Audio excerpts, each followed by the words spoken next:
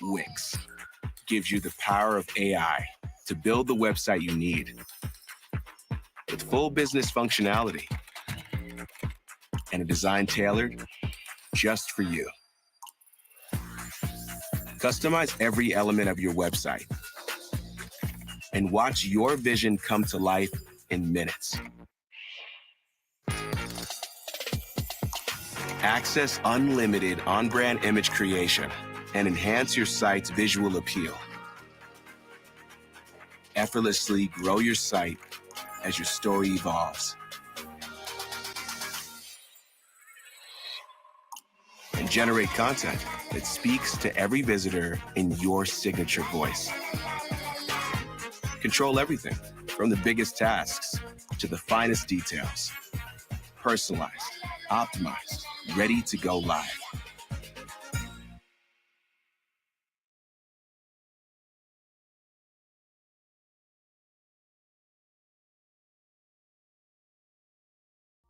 Cole, he's my miracle child.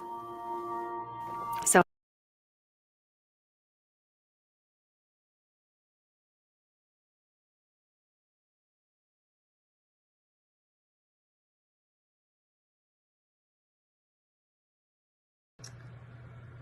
Hello, my name is Alethea Tucker, and I am the CEO of Jolie's Enterprises. I'm also the host of a show entitled Reinvent and Rise, and the host of a podcast entitled Leveling Up the Podcast with Alethea Tucker. question. I recently had Would you build the a website? distinct pleasure of working with Tina Ramsey and CTR Media Network in one of her programs where she taught me how to get exposure for my podcast. She increased my visibility tremendously, and she showed me how to monetize both of my shows to make them revenue-generating products. I am so ecstatic and so happy with the service that she and her staff provided to me. She went above and beyond what I expected, and I certainly got far more than I ever dreamed I would get with her. So I highly recommend her for any of her programs. I highly recommend her as someone to go to if you are looking to increase what you do with your podcast, make it better. If you're looking to get visibility, definitely speak with her. You will not go wrong with her or anyone on her staff. You are now listening to CTR Media Network. What up, family? CTR Media Network. Yeah.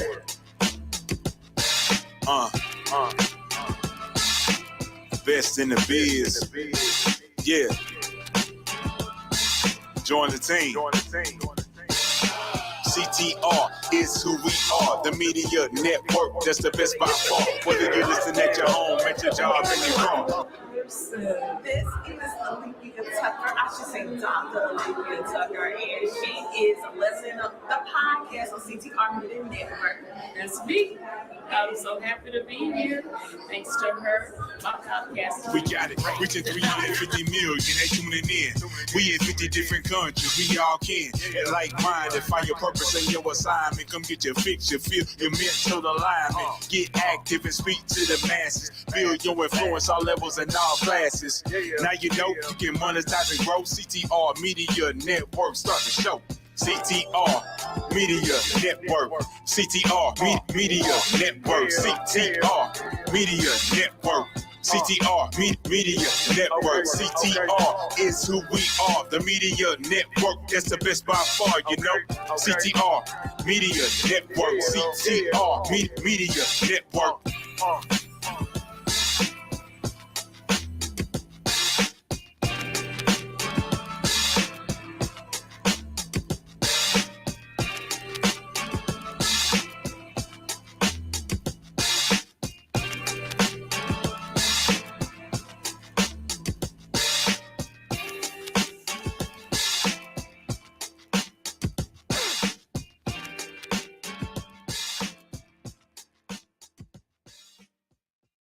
CTR Media Network is now accepting new podcasters to join our growing network that's reaching 350 million global listeners. Have you heard?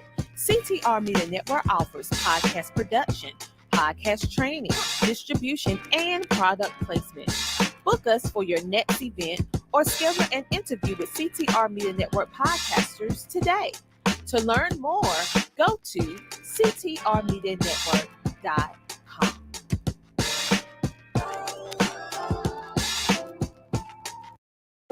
Your father knows about saving money.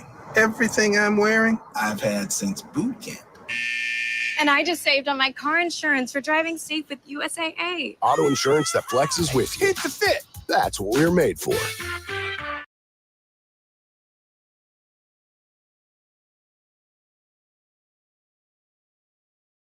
Welcome to a unique dating experience unlike any other.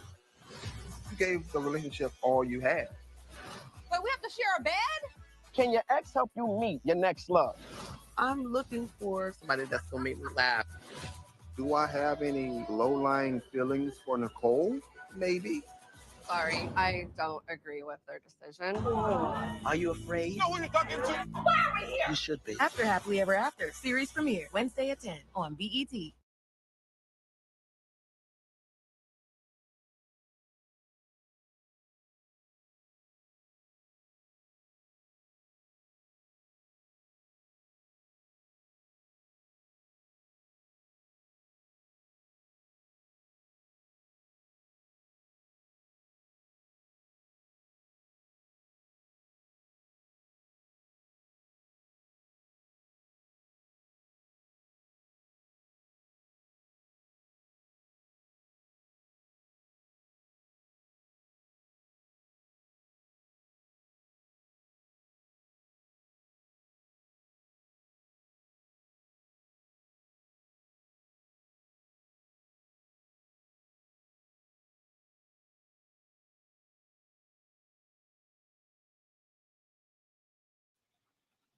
Okay, there we go.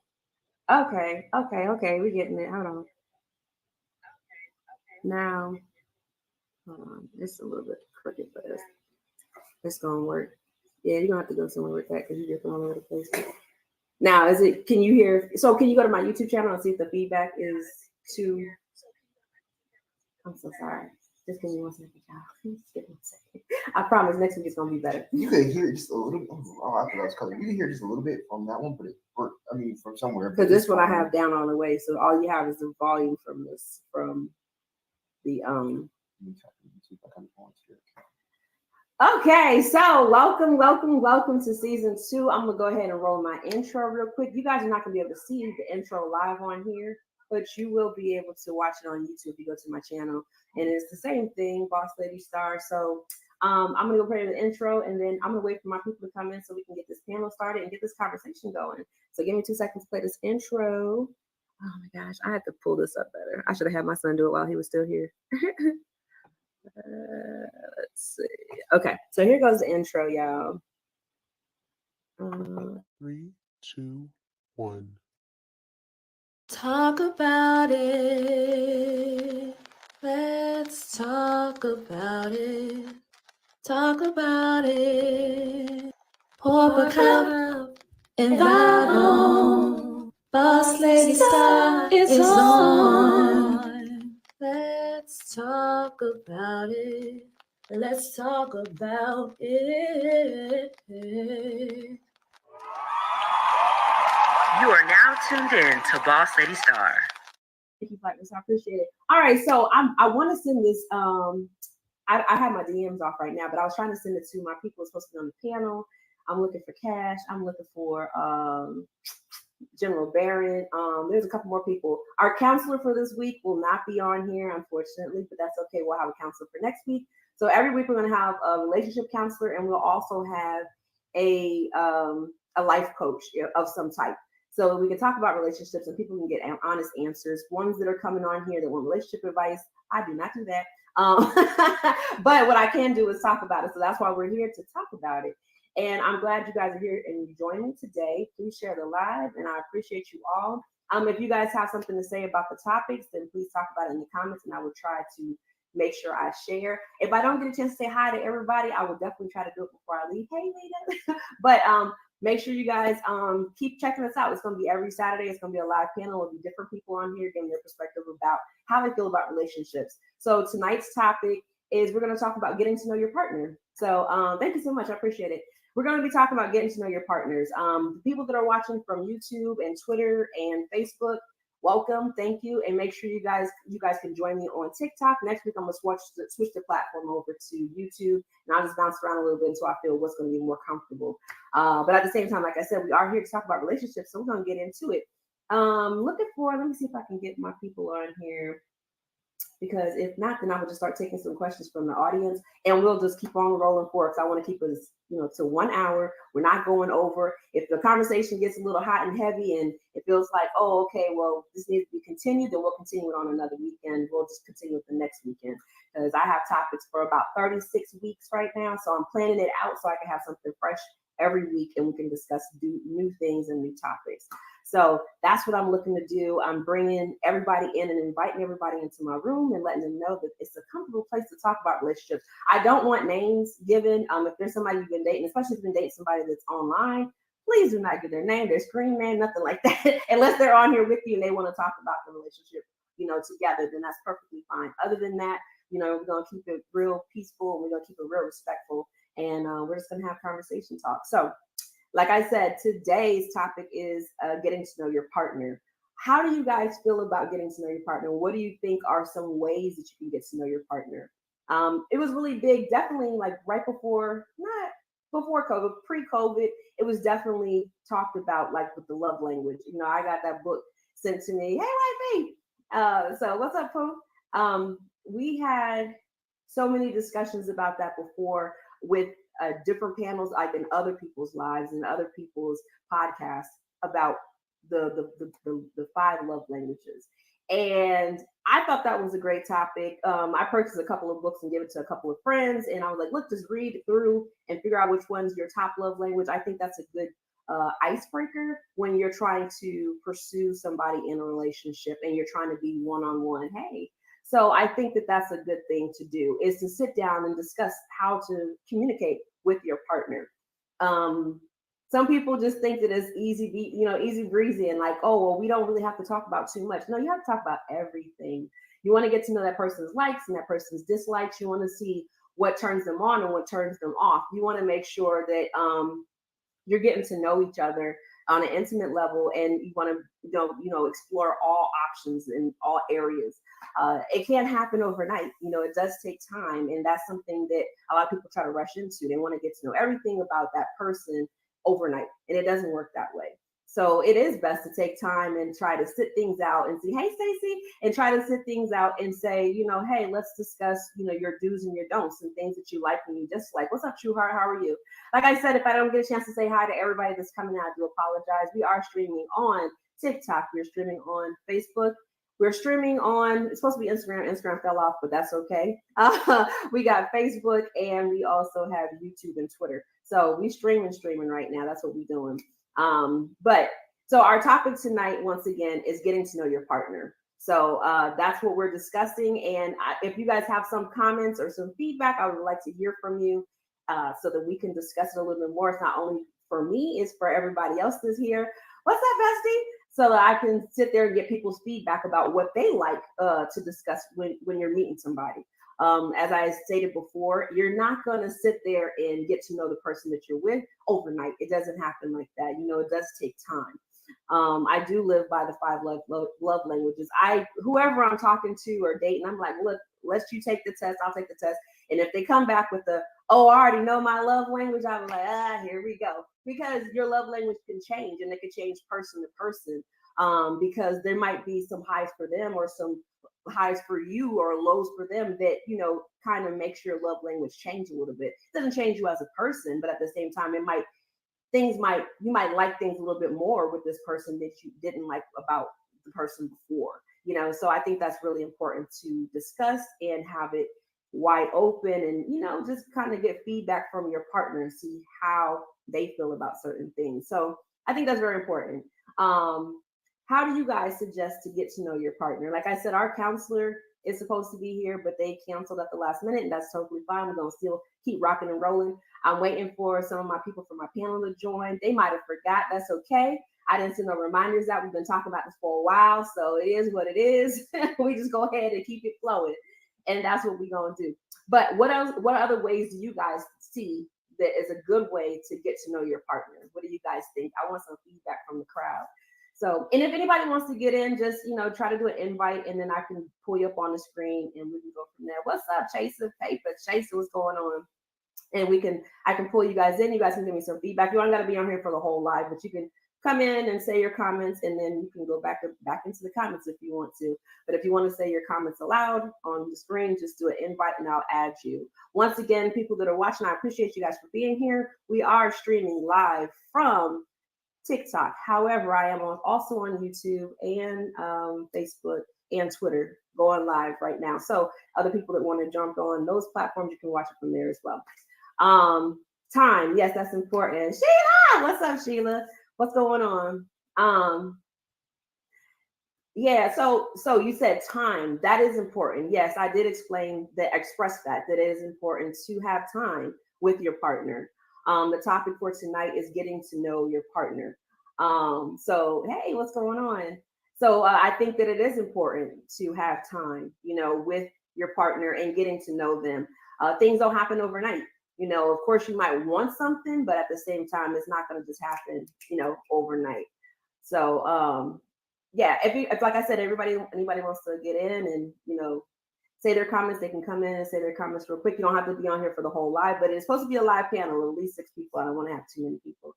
Girl, thank you. Look, I was struggling with them lashes, honey. I'm about to call you on FaceTime, like, walk me through this, but you know what? I'm just going to go ahead and go throw them on there. Anyways, that's not what we talk about. All right, so Nicole says, spending quality time with your partner. Don't be afraid to ask each other questions. Absolutely, absolutely. That is a big point to make with being in a relationship. It is very important to ask questions. The ones you think that are the scary ones are probably the ones you need to ask the most, because you're like, you know what, I wonder if, or I think this, or I might think that, and you could overthink something. So if you don't put it out there in the atmosphere and ask your partner, hey, how do you feel about this? Or how do you think we should handle this situation, or whatever? It's very important to communicate. Very important. Yeah, exactly. Closed mouths don't get fed. Absolutely, absolutely. Being loyal to each other. Yeah, so that is that, being loyal to each other in the very beginning when you're getting to know somebody, and the rest of the relationship too. It is very important to be loyal.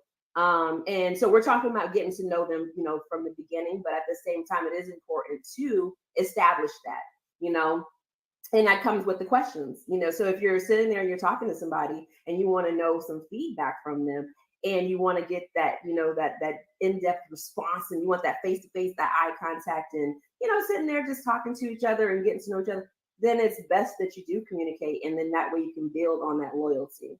So that is very important. I'm glad that you said that. So yes, what else do you guys think are some great tips that are good for people that are, getting to know their partner? Like we said, quality time, and time was something that was said already. Loyalty was another one that was put out there. So yeah, I definitely appreciate that one, loyalty. Like I said, I really live by the 5 languages. I think that those other languages just haven't been established in a book, but still, the 5 love languages is definitely very important to me, because you can sit there and you can get to know how to communicate with your partner. So absolutely. Oh yes, Sheila, you need to jump in the box, because yeah, you need to go ahead and talk. Let's talk about it. Anyways, yeah, definitely being transparent. Being transparent is very good. Honest and keeping everything 100. True, absolutely true. Those are 2 good points. So I'm going to attack the first one first, Sheila. It is very important to be transparent. And that goes along with what Chaser said as far as the loyalty. So it kind of you're being loyal, but at the same time, you're being open. You're being open, you're being honest with your partner, letting them know, like, hey, this is what's going on. I have family members that, they can't walk, and they need to put that out there and let them know, because you sit there and meet them and thinking that you're getting this person that's, able-bodied, but at the same time, that's one of their disabilities, but they don't want to share it. I'm like, it's going to come out eventually. You have to have that type of discussion. I have family members that are like slightly deaf. in their ears, and they sign, but at the same time they can talk, but they might not hear everything that you're saying. So I'm like, it's a nice way to bring it up when it's brand new with somebody is to say, hey, you need to talk a little bit louder in this ear. You know what I'm saying? Or, if you're out in public, you don't want somebody screaming, then at least, hey, can you write this down and then say it to me kind of so I know exactly what you're talking about. So yeah, I think that that's important, definitely, to have that transparency open and be able to share with your partner. Hey, these are some things that are going on with me. It doesn't have to always be medical, you know what I'm saying? It could be something financial. You started a brand new relationship and you broke. Hey, put it out there. Hey, I'm broke. We're going to do some cheap dates. I really like you, but this is what we about to do. Because I really want to spend time and I want to get to know you, but I ain't got it like that to be go on the roof, Chris, or whatever. You know what I'm saying? But just, keeping it 100, keeping it 100. And that's what Stacey had said before, being honest and keeping everything 100. So yeah, if you're out there and you're in the world where you're dating, and you're trying to get to know somebody, because that's the topic for tonight, we're going to try to stay on topic. If you're trying to get to know somebody and you're trying to, go further in the relationship, it's definitely very important. What's that meaning? It's very important to let those things be known. Hey, I got a financial issue, you know what I'm saying? Hey, I like to gamble, I like to play scratch offs. I like to go swimming in the rain sometimes when the lightning strikes, whatever the case may be, but just being transparent is very important. So yeah, I like those. Those are good pointers in a relationship. Getting to know somebody, getting to know your partner, thing that was kept repeated over and over again was time. So time definitely is important. And then also being able to be transparent. Being transparent is something that is needed. Thank you so much. I appreciate you. Thank you. Welcome back, Triple V. Yeah, so I want some more time. Everybody else give me something else. Like I want something else that people say, okay, when I get to know somebody, I want to know this about them, or you think it's a good sharing point to talk about. What do you guys think? I want some feedback. So we got time. We got being loyal. We got being transparent. Those are all great things when you're starting something brand new with somebody. And I think that carries on. Oh my gosh, yes, knowing their family. We'll definitely talk about that. Public display of affection. You did say PDA before. I'm sorry, it came up and I read it and I was going to go back to it, but I forgot to go back. So thank you for putting it again. But yes, getting to know the person's family, that's very important too. How soon do you think you should meet their family? That's another thing. So for me, when I get to know somebody, I'm like, oh, I'm all head over heels. I want them to meet my immediate family first. Then I'll let them meet everybody else later. But at the same time, I like them to meet them first. And I do that because, first of all, the world we live in today. So I want to be safe. And I'm like, okay, you got to meet like these key people. These people are most important in my life.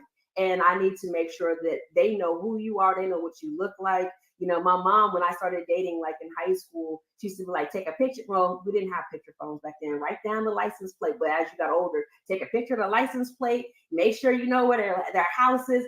I've let those things slip from my mind growing up. And so I don't even pay attention to those things no more. And it's so important to do it now because things are just, you don't know who exactly you're out there dating. And you think you might know that person, but you really don't know. So it's good to make sure that you get to know the family, like, yeah, you can't keep telling me, oh, you're going to meet so-and-so. Okay, when? Next year, the year after? Like, I think that is important to get to know the family, especially if I pulled you into my immediate circle. I don't expect to meet somebody's family members immediately like I do with mine.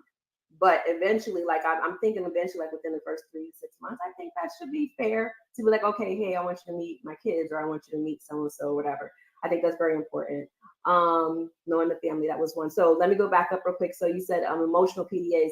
Yes, I think that, so very much so when you're starting a new relationship, that goes into the communication part though. So you want to be able to talk about it first, which was Sheila was saying, being transparent. You want to be able to be transparent, like, hey, I like to hold hands.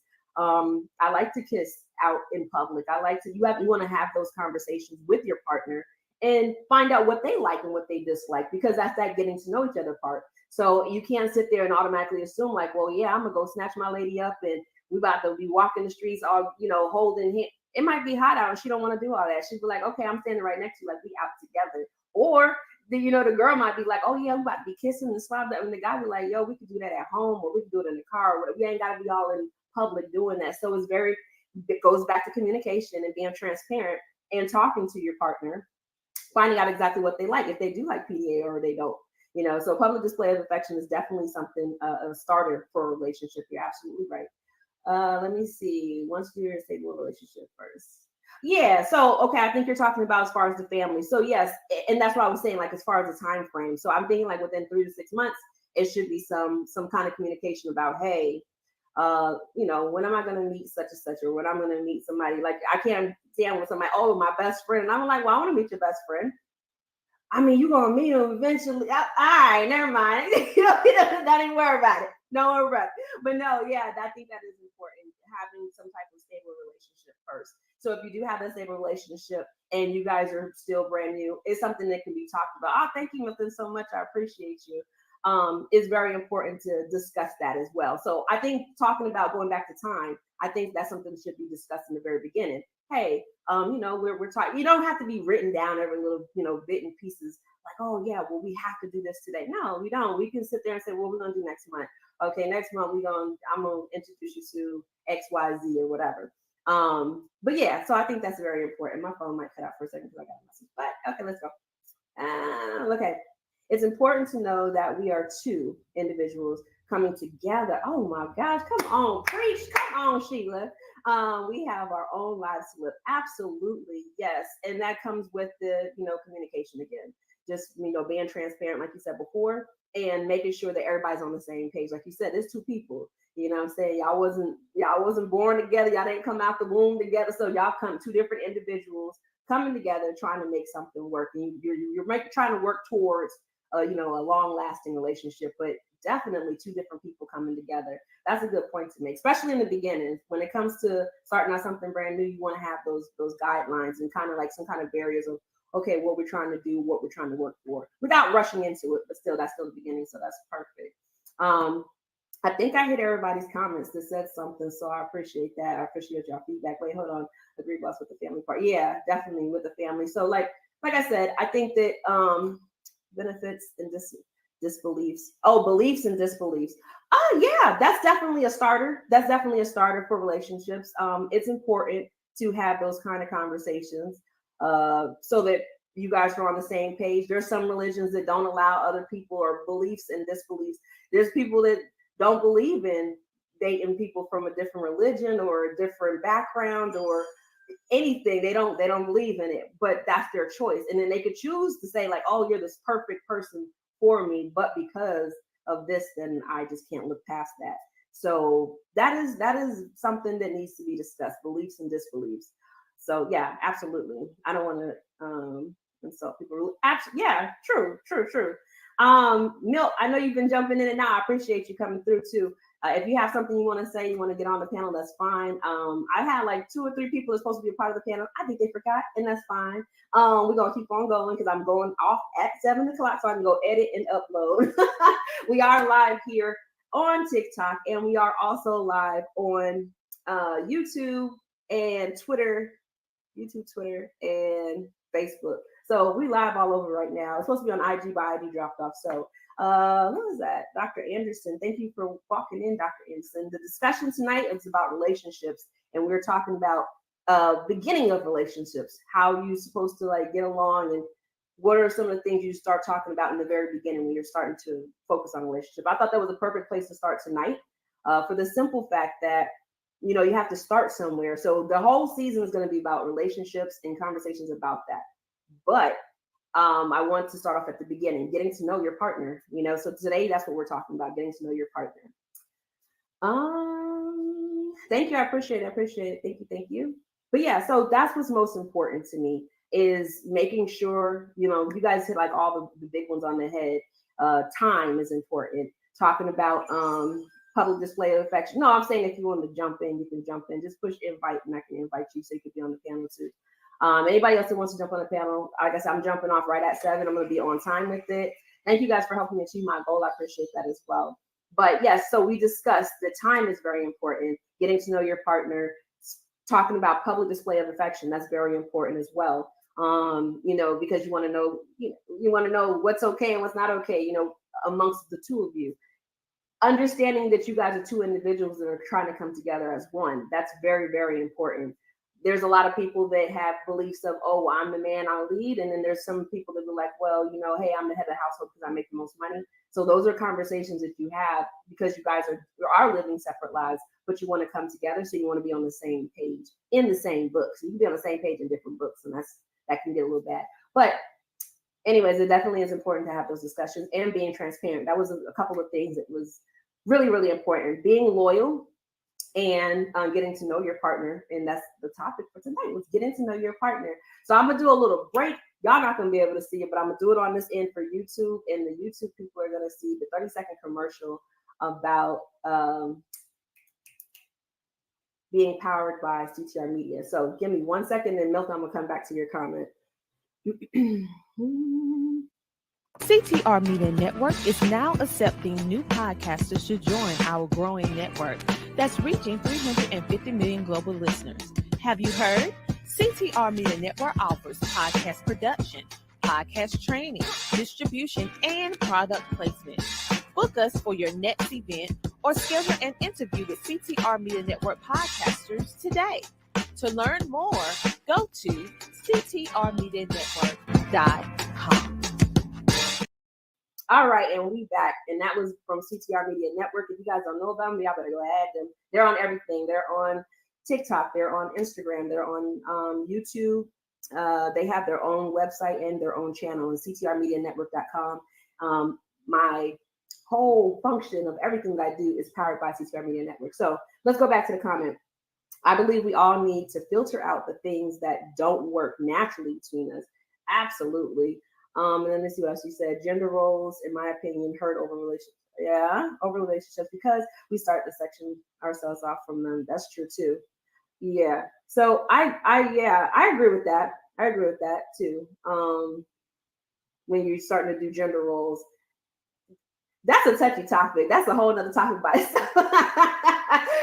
Gender roles is a whole nother topic, and I say that because it could get broken down so many different ways. And what one person believes, somebody else might not believe, and then it just goes haywire. But like you said before, naturally, the things that don't work out naturally between y'all. So yes, if you're in a relationship with someone and you're starting and it's brand new and you're starting to discuss certain things, and when you start discussing those certain things, it gets a little bit rocky because they believe one thing over the other. Yeah, then you might want to sit there and think that one through a little bit, because it can get into like a little battle, and it shouldn't be. It should be just a natural conversation. Welcome in. How are you, Dr. Sanderson? That's what it is. Sorry about that. I'm pretty good. Good. I kind of just wanted to add, like me personally, I've been married since 1996, so I'm thinking this year makes 27 years. Okay. But one thing I have kind of learned, and just watching, like I have a son that's 26, and the thing that I instilled in him is that, when you start a new relationship, give it a little time at the beginning, but kind of, ask, what their goals are. Right. To kind of see where they're headed, because a lot of times, you'll have, male and female, they'll get involved with someone because they may see how much money you make, or may see how much you drive, but don't have no ambitions for themselves. Right. So, and and I kind of see that, and I hope neither one of them are watching, because I'm gonna say what I got to say. Right. But I kind of see that in the person that he's dealing with. Because I think he was more caught up with the sex part of it. And I get it, when you're young, right? I get, and I get it, but I kind of lived and learned, so I try to instill in him the things that I wish I'd have learned back then. Right. But yeah, I say definitely, see where a person goals are. What ambitions do they have in life? To kind of see if y'all goals even match. Right. Check their credit score. That's the real important thing, because you don't want to get with nobody and you have ambitions of wanting things in life. Right. But you have somebody that's kind of really more dragging you down versus then, pushing you, whether it be male or female. Right. Go it goes both ways.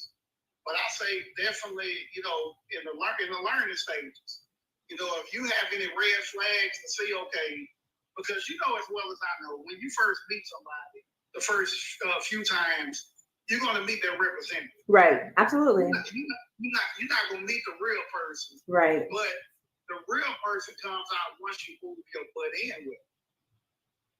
So you're going to see some stuff versus, you know, when you were just, you know, visiting them for a few here and there. Right. To where you just probably had to deal with them an hour or two and go home. Mm-hmm. Versus, you know, now it's 24/7. But just see if a person has the same ambitions and same goals. Well, you just have goals for themselves. Maybe not the same ambitions and goals that you have, but just have some ambitions and drive to want something in life. Right. Because it can come to bite you, you know, further down the line, and you'll be kicking yourself in the butt 20 years later. Right. Absolutely. 10 years later. But take that time. You know, you may find a woman, you know, that's beautiful and, man, giving you everything you want, you think you need. It ain't worth a damn. Versus a woman can find a man, think he's all that. It ain't worth a damn. And you come to find out, well, damn, I done wasted all this damn time behind somebody that didn't want nothing and definitely didn't want me. Right. So take your time and just make a smart decision. You know, don't rush into that. Don't let nobody make you feel less than you are. Because a lot of times when people know how you really feel about them, you know, they'll use that to their advantage. Right. They play off of it. Absolutely. Yeah, I've seen that so many times. Yeah. Exactly. So they know you won't necessarily walk away. Right. Or, you know, they can do certain things to you and know that there's nothing that you're going to do about it. Right. So just don't fall for that trap. Just know your self-worth and know that you're meant to be loved as well, and that the feelings are supposed to be mutual, not one-sided. One-sided. And you can tell. You know, a lot of people, you know, you'll see the red flags, but a lot of people don't want to believe what they see versus they just want to believe how they feel. Right. Or want to believe what they think that you are. Sometimes a person tells you exactly who they are. Right. You just don't want to believe it. Some people just don't want to believe it. Yeah. So. Some people just don't. And hell, I can speak on situations, you know, that myself. That I mean, I've been there. Right. I've been there. I'm a man. You know, I'm pretty sure all of us have situations. So, well, okay, I wish we would have went this direction or that direction. But when we have kids, you try to give them the game. Right. Now sometimes they don't take it. You know, they still want to touch that hot stove. Right. You told them it was not. Mm-hmm. But life is the best teacher. Absolutely. Life is the best teacher. Somebody said do a background check. I think that's important, but like he was saying, like doing like credit checks and so on. Not credit, but yeah, he said do a credit check and stuff like that. I think that's more towards when you're about to move in. I think that's important. You know, because then you kind of know what you're getting yourself into before even making that step.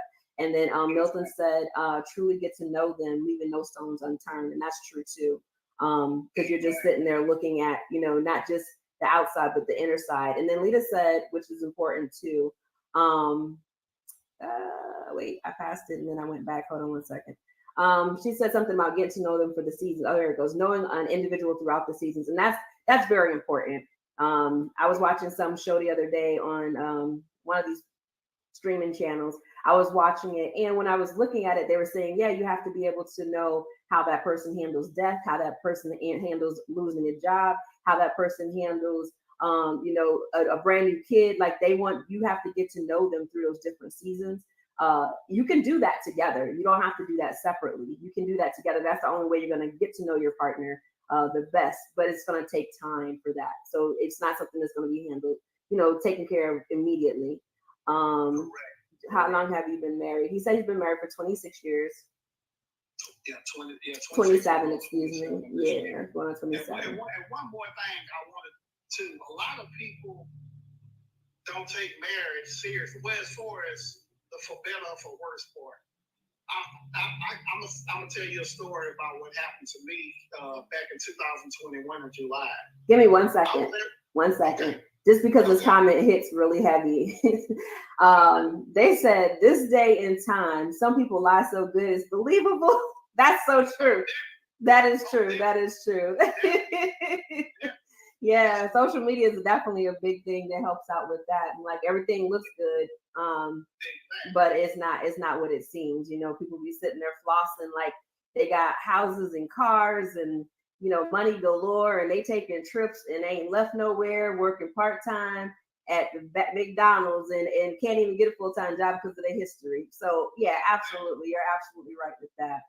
But okay, I'm sorry, go with your story that you're gonna say. Well, back in July of 21, I was at work doing my job. I was driving the garbage truck.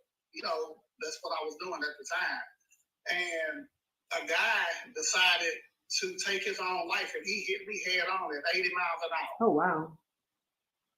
I didn't see him coming. I remember someone coming to the truck, just listening to him, you know, asking me, was I okay? And at the time, I didn't know what happened. Right. And the next voice I heard, it said, Jamal, it's not your time. And I knew that was go. Right. And I don't remember being pulled out the truck. I don't remember riding no ambulance. I remember waking up in the hospital room. But I say it to say this, what I said back earlier, you know, and for better or for worse. With my wife, we didn't have our ups and downs. Right. But at that hospital, I was in the hospital almost 3 months. My foot was crushed. My femur bone was broke. Had broken ribs, you know, broken finger. I was messed up. Right. But I can say my wife stayed at that hospital with me every single night. Right. For those 2 months. And even when I got home, you know, I couldn't walk. I was wheelchair bound. I had to learn to walk again. Right. You know, so it was things that I couldn't do, you know, for myself. You know, I couldn't, you know, I'm gonna say it, I couldn't wipe my own butt. Right. But she did it for me. So, and that's another thing, is so careful to know who you choose. Like I say, you will know how a person is, but you just have to be willing to accept what you see. Right. Because a person can't wait to tell you how they feel about it. They gonna tell you. Absolutely. And it's not necessarily gonna be with words. Right. So you'll know. But I say this to say, for anything for better is all good, man. You know, people gonna party with you, but when you in those dark times, those bad times, right, that's when you know that you have a true partner. And that's someone that you want to hold on to. Right. Because if you seen Tyler Perry group, you seen that woman came back after her husband left her. But she stuck with her vows and took care of it, man. Right. No matter how she dogged them out. But most people these days will tell you, shit, I didn't sign up for that. Right. They be out. And I just seen that happen to other people, you know, family members get sick and they spouse like, I didn't sign up for this. Right. And gone. Yeah. You left you. And I pray nothing happens to anyone, you know, out there. But I just say to say, be careful on the partner, you know, that you choose. Don't just rush into anything. Right. Don't just think that you have to accept this person because you've been looking for somebody for so long and you finally got somebody. Just be careful. Trust me, when the timing is right, the right person gonna fall right in the place where it's gonna be the perfect time. Absolutely. I appreciate you for coming in and telling me your side of the story and what you've been through. And that is a perfect testimony for, you know, the episode 1 as far as getting to know your partner. And like I said, that was the topic for tonight, and that's definitely appreciated because you gave some feedback that, you know, to make people open their eyes pretty much, especially when it comes to relationships. Exactly. Everybody wants to be loved. Shit, I want to be loved. Everybody wants to be loved, but at the same time, you just can't rush into it. You know, you just can't rush into it. So yeah, it's definitely important. Definitely important to try to stick with the person that you mean. Okay, a woman will stick with the man through it all, but with the man will not. There's men that will, and there's men that won't, and then there's women that will, and there's women that won't. So it really just depends, you know. And that's what he was explaining. Like, you get to know that person when you're starting to, when you're dating them and it's one-on-one, then you get to know like, oh, that person's gonna stick around. But you got to kind of get to that point where it actually happens, before you can sit there and say, yeah, nah, they're not the one. So, but yeah, I definitely appreciate you swinging through. We're going to be live every Saturday at 6 p.m. It's going to be for 1 hour, 6 to 7. So you're more than welcome to come back at any time and make sure you keep on watching and give us some comments, some feedback. We appreciate you. Well, definitely. I appreciate you having me on. Yeah. You guys have a great day. All right. Thank you. Thank you. Let's see. Flight risk said, a woman told me sickness and health. She also said indefinitely. So when we say no, so what? A woman told me sickness and health. She also said indefinitely. So I'm not sure exactly what she's trying to say, but yeah. I'm not sure exactly what you're trying to say with your statement. You said a woman said that when sickness is right. So when you get married, like in sickness and health, and then you said indefinitely, and then you say no. Why would you say no? I'm not sure about that one. But yeah, I do appreciate the doctor coming in, Dr. Sanderson. That was dope. Yeah, indefinitely. She said even if they cheat. Well, that's a personal decision. That's something that needs to be discussed between those two partners. So if the understanding is with one partner to the other, as far as cheating, like if one person says, hey, I'm cool. I'm not cool, but they say like, okay, yeah, you did your thing, but don't do it no more. Then that's the decision between the two people. It can't be outside people feeding into it. And that's what happens a lot, especially with relationships. If, a friend wants to talk to another friend and tell them, they'd be like, oh, girl, you shouldn't. Or a guy talks to his guy friend and the guy be like, oh, I would never. And then, they're trying to make a decision off of somebody else, but they don't know exactly what's going on in that household. So, yeah. Yeah, she said, I'm talking layman's terms. Yeah, but yeah, indefinitely is indefinitely, but you have to have that discussion, with your partner. So, like I said, you never know what somebody's willing to do unless it's discussed. So if it's out there and it's talked about and it's okay, then fine. And if it's forbidden, then there has to be another discussion, another conversation. So. No, I kept trying to go back. I think you said infidelity. And I was starting to say indefinitely. That's why he was like, no, that's why I kept going back and trying to look at it. But yeah, infidelity. That's just and she's talking about cheating. Got it. I got you. That's why I brought it back.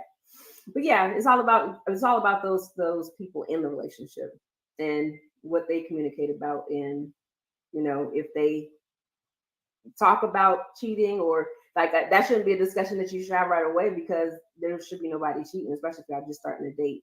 But if it's something that happens and it takes place, then, that should be something that is discussed. There's people that will walk out and then there's people that will stay. So just, to each their own on that one. But y'all had some really good points today. I really appreciate y'all chiming in and giving feedback. I like it a lot. Next week, we will be talking about, I'm going to have a topic posted after this show. I'll have it posted on here, what we're going to be talking next week. And hopefully we'll have our whole panel here so they can actually put their feedback in too. So we have been talking about it for a couple of weeks. So I thought everybody was ready today. Not everybody showed up, but it's okay. We still had a good run. It's 6:43. I'm not jumping off quite yet because I do want to keep it right at an hour. But yeah, like I said, I do appreciate you guys swinging through, and the people that have been watching from YouTube and from Twitter and from Facebook. I appreciate you guys as well. Thank you so much for joining in today. We will be back every Saturday at 6 p.m. There will be some Saturdays I'll have to skip like one or two because I'll be doing other events. But y'all gonna rock with me. I'm gonna rock with y'all. I'll make sure yes, not at all. I'm definitely gonna make sure I keep you guys posted, and I'll post in my story like what the next topic is gonna be, and then people can choose to tune in, or they can wait until the next topic. Either which way, I'm definitely gonna post it about it. Our relationship handled cheating better than relationships. Yeah. If you're talking about like old school, yeah, back in the day, like that was a thing. Not saying that it was acceptable, but definitely way back, like my grandparents and great grandparents, it was like, you know, you knew down the street was Susie Q, and Susie Q had like 3 kids from grandpa, and, you know, from great grandpa or whatever, and those were your siblings, your cousins, and all, you know, everybody was related to somebody, but everybody was kind of doing their own thing back then, and they still doing they do their things right now, but when they're doing it now, they're doing it on a whole nother level. So, and it's not really a good thing, because it ends up being a fallout or a disagreement, or, you know, somebody can't handle it and they take it too far. So yeah, things be happening. But back in the day, it was a little bit more disgusting. It was like, okay, don't do that again. I don't want to see you down there with so-and-so, but, you know, grandpa gonna do what grandpa gonna do. And grandma did her thing too, so kidding is not the end for all. Okay, that's true, but the reason why is important to know. Oh, okay. So for you, it's important to know why they cheated. And we have a whole topic about cheating coming up. That's going to be like three episodes in. Cheating is going to be one of the topics, but we'll definitely discuss that too during that time frame. But yeah, so like I said, that's what I was just explaining. Sometimes people were like, okay, that's cool. Not cool like they accept it, but like, okay, I'm not mad. I'm pissed, maybe furious, but we need to talk about this. And we need to make sure that, you know, that we have an understanding why, you know, you did what you did, and that you're not going to do it again, because nobody wants to keep going through that same cycle. So, you know, you're like, okay, I heard what you said, and I let that go, but you're not going to do this again next week and the week after and the week after. So yeah, you know, like a one-time thing, maybe once every couple of years, whatever. But but yeah. Without that, just do it on a regular basis. Yeah, that's. I mean, you might as well just be with somebody else. I mean, you know, out of that relationship, you know, because at a certain point in time, it's like, okay, it's just too much.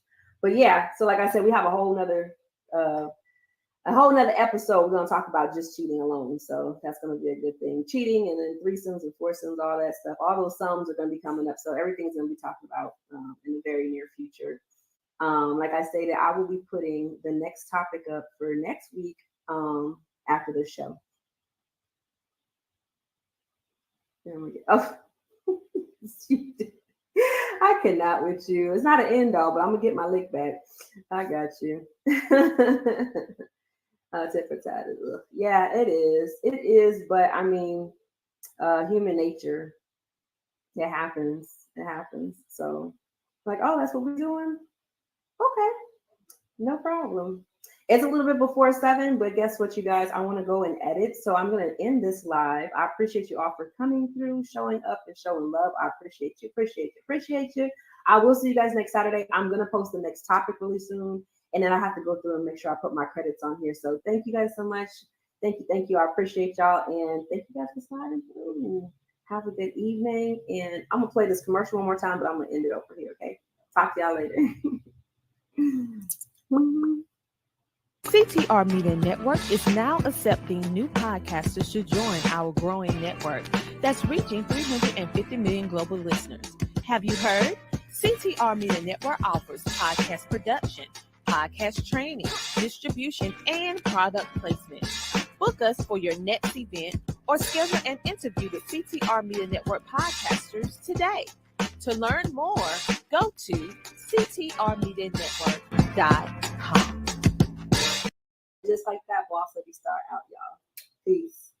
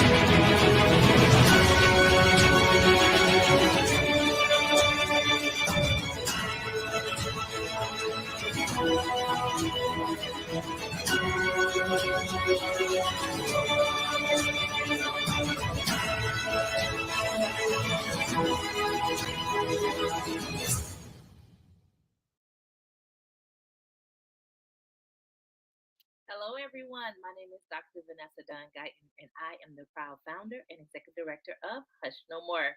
Hush No More supports survivors when they're ready to come forward to share their story, to get resources, or just to have somebody to listen to.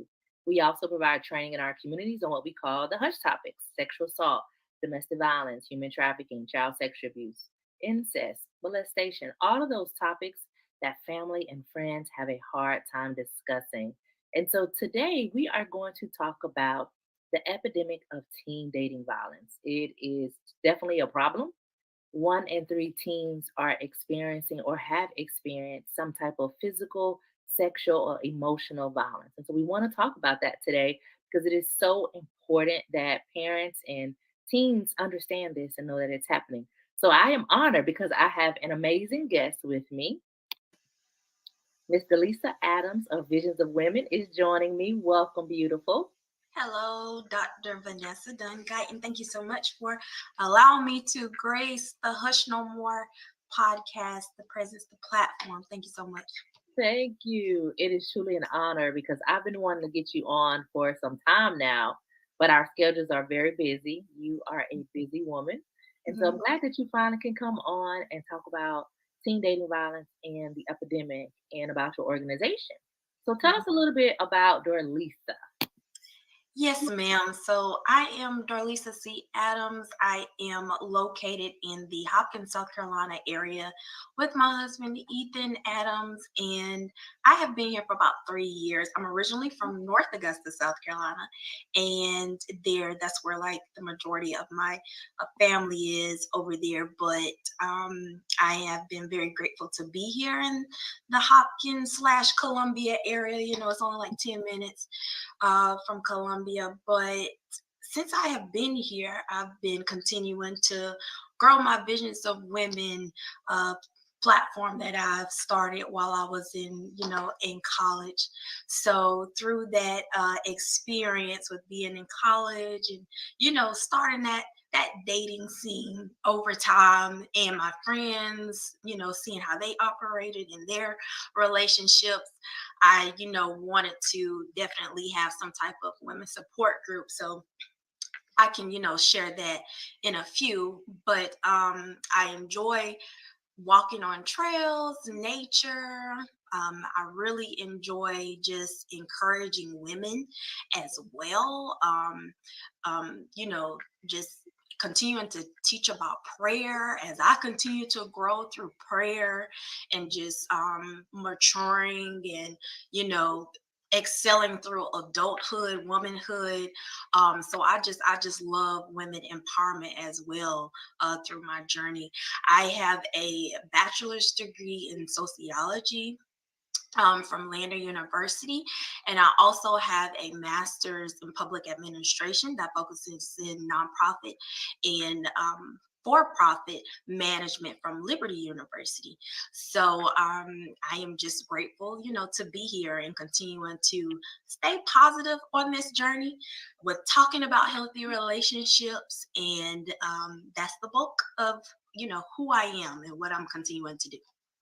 I love it. I love it. I think it's important that we walk in our purpose. And it seems like you found your purpose early, Delisa. I'm really impressed with that. When I first met you, I felt like you were younger, but you were mature and you knew what direction you wanted to go. Even with your college degrees, it's an alignment.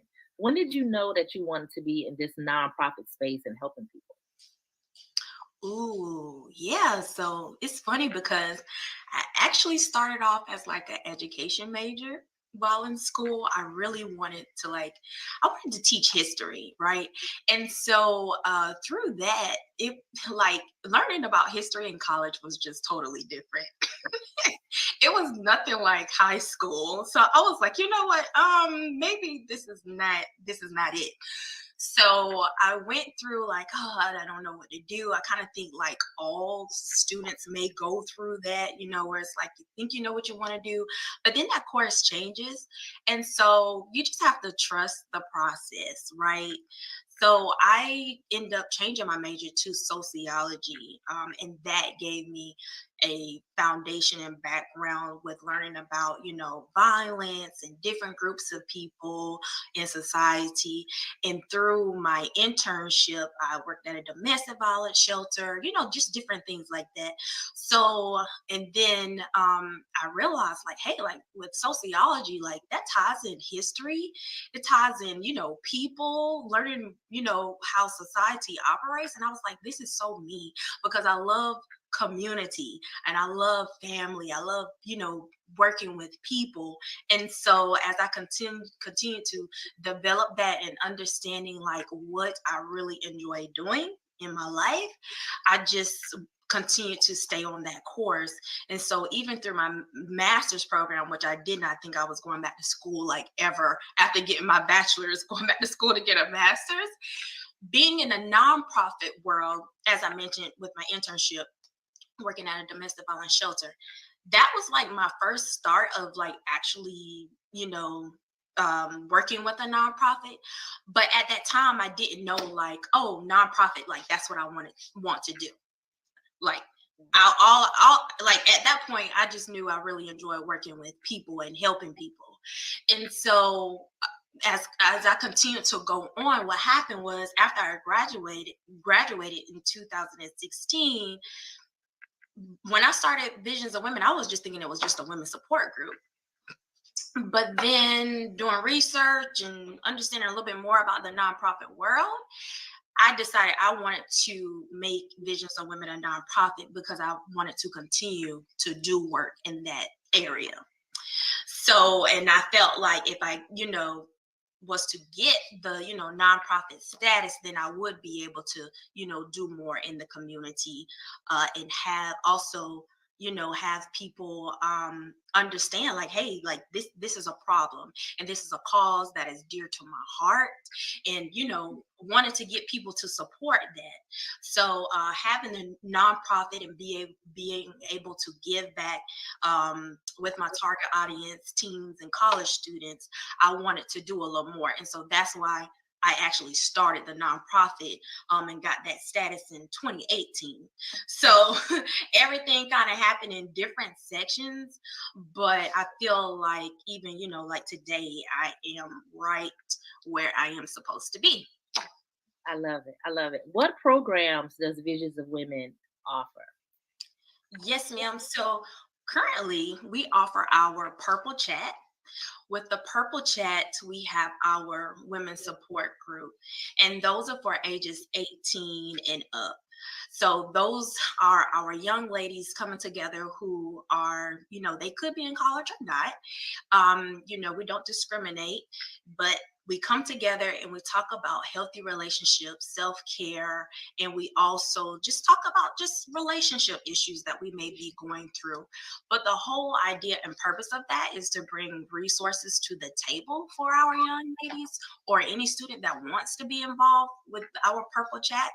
And then we also have our Real Talk group sessions that we do with teens, especially in the month of February, because February is Teen Dating Violence Awareness Month. And so whether it's with a church group or with a youth group, we like to bring teens, boys and girls together to talk about healthy relationships and just give those questions to them and let them, talk amongst each other. But as a facilitator, I am often, jumping into those conversations to whether it's to correct or give another perspective. But the whole idea of that program is to make sure that they understand healthy relationships and what that looks like. And then we also have our Vow Girls League, which we have had the opportunity to run for maybe about 3 summers now. And so that has been done through our virtual platform to talk to girls who are in high school about healthy relationships and what that looks like. And we've been able to run that program in person, and due to the pandemic, of course, is been online, but we've actually had more participation that way with the young ladies. And so just encouraging them to be in healthy relationships with themselves, their family, and their friends. So and so those are our 3 main programs. And then the resources that we give, we have our purple closet, which anytime I get donations for clothes, sometimes those clothes have tags on them. So with having clothes, and being able to even give feminine products, when we get domestic violence calls, I'm always asking, like, do you need any clothes or feminine products? Because we also give those as well. And with our college group, with working with our college students, within that purple chat, I want to back up for a minute. We also have those young ladies on college campus being advocates. They're hitting the ground running, doing information tables, giving resources at the table when students are, whether they're new to the campus or whether they're just doing like a day where all of the organizations can come out and give information. Our young ladies are out there doing that as well. So with all of my programs, I tend to mentor a lot through them, even with just the young ladies who are in college and want to become domestic violence advocates. So just through our whole entire program, I also try to give them opportunities to take, trainings and courses to learn more about domestic violence and sexual assault, mental health, just different things to, perfect them in that area of becoming advocates for domestic violence and sexual assault. I love it. I think that you offer great programs. I want parents to really pay attention to the services that you offer. I want to know, for your online programs, can someone outside of South Carolina participate? Yes, ma'am. They can. I think that's the joy of being more virtual now.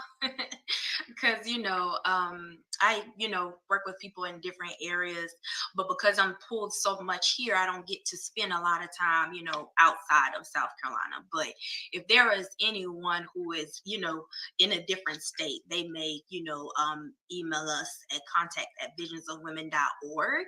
And most certainly you can join our, Val Girls League or even the Purple Chat, because again, these are resources. And if this is a platform that is for you and you would like to, engage and learn about healthy relationships or what domestic violence looks like or teen dating violence looks like and where those resources are, because I don't just give local resources, but I give national resources as well, then please do join us. I love it. I think it's important that parents understand that there are programs available. A lot of times we don't know about them. And so that's my whole purpose of Hush No More Champions, is to bring on nonprofit organizations and advocates to let the community know what's going on. So as it relates to what's going on, colleges, going on with our teens and our high schools as it relates to teen dating violence, can you give parents some insight of what this epidemic really looks like? Yes, so through, what I've been seeing, we've been seeing a lot of it actually even just being on social media, as well as just bullying. I know sometimes people may not want to associate that with violence, but with me, even just being in middle school and going through bullying, I went through the majority of bullying in my 6th and 7th grade year. And I remember telling my mom, like, hey, I cannot continue to go here. Like, this is not working for me. I'm being bullied, days where I'm crying and just not, feeling comfortable like at all. And so thankfully my mom was, able to, hear me, and we did make some changes. And through that process, I, like I said, I didn't ever think like I would be here just talking about, teen dating violence or healthy relationships.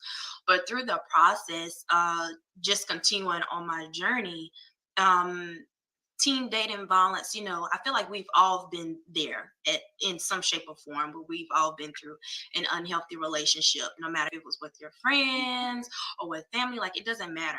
Like, we've all been there. And so I just think that maybe we need to pay more attention to our students and their friends.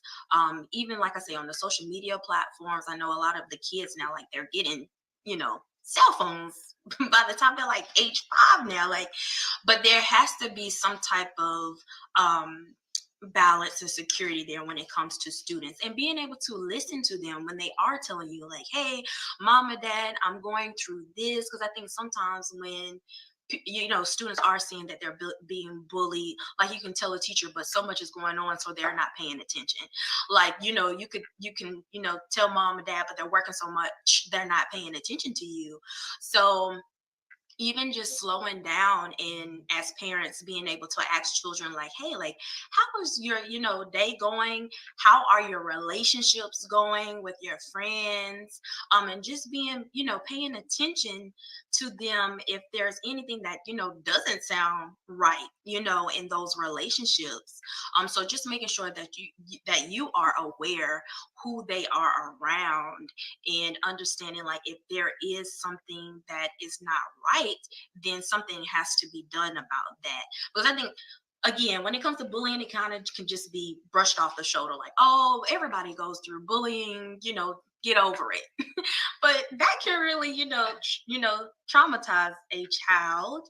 And I definitely think paying attention more to, even again, just social media, and paying attention to those signs of just going through those unhealthy relationship with your child, teen, that would make a world of a difference. I think it's important that you bring up bullying because bullying occurs in relationships, right? And I don't think that parents connect the two, but it happens, right? It's also a form of power and control. And one of the major complaints that children tell me, and I don't know about for you, is that their parents don't listen. They don't have time, right? And as parents, we are working, some of us in college, we're trying to make ends meet, where we have multiple children. And so we're trying to figure it out. But our children don't feel like there's a safe space at times. And it's not, you could be the perfect parent, but sometimes there's still some things that's missing. So I think that's important for our children for parents to realize that our children are going through that. Yeah, I've definitely heard from teens like, hey, like, they just don't understand me. My parents just don't understand me. They don't want to listen to me. They just want to, tell me what to do. And da da da da. I'm like, calm down. Let's breathe. Okay. So, when we look at that and, teens say, oh, my parent is not listening to me and this is what I'm going through, then, like, hey, like we need to bring those conversations to the table, right? We need to bring those conversations to the table, even if we have to, tell a trusted adult instead because we're not feeling heard. I often remind teens that you can tell a trusted adult. There are counselors on these school campuses, on college campuses. There are counselors. You have your student health wellness centers, where you can go gain access to those resources that are on campus or just in the community. So definitely, like, don't just stand by and let yourself go through that trauma, but instead advocate for yourself, right? Dr. Guyton, I think that's very important. As advocates, that's what we do, right? We remind them to advocate for themselves. So use your voice and make sure that if you need someone to talk to, then you find that trusted adult. And of course, teens, they often will talk to their friends, but like I also like to tell them too, like sometimes your friends, like they're just like like they're young, they don't really know what to do. Like, yeah, you can tell them, but will they give you the best advice? So anyways, always make sure that you can find a trusted adult on campus or in school, because sometimes students do have a good relationship with a teacher that they can go and talk to if they are going through something like that, and maybe possibly can't talk to a parent. I always recommend that parents establish a trusted authority for their children, right? Mhm. Say this is a godmother, a godfather, grandparents. These are the people that you really can go and talk to when you can't talk to me. Sometimes parents don't want to do that, but it's really a good idea because it opens up this dialogue that if I can't talk to my mom or I can't talk to my dad, I can talk to you, and then you can help me come and talk to my parents. And this works, right? It really does work. and it allows you to have more of an insight of what's going on with your children. And I also recommend when you say bring it to the table. When my children come to the table and they're grown, there's no cell phone. Yeah. I'll look around like restaurants and see children and families, everybody on the cell phone, right? Like they're not paying attention, they're not having conversation. So Yes. I feel like that's one of the problems is that we don't communicate anymore. Or you want to text me and you're upstairs and you text me. I need to talk to you. I need to see you. Yes. Thing that I see with our children as it relates to relationship with their parents. And I want people to understand that plays into this epidemic that we have is the relationship that you have with your children and establishing that real early because you don't want them to find themselves in a very violent relationship. Yeah. Delisa, what are some things that you see from a physical or emotional standpoint with teen dating violence? With teen dating violence, it can, look so different. Like I say, mostly like on social media or when they're arguing or they're saying, oh, well, she said this or he said that to me. And or it's the argument. Okay. Yeah, a lot of, arguing or tit for tat. And I always tell teens, like, don't let anyone have that much power over you, power to take you out of your character, or just make you get so upset over, what they have done to you, And so a lot of times I will see that and I'm automatically like just reminding them of who they are. Like, don't allow anyone to take you out of your character, because, teens, they will cuss, fuss, but even just be so quick to just go off. Like, nobody's going to talk to me that way and just different things. But hey, just reminding them of who they are, being, young ladies and being respectful of themselves. I think a lot of times too, I have seen where even teens will try to harm themselves, and so being able to also advocate and go get resources from the Youth Suicide Prevention Center. I think putting that information out there is also important. We are talking about mental health, right? And so being able to give that resource as well to the parent and to the teen, so that way if they're thinking about doing that again, because unfortunately through this work I have seen teens just going through depression, not feeling wanted or accepted when friends are maybe talking to them any kind of way or treating them any kind of way. And so just being that advocate and boot on the ground to advocate for them and reminding them of who they are, and not just giving that resource to the teen, but also to the parents, so they will also know where it is. I have a lot of clients that cut. So cutting is very common. And so I want you to really look at your children, pay attention to them because they're cutting like on their wrists, their arms, they cut on their legs. I've had a client cut between their toes. And so you want to pay attention to these things that are occurring with our teens. And one of my things, it's not always the physical, it's the emotional. That's the part that you can't see is how they're in a relationship and they're being treated, emotionally. And then some parents don't even realize that the sexual abuse occurs. Sometimes our teens don't want to have sex, but they go along with it sometimes, or they're forced to do it and they don't know how to come and tell you. It's not always a stranger that are sexually abusing our children. It's also other teens. And I think that that's important to point out about the sexual relationships and the emotional relationships and abuse that occurs in our teens. Right. And that's why often we talk about consent with teens, just reminding them like, no means no.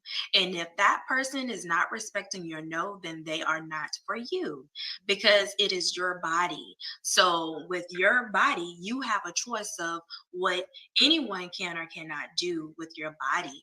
And so again, going back to that respect, right? So if I'm respecting you, you're going to respect me. And also letting them know, like, set that tone in your relationships with your friends or whomever, you are building a relationship with, and let them know at the beginning, like, your expectations up front when building those relationships with them, because consent, again, is very important. And anyone who think they can just take control of you, no, like, that's not a good friend, right? So anyone who is in a relationship, I just want to encourage teens as well to make sure that they are setting those boundaries. I always tell them to set those boundaries and let their friend know, what they want in a relationship. So that's also very important when building those with family, friends, whomever. It doesn't matter. Make sure that those boundaries are there. I think sometimes parents don't realize that they're not assisting their children in creating and understanding boundaries. Because the word boundaries, you really don't know what it means unless somebody definitely sits down with you and talk about what boundaries are. And I look at sometimes how children are forced to hug their aunt or their uncle, right? Or to sit in your grandfather's lap, or to go sit in your grandfather's lap, or they're forced to have that interaction. That's teaching them that they don't have a voice to say no, right? That they don't have that personal space. And children need their personal space. And what happens is as they get older, they're like, I don't have a choice. I can't say no. And we need them to be able to understand that at a very early age, you can say no about your personal space. Exactly. Absolutely. You say no about your personal space again, or whatever it is, because when we talk about boundaries, that's like learning, what you like and what you don't like, and making sure that whatever you're not agreeing to, like, no one crosses that. You don't cross no one crosses that line. No one gets to take that power from you of crossing whatever type of boundary that you're setting. And when you set it, it's also important to not get easy on a person just because they are uncle or auntie, grandma, grandpa, whomever, like, just making sure that you're consistent all the way through, to respect yourself enough to say, hey, if you're crossing this boundary, then I'm gonna have to communicate with you that don't do that. Don't do that again. And if it happens again, then these are the matters, that I will have to take, because you're crossing that boundary. And again, if someone is crossing your boundary, then they are not respecting you. So that's what I like to say. At what point do you advise teens to go and talk to an adult? At what point in a relationship should they say, oh, I think this is time for me to tell somebody and get some help? I think anytime a student, teen should reach out to, again, a trusted adult is when they feel they are in danger, or even when they feel that, I need to get this off my chest. I need to, talk to someone. Or even at the very beginning of relationships, hey, mom, dad, like, I'm thinking about dating this person, or, just being casual about it. But if there's any type of danger, absolutely, as soon as possible. I know sometimes when you're kind of like going through that phase and growing up as a teen, you kind of just feel like, oh, this is the one, like, I'm so excited, this person is just, oh, I'm just in awe by them. And then as time goes, you kind of see another side of that person. And so you're kind of like, wait a minute, where is all of this coming from? So you're kind of going through all of these different types of emotions. So I think even just up front, if we're, talking to our parent, again, or a trusted adult about, we're thinking about dating or being in a relationship, but especially if there is danger, then, again, reach out to a counselor, a trusted adult, and let them know what you are going through. And then in all cases, like, if there is an emergency, of course, then, you can definitely call 911. So for me, I wasn't allowed to date, right? Mm-hmm. I don't know, my mom's a minister. That was a no-go, right? So I did a lot of sneaking. And so I think the conversation should be had, especially if you don't allow your children to date, to have that conversation because they're doing it anyway. Like I've seen where children early as age 10 are having consensual sex. So we have to have the conversation.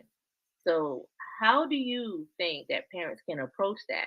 I know it was difficult for me, and I think people believe that their children are not doing things that they forbid them to do. Essentially. But Let's talk about that. Right. Definitely for me, hey, I was fortunate enough to, have a parent where they're like, hey, are you being sexually active? Like, you know what to do. Like, don't play, like that. So, just keep it real. I didn't have that. Right. Well, there was no sex conversation. There was you will not date, you will not be touched by a boy. That was the conversation for me. Right.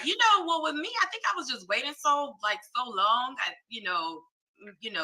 My family was like, you okay? Like, I'm like, yeah, I'm just, enjoying life. Like, hey, I'm just a teen here. Give me some time.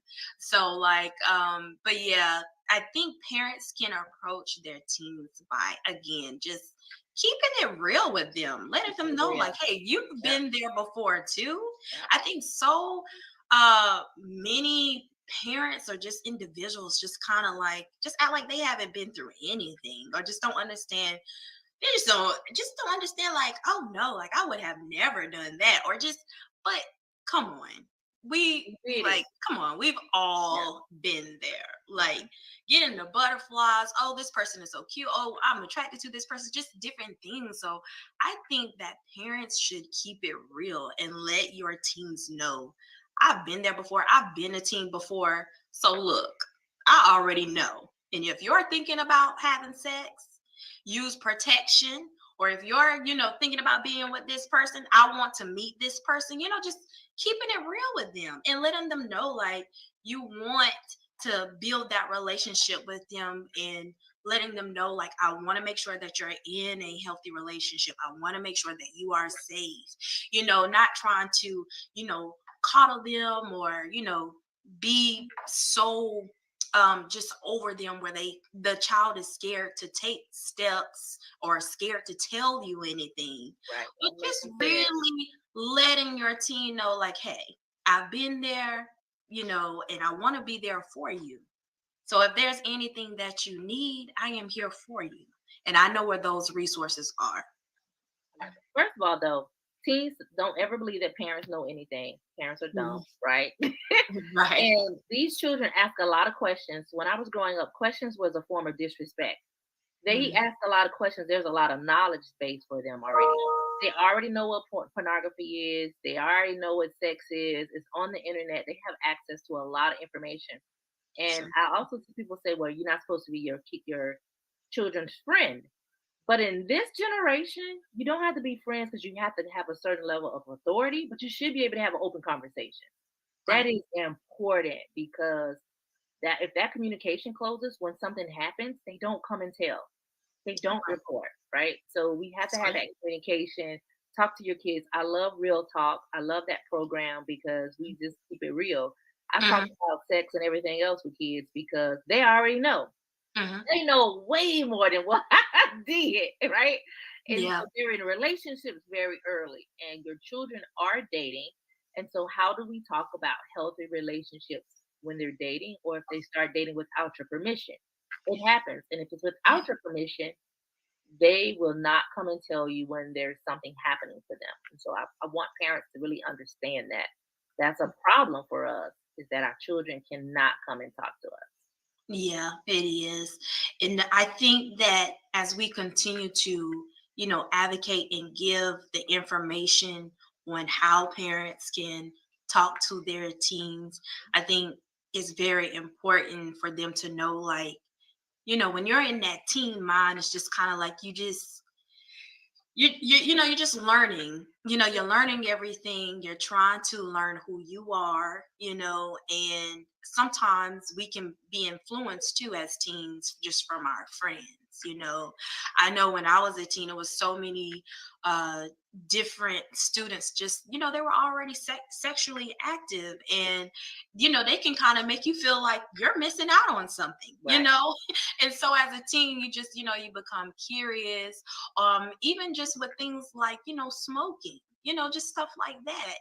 And so I think, even just as, being a teen, getting that reminder from your parent of just them reminding you of who you are, and encouraging you to continue to, stay on that path that's positive. And I think, again, that is just so important to remind your student, like, hey, I'm proud of you, I love you, just different things like that, to continue to motivate them, that they don't have to do those things that everybody else is doing, and so we have to incorporate those type of relationships when we are talking to our team, again, to just let them know that we are there. We are there. One issue that I had that was brought up to me was when you're a teenager and you really don't want to have sex, right? You just like the guy, you like the girl, but they want to have sex. How do you handle that, right? And Yeah. sometimes you go ahead on and do it anyway because they're asking you and you like them and you want them to like you back, and you feel like if you say no, then they're going to go off to somebody else. Mhm. That's a conversation that should be had between parents and children, I think, right? Mhm. Because it happens so often. There were times that I've had sex that I didn't really want to do it, Mhm. when I was younger, but I did it anyway Yeah. because I did it, right? But there was Right. no conversation had with me either. Right? Mhm. What does that look like for you when somebody is in that catch of they like me, I like them, I really don't want to have sex, but I do. What is your opinion or perspective on that? My perspective would be, this would go back to boundaries for me, because I've been in those situations where it's like, as a female, I was just kind of like, should I tell this person I don't want to have sex or not? Just, like that. And never opened my mouth. But when it came down to it, the relationship didn't work out. And what the person says is, if you didn't want to have sex, then you should have just said that at the beginning of the relationship, right? Okay. I got it. From here on out, that's what I'm going to do with every single person, that I'm meeting down the line. I'm going to just be upfront. Like, no, I don't want to have sex. We can be friends, we can go on dates, but we're not having sex. And so if that person did not agree with that, then hey, of course, we're not moving on with this relationship. And that would just be, again, the boundary that I would set. But I think it took me going through those experiences to know, like, hey, like, sometimes, like, that's literally all people want. And so Right. you need to let them know upfront, like, this is not what I'm here for. And so, again, keeping it real. Keeping it real. Yeah. And you have to have those conversations because it's almost like when you get in it, you don't know what to do. Like I really believe that the conversation should be had. And there are a lot of men and women who have had sex as teens that didn't want to. They didn't really want to do it, but it was almost like this certain amount of peer pressure, or because everybody else was doing it, they did it as well. And then so now you're feeling some type of way. So I think it's important to talk about that. And as you said, about consent and understanding that, and understanding boundaries and understanding those words when we're talking to our teens and having that conversation and empowering them, giving them the power to say, no, I don't want to. I didn't have a voice. So I probably was about 29, 30 before I would tell people no. That's crazy. I know. It's crazy that you said that, because I feel like since I've turned 29, all of our birthdays are like in February, right? Right. I was like, you know what? I'm at the point now where I'm just, if anyone is saying something to me that's just off, like, I just have to let them know, like, right now. I'm not sugarcoating anything else. Like, this is the age for me where I feel bold enough to say, hey, you're not going to talk to me like that, or hey, I didn't like when you did that. Just letting them know and just informing them, not being rude about it, but just letting them know. So I totally agree with you, Dr. Guyton. Yeah. And what's funny is that you get this at a very young age. You get it at a very young age, right? I was not where you are. I know I was a good 40 something when I started speaking like you speak, right? When I started saying, well, my no is my no, and I'm not tolerating this. I was in my 40s. And so I love the fact that you are in this space at an early age and that we're empowering our children now at an early age to speak up for themselves, to stand up, to know that they have a choice, they have a voice, they have a right, and they have a right to tell it. And I tell people that all the time. And so I'm always inspired when I speak to somebody younger that uses their voice. I could use my voice for other people, but it was hard for me to use it for me, right? I would do it I could stand up for the world. I'm trying to cure world hunger, right? But not for me.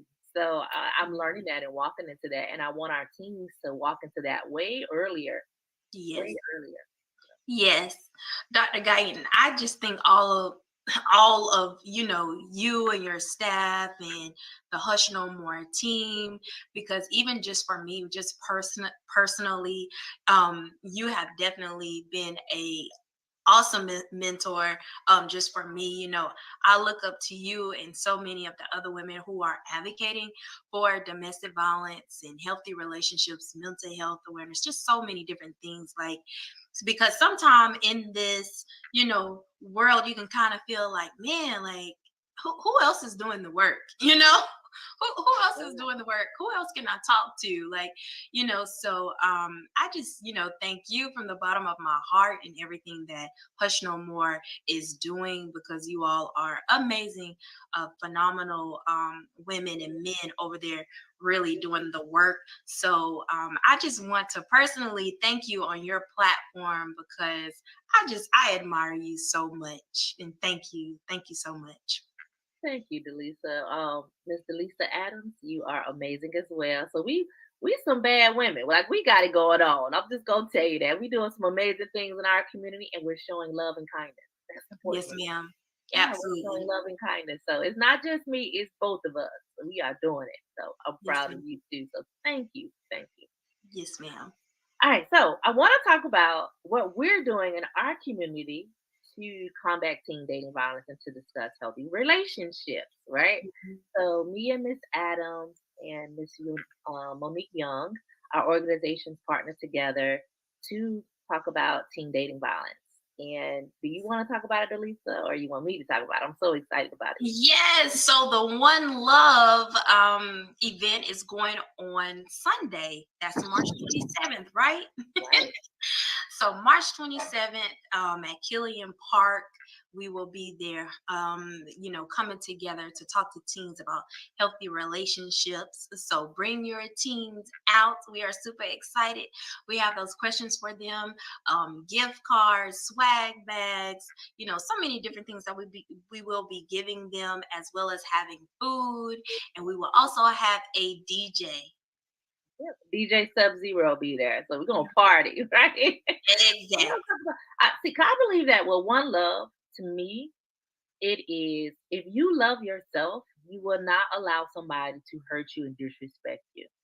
If you love yourself, you won't hurt and disrespect somebody else. So it is so important that love is taught to our children, and how to love themselves and how to love somebody else, because we don't understand it. Nobody really taught me how to love. That's, people think that it evolves, and it doesn't. And so I am really excited to be able to talk to our teens, because I think it's going to make a difference. I think their voice is important. Yes. Now, when I think about One Love, like, I think about, like, we are in this together. Like, we're going to continue to grow, into having healthy relationships, healthier relationships with ourselves, our family, our friends. So I love that One Love thing. Like, I think of togetherness when I think about it and coming together. Yeah. And it's like we're coming together to really pour into others, right? And different mentoring programs, different programs that are in our community are coming together to show love to our kids. And the one thing that a lot of parents have been asking me is why parents are not allowed at this event. Why, Miss Adams, why are parents not allowed at the One Love event? Yes.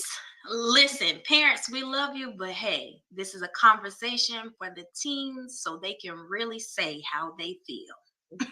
Yeah. And it's not for us to get your kids apart from you where you think that they're going to snitch or something. It has no negative energy to it, right? None. Right. None of Exactly. that. Take you a break, drop them off, take a break, Mhm. and leave them with us. And it's just about showing love to them and creating the connection now, just in case something happens to your children, they feel empowered and they have an organization and multiple organizations to reach out to for help. You got to establish that connection now. Exactly. Resources will be there. So please bring your teens out and let them join this impactful conversation where we will also be empowering them. We'll be empowering them. Yeah, so we're going to have fun. Like, I am really excited. I love working with kids because I realize that they need to have that connection outside of school. So we're doing it on a Sunday so we don't have to compete with the sports and all the other events that your kids have going on Saturday. And it's One Love, a party to explore healthy relationships. And Miss Adams has some very difficult questions that she's going to be posing to. Yes. But often the teens, they love the questions and it gets the conversation going. And that's what we want. So a series of questions just on, like healthy relationships or just things that go on, possibly in those relationships when they are probably just dating or just what they say, like we just talking, bringing that all of those different questions to the table to really get that response out of them. And if there's anything that's just off the wall, I promise you, we are there to facilitate and to, correct and give those resources so they would know how to handle relationships better. Yeah. And we don't advocate for kids to have sex. That is definitely not what we do. No. We think that sex is complicated. So this is not a hookup party where we're going to be like, start dating. That's definitely not what this is. And I had that question as well. We're not advocating for that at all. But I will tell you, a lot of them are already sexually active. So you've got to have that conversation with your children. Absolutely. I agree. So you can go on our website, hushnomore.org, and register for One Love, a party to explore healthy relationships. We want all teens to come out ages 13 to 19. Come on out, have the conversation. We wanted the older kids to be there so they can give a perspective to the younger kids because it's all about growing together and understanding experiences. So that's why we have that age. And I think it's going to be a great event. It's at Killian Park, Columbia, South Carolina. If you're not in South Carolina, you're definitely going to miss this one. And we're just going to be about showing love and kindness from 2 to 5 p.m. All right. Sounds good. I am ready to go. I'm excited about it. I am. And so, Delisa, what is some other things that you have going on? I know you have a support group that's coming up. Can you tell everyone about that? So like I mentioned earlier, the Purple Chat, we meet once a month, actually, third Mondays of the month. We had a very good session yesterday, and it was all about, growing in healthy relationships with yourself, your family, friends, school, and work. Also, just talking about, self-care as well. And everyone that was a part of that session yesterday were able to take a flower, except of course if they were on the virtual platform. But with that flower, it symbolizes to keep growing in your relationships, to continue to making sure that they are healthy. We're growing every day, right? So just giving that to them as a reminder to keep on growing. And so we have that again third Mondays of the month from 7:30 to 8:30. So if that is something you are interested in, please contact us. Go to our website, visionsofwomen.org. You can check us out there. And you can also send an email to contact@visionsofwomen.org, and I will email you back, give you that information to join us. I love it. I love it. I think events and coming together is important for our community, that we do have to just join each other. So I appreciate you. I thank you. I thank you for the work that you're doing. Yes, I ma'am. love that you're on college campuses, because we go off to college and we have no clue. I was in college and I've never heard anything as related to domestic violence or teen dating violence, any of that, right? So I appreciate you for being the voice on our college campuses and working with our teams, and that means a lot. And I want you all to check out Miss Adams' website, visionsofwomen.org. They're a great program. If you have young girls that need support, please reach out to her, and even talk about how to have that conversation with your daughters, right? That's Exactly. important. That is very important. So thank you for that. Yes, ma'am. So Hush No More has quite a few events coming up that I am excited about. So let me go into them. On 2 April, we have a concealed weapon permit class. It is important for you to understand, if you so choose, how to use a weapon and how to use it safely, especially in the state of South Carolina. So we're going to be doing concealed weapon permit training and self-defense training for 2 April. 9 April, we are doing the 5K against sexual abuse. This is a virtual event. Please sign up on our website. You can also join us on that morning, Saturday morning, and walk with us. But we want you to walk in your community to help raise awareness and to post on social media. On 10 April, we are doing the Hush No More documentary screening that shares the stories of a lot of survivors as it relates to the hush topics. It is a great documentary, and would love for you all to join us on 10 April. Then on 30 April, what I'm really excited about is about crime. So Stomp Out Crime is about us coming together, having a step show and different performances in our community as it relates to Crime Victims Week. It doesn't matter what crime you are a victim of or that you might become a victim of, to come out into our community. Visions of Women, Rediscover Me, she did that event. No, she did that community foundation. Who else? My Sister's Voice.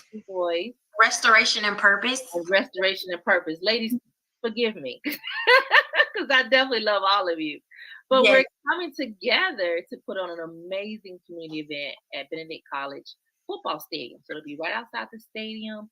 You can bring some chairs, come out, hang out with us. We have DJ Sub-Zero there. Yes. And it's going to be a great day. The City of Columbia Police Department, Richland County Sheriff Department, and different nonprofits will be there so that you can get resources. And the first 1,000 participants that show up will get a free personal security alarm. So that if you're in an emergency situation, click on the alarm and it helps protect you. So we're really excited about this event. And Adam, what would you like to add about Stomp Out Crime? Oh my goodness, like I am super excited.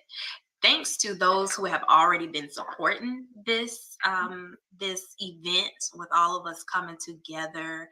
I think it's very important, just again, those resources that we're bringing to the table, having different organizations come out and give those resources, and for us to even just honor family or individuals who've been through some type of violence, right? Because when we think of, National Crime Victims Awareness Week, although we're just, celebrating it on that day, it's, for an entire week, to give us the opportunity to raise awareness towards all different types of crimes. So again, I really love that we're, going to be honoring people. Our program, we will have performers and just different things to come together as a community to raise awareness towards National Crime Victims Week. So I'm loving it. I'm here for all of the different people we have coming out, just all of the different type of information. Food will be there. Okay. Food, people with trucks, that have food and ice cream, just snow cones, just different things. Like it's a family event. So bring your children, because we are definitely excited for this event. And again, bringing the community together. Like, I love it. We'll have face painter, right? Yes. A bounce house. Bounce house. Yeah, different vendors. So it's going to be a great community day. And we do know that the Sweet Potato Festival is going on at the same time, like around the same time. But you could drop off at the Stomp Out Crime and then head on over to the Sweet Potato Festival. Yes, right. Come holler at us in the morning time. Yeah. Start at 11 a.m. Around about 11. About 11. You know, it's gonna be a nice gathering. So come on out and come support and come get information and bring a friend, bring your family, bring the children. It's gonna be awesome. I love it. So partnering together to just make a difference in our community. And so I'm going to run down the organizations again that are going to be there. So not just Hush No More, additionally Visions of Women, Rediscover Me, My Sister's Voice, She Did That Foundation, and also Restoration and Purpose for Women. So we will be there just celebrating life and showing love to our community. So please come out. There are going to be some great, amazing resources there, to include counselors. If you're looking for a counselor, counselors will be there. So if you want to be a vendor, we still have space. If you want to be a vendor, if you just want to come out, show some love. Yes, and if you have a bike group or a car group, please come out and support. Come be a part of this event. I love it. Thank you. That's 30 April. So we have a busy month. You can go to hushnomore.org and look at all of the events and register for any of them. They are all great events. Like, we don't put on nothing that's not good. I can tell you that. When we put it on, it's going to be a good event. And so I look forward to just meeting more people in our community and trying to make a difference. So, all right, Delisa, do you have anything else that you would like to add before we close out this amazing conversation? No, ma'am. Just thank you again for having me here. And I wish many blessings to everyone who has taken the time out to listen to this conversation. Indeed. You have heard the amazing Miss Delisa Adams. She is phenomenal at visionsofwomen.org. Contact her if you need any assistance as it relates to teens and college students, and see how she can help you. How can her organization provide resources for your children? And make sure that you have the conversation. You can share this video with your teens. You can sit down with them, talk with them. These are great topics that you could raise with our kids. Remember, it's 1 in 3 teens that are experiencing this. That is a lot of kids. Right? It's a lot of kids. So, blessings to you all. It's not easy to be a parent. It's not easy to be a teen, but we can make it work. So, you all have an amazing day. And thank you for tuning in to Hush No More Champion. Bye. Are you looking for the qualities of a good mom? Are you feeling less than enough and struggling to be a good mom? Well, you have come to the right place.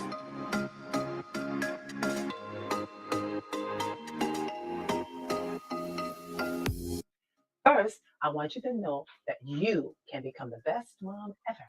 And I want to help you to understand what true motherly love is.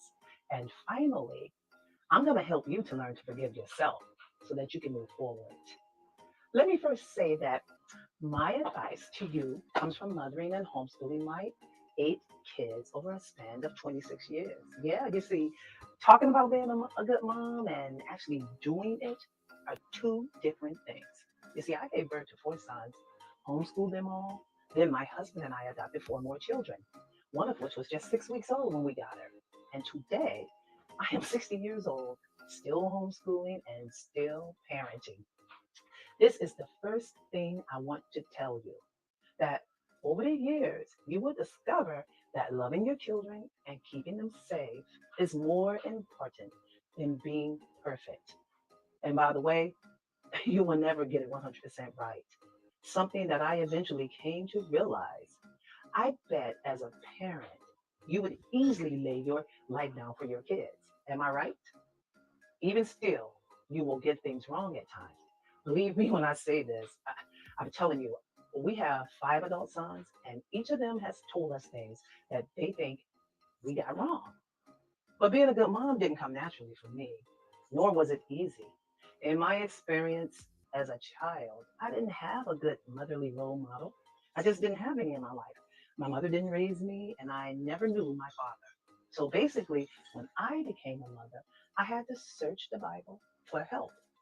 I had to rely on other mothers in my church. So consequently, I sort of mimicked how they cared for their kids.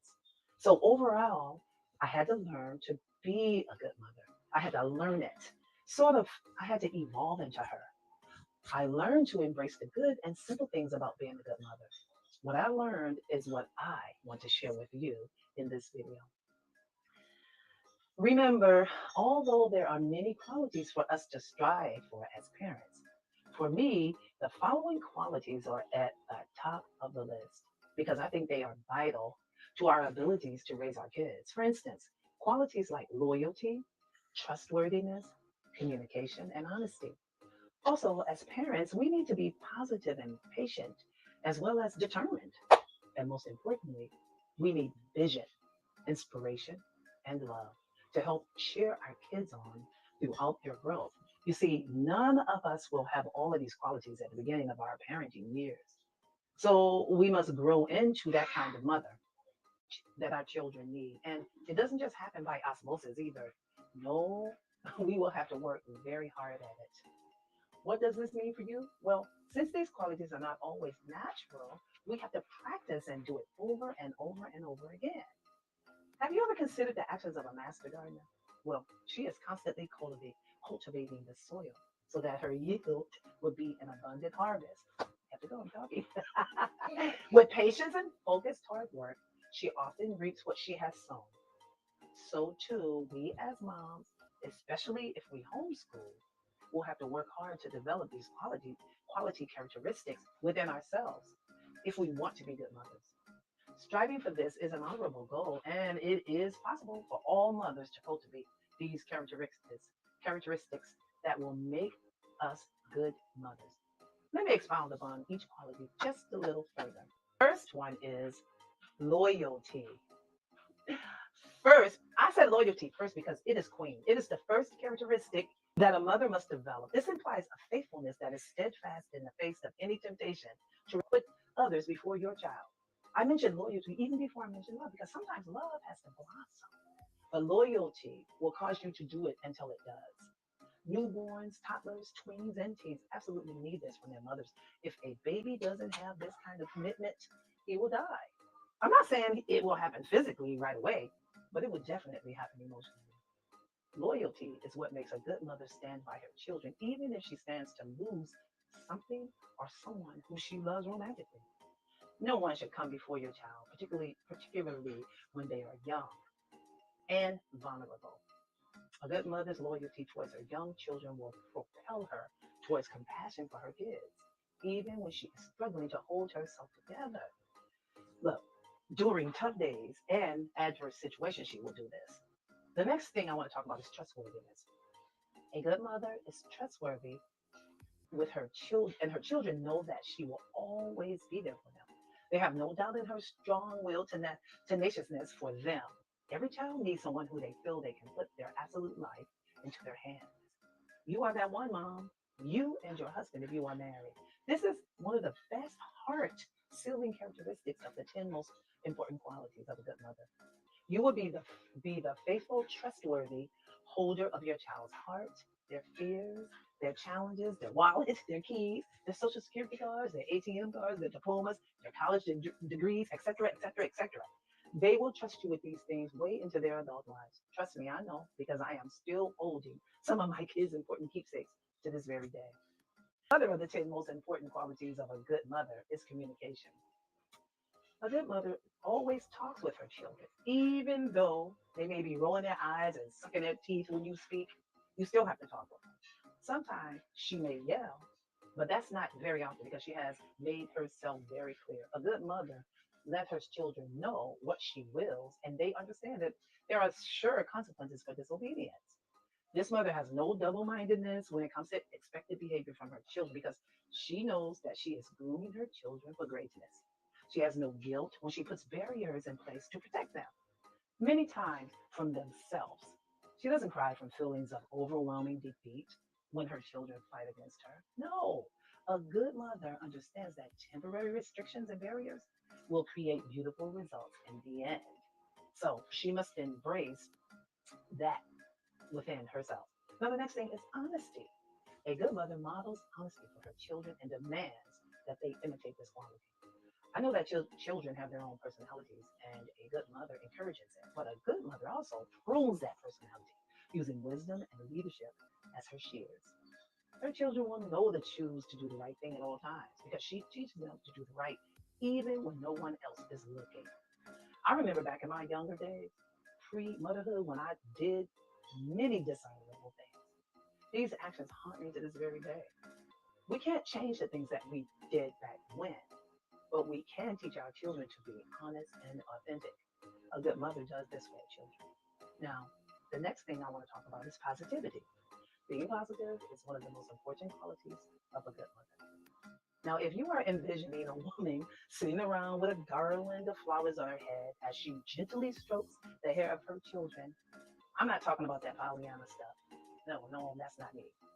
A mother must first empower herself with the strong belief that she can do what is needed for her children. She needs to cultivate positive thoughts about her ability to care for her children. She just has to do that. She must embrace herself as the sole giver of love to her offspring because a mother's love can't be replaced. And as a child who was separated from her mother at a very young age, I suffered a ripping of my spirit. I didn't know what was wrong with me. Deep down in my soul, I asked, how come she let me go? So you have to know that you are the perfect one for your child, especially if you are a healthy, non-toxic, capable woman. Meanwhile, you have to keep building your parenting skills and learn to be patient, which is the next quality of a good mother. I will be talking about that in part 2 of this series. Well, so far I have given you 5 of the top quality characteristics that a good mother must cultivate within herself. Have you recognized yourself in any of these? Or do you feel that you still have some work to do? Well, most of us will have to admit that, yeah, we do. We do have more work to do. Even so, I hope that my tips have given you some encouragement to persevere as a mom, especially if you are also a homeschooling mom. You really need to be positive. I mean, I really love seeing young mothers raise and care for their own kids, particularly if you homeschool. I work hard to create products to help young mothers succeed at homeschooling and parenting. So click the link in the description to schedule a free 30-minute consultation with me. Down at the bottom, we can talk about ways to find your success. Also, in the description is a link to my book. If you want to know more about my journey, my homeschooling, and my parenting journey, there's a link in the description. Just click it. Once again, I'm Adrienne Brown, the Homeschool Mama page. Follow me on Instagram, Twitter, and Pinterest, and Facebook, actually. I'm known as the Practical Minded Mama there. Anyway, have a good day, and thank you for watching. Bye.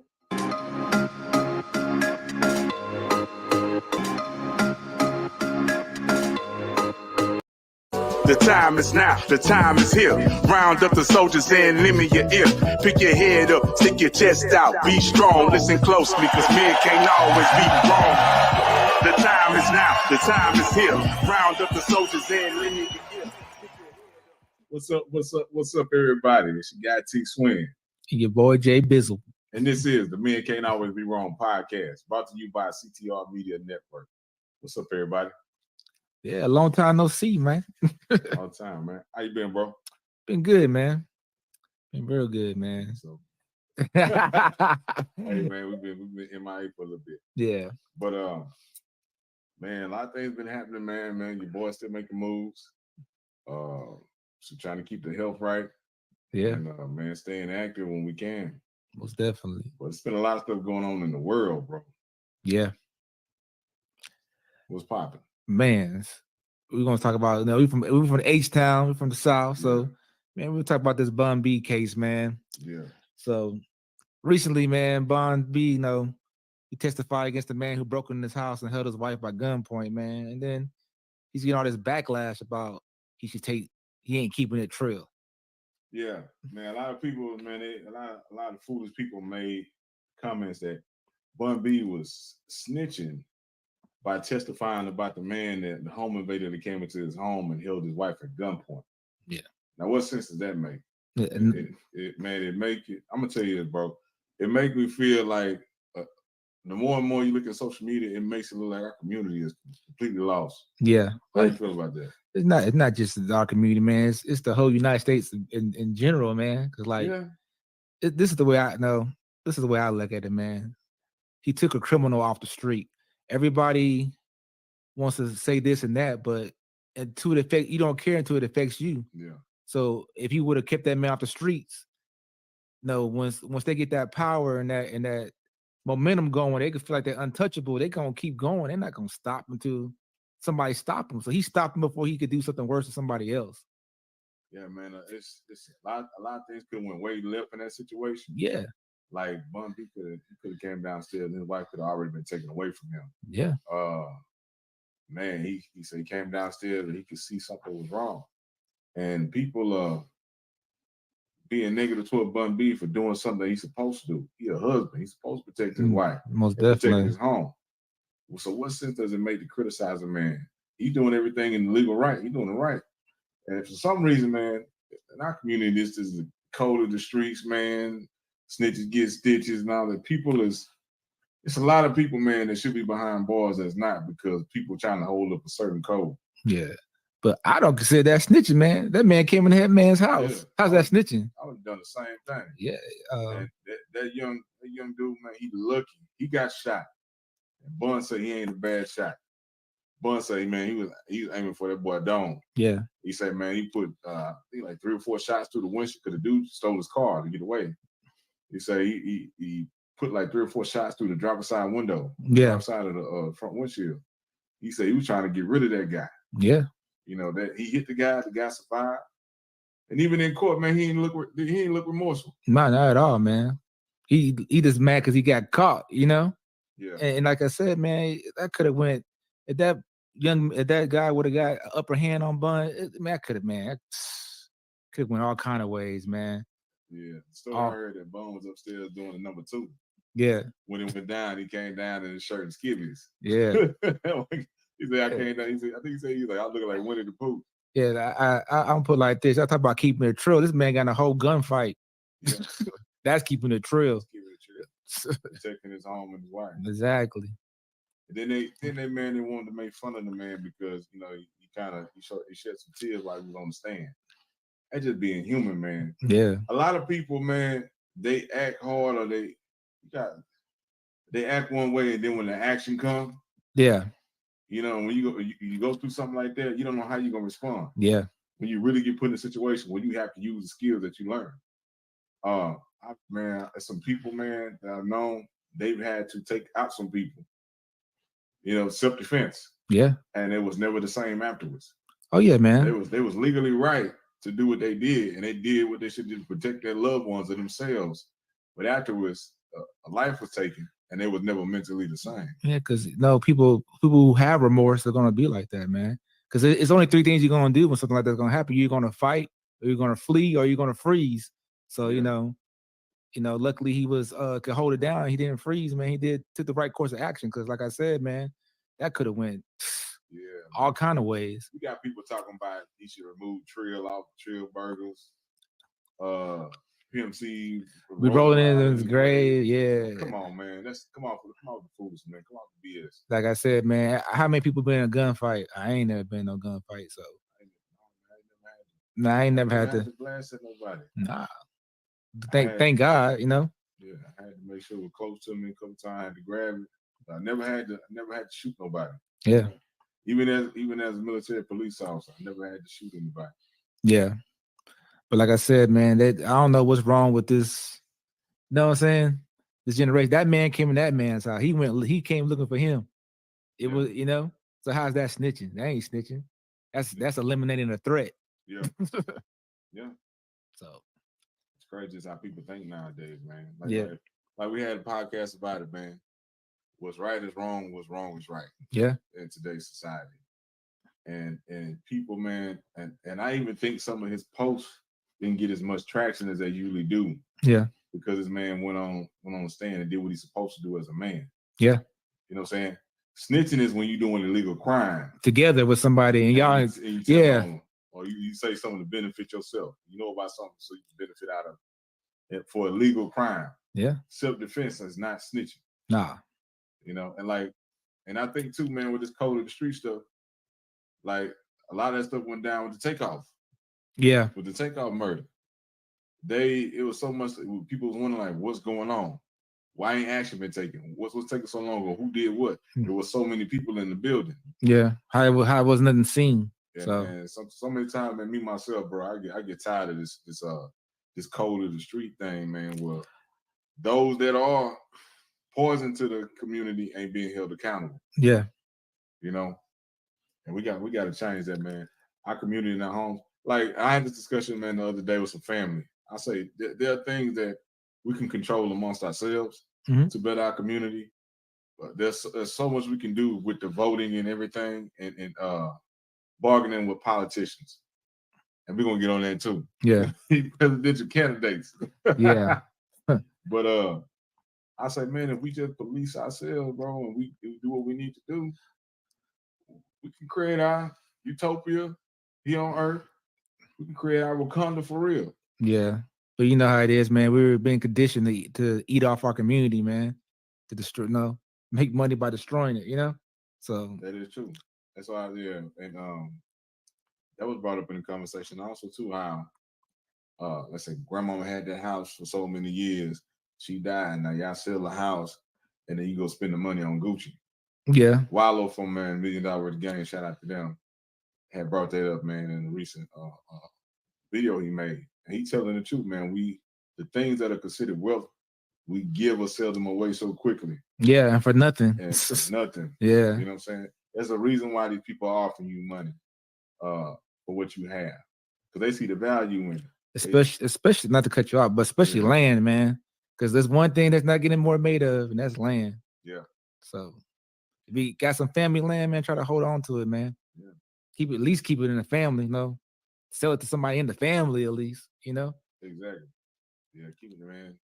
Because like with these times, man, the way times is right now and the cost of living, people are really needing to depend on family. Yeah. And you need somewhere you can go. I always say to myself, man, family gotta have somewhere where they can go and reset. If something happens, they need a safe place, a home base they can go to get their stuff back together so they can get back on their feet. Yeah. You know, if you don't own nothing, you ain't got nowhere to go. Yeah, and in a way, I know at one time, they think they put a stop to it, man. They letting these companies buy up single family homes like nothing. They try to make everybody a renter anyway. Yeah, that's so the plan. So, but yeah, man, it's crazy times, man. Crazy times. Yeah. Crazy, man. And every year somebody said, man, we living in the last days. The end is coming. That's a lot. It's a lot of crazy stuff happening. Yeah, man. Around the world. Laws, resources, marriages, relationships, self-identification. We ain't gonna go in that. So much. Hey, bro, they got a military guy in a high position identifying himself as a dog. Oh yeah, I seen that. Yeah, I saw that. He identifies as a dog. You run at the mask with the dog and stuff. Oh yeah. They ain't messing with it's certain things that shouldn't be allowed. Stuff like that shouldn't be allowed, man. Like schools and military, it shouldn't. Once a person gets a certain age or something, then yeah, whatever, man. Yeah, that's your life. Do what you want to do, but keep it out certain things, man. Keep the kids innocent as long as possible, man. Yeah, I'm just saying how wild stuff is getting nowadays. Yeah. Yeah. And man, yes, I could go way left. But we might not be here on that. Yeah, man. Like with these presidents, bro. I'm just saying, man, we got a president that better remembers who he is and where he's at any given day. They had that man in the football helmet the other day. Looking very special. This is my thing about the whole president. The whole president thing, man. Back Like, in the day, they used to put helmets on special people. yeah, this is my thing. Like, Yeah. what is the lesser of two evils? Right? So is he the lesser of two evil, or is the alternative the lesser of two evils? You got to make that decision. And that's the thing too, man. People think they have to pick out of the two evils. There are other candidates that run for that position. Yeah. So some people are stuck in their ways. Some people are stuck on colors. Their family have sided with one side. Yeah. Red or blue. You know what I'm saying? My thing is when the government start gang banging, you know. Yeah. I think they should do. Me personally, I think they should do away with parties altogether. Yeah. You should just be based on an individual candidate. All this clicking up stuff is ruining the country, in my opinion. Yeah, man. Because our president now, his son just been convicted. Was it 3 charges? Something like 3 or 4, something like that. Gun charges? Yeah. Yeah, because he lied on a gun purchasing form that he was not using illegal drugs. Yeah. For 2018. But then, the alternative, we got Mr. Trump. He been convicted on 34 felonies. Yeah. So what does that say about our country? It's crazy, man. I don't think any other man. Well, there's been a lot of corrupt governments around the world. Yeah, most definitely. But man, today's day, we shouldn't have a candidate that got 34 felonies running. It still can be chosen for office. Exactly. And then we got another guy that can't remember his name or where he's at. Still in charge. I think it's time for some new blood, man. We need some. And we got a vice president that's been MIA. Oh yeah, she too busy on Vogue. I mean, whatever she be on. But anyway, so that's why I say, man, like, do what you can within the system, but also, man, do your best to police what's around you and take charge of what's around you. Because every other community has their own little world, their own little community within towns, and we need to strengthen ours. That's my opinion. That's T-Swin. That's not the men can't all be wrong opinion. That's just my opinion. Yeah. So it's not the opinion of CTR. It's my opinion. Yeah. Man, like I said, man, I think as a whole, man, we need to sit back and we need to look at the dynamics of our government on some things, because like, shouldn't nobody be in no office for no 20, 30, 40 years, man. You know what I'm saying? Yeah, like that needs to be corrected, man. And then, like I said, man, I don't like the choices. The only person I see that I'll probably vote for would be if Robert Kennedy Jr. is going to run, I'll probably vote for him. But I'm not voting for Trump or Biden. To be honest with you, I don't like. Yeah. So. And then oh man, I'm gonna say this too, man. People assume because you're black that you're automatic Democratic. Yeah. Now I'm not saying I'm a Republican either, but don't assume that you know my decision because of my color. Yeah.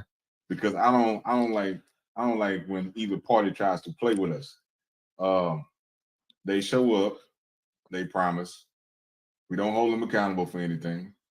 We don't have any kind of collateral or anything to bargain with, really. Yeah. Using the bargain to hold them accountable for our vote. They just show up and do a little dance. They come up there, do the nay-nay, do the running man, the cabbage patch. You know what I'm saying? Now you got these men out there with Kirk Franklin at a black church. Come on, man. Yeah. This guy got pictures at white supremacist events. Come on. Yeah. But like I said, man, they need to, they shouldn't have it where this for that party, you can only have this one choice for that party. You know what I'm saying? Yeah. It should be all wiped out and you have individuals on a bracket. Forget all this party stuff. It needs to go. The media makes it look like there's only 2 candidates from all these other multiple candidates. Yeah. Candidates running for the position. Yeah. For president. And you really need to do your research, man. It should always be the best person for the job. Yeah, exactly. And sometimes it might be a Republican and sometimes it might be a Democrat, man. My thing is that's how I feel. Yeah. The best person for the job, whether it's Republican, Democratic, Green, whatever, man. Donkey or elephant, whatever. Yeah. But And also I think they need the electoral college need to go too. Yeah. Every vote should be counted, man. That's like I'm from Texas. No, we're from Texas. So, we're a red state. It is what it is. Sometimes I feel like my vote don't count because I know in the end of the day, it's a red state. Yeah. So it's like I got wiped out. So I think every individual vote should be counted. And that's the way it should be done. We had the technology for it. I can see we didn't have the technology for it, but we can count every vote. You know what I'm saying? Yeah. It's just, man, it's just crazy how you got one guy, man, his son has been caught on camera multiple times using drugs, smoking crack. And don't forget the other one, he messed with porn stars. Man, I'm gonna say this, man, because I think everybody, I'm just my thing. I think everybody in cahoots anywhere. It's a lot of behind closed doors, laughing and hee-hawing, but and coking and joking. Yeah. but the thing about it though is like a lot of us don't know. I remember, we're middle aged, man. I can say, right? We're in our 40s. We were taught about the 3 branches of the government and stuff. These people you got to realize that the people making the laws are is the Senate in the House. They didn't want to make the laws, so you can't until you get that under control. The president he just okay, that's good. Yeah. Okay, that's not good.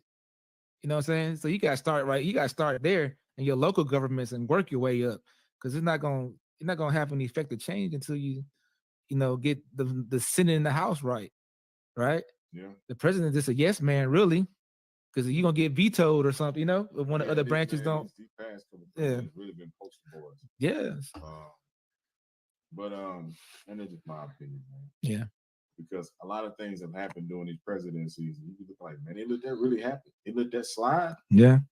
Did he really just say that? You be like, did he just tell us to drink bleach? Hold up.